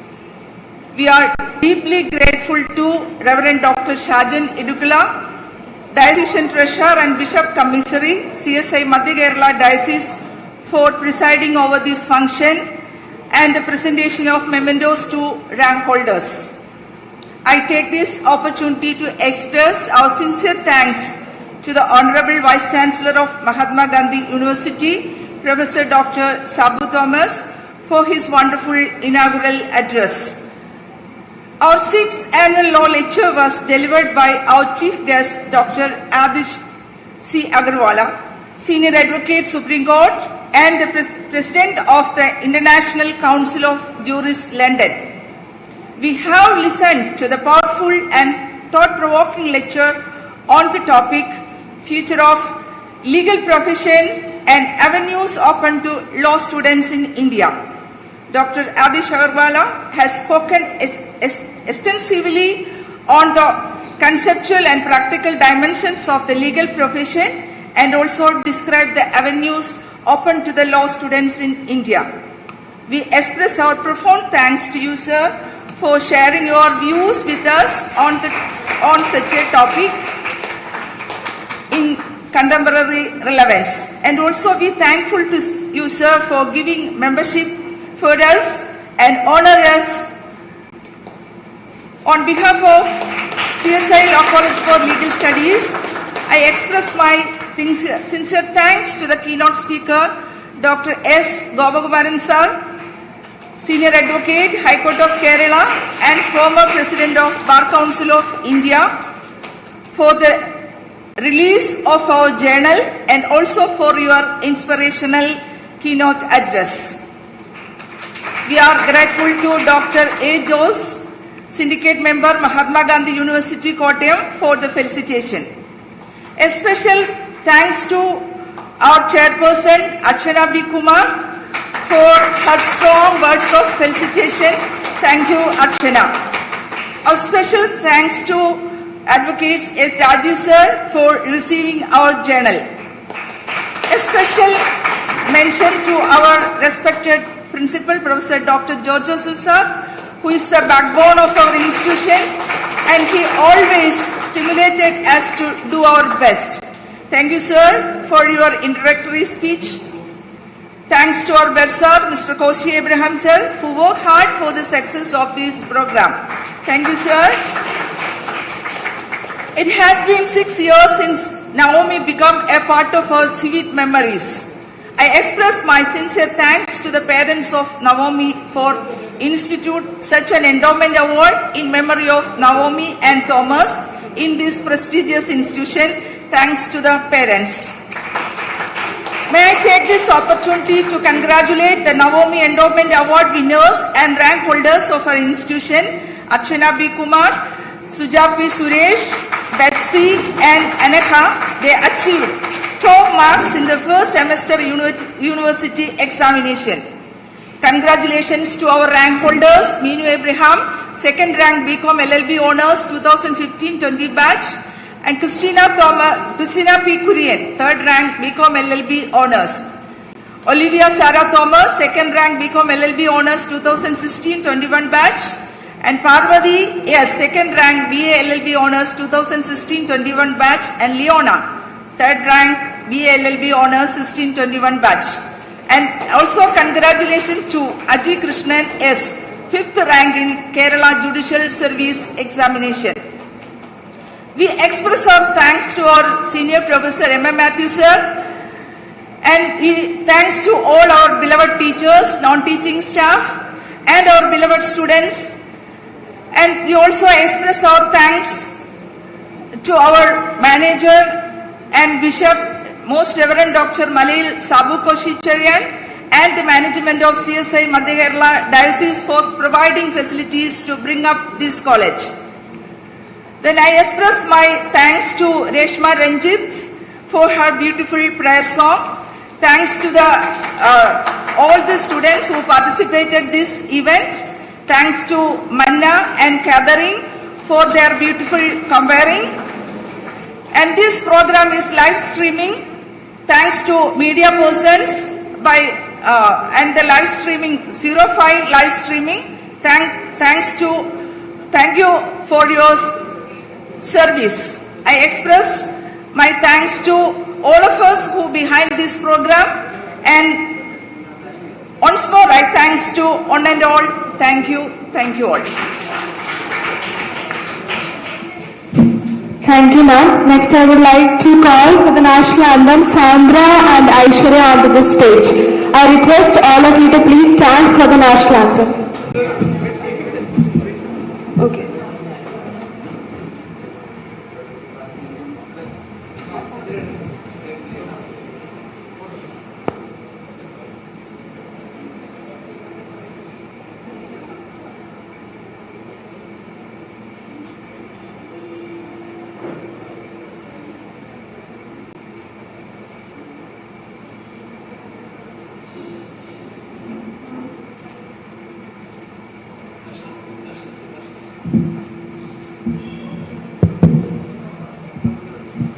Jana Gana Mana अधिनायक जय हे भारत भाग्य विधाता पंजाब सिंध गुजरात मराठा द्राविड उत्कल गंगा विंध्य हिमाचल यमुना गंगा उज्जल जलधि तरंगा तब शुभ नामे जाहे तब शुभ आशीष माहे गाहे तब जय गाथा जनगण मंगलदायक जय हे भारत भाग्य विधाता जय हे जय हे जय हे जय जय जय जय हे.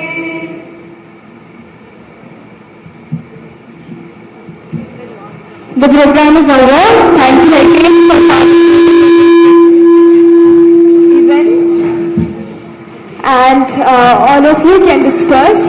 Thank you so much for attending it once again.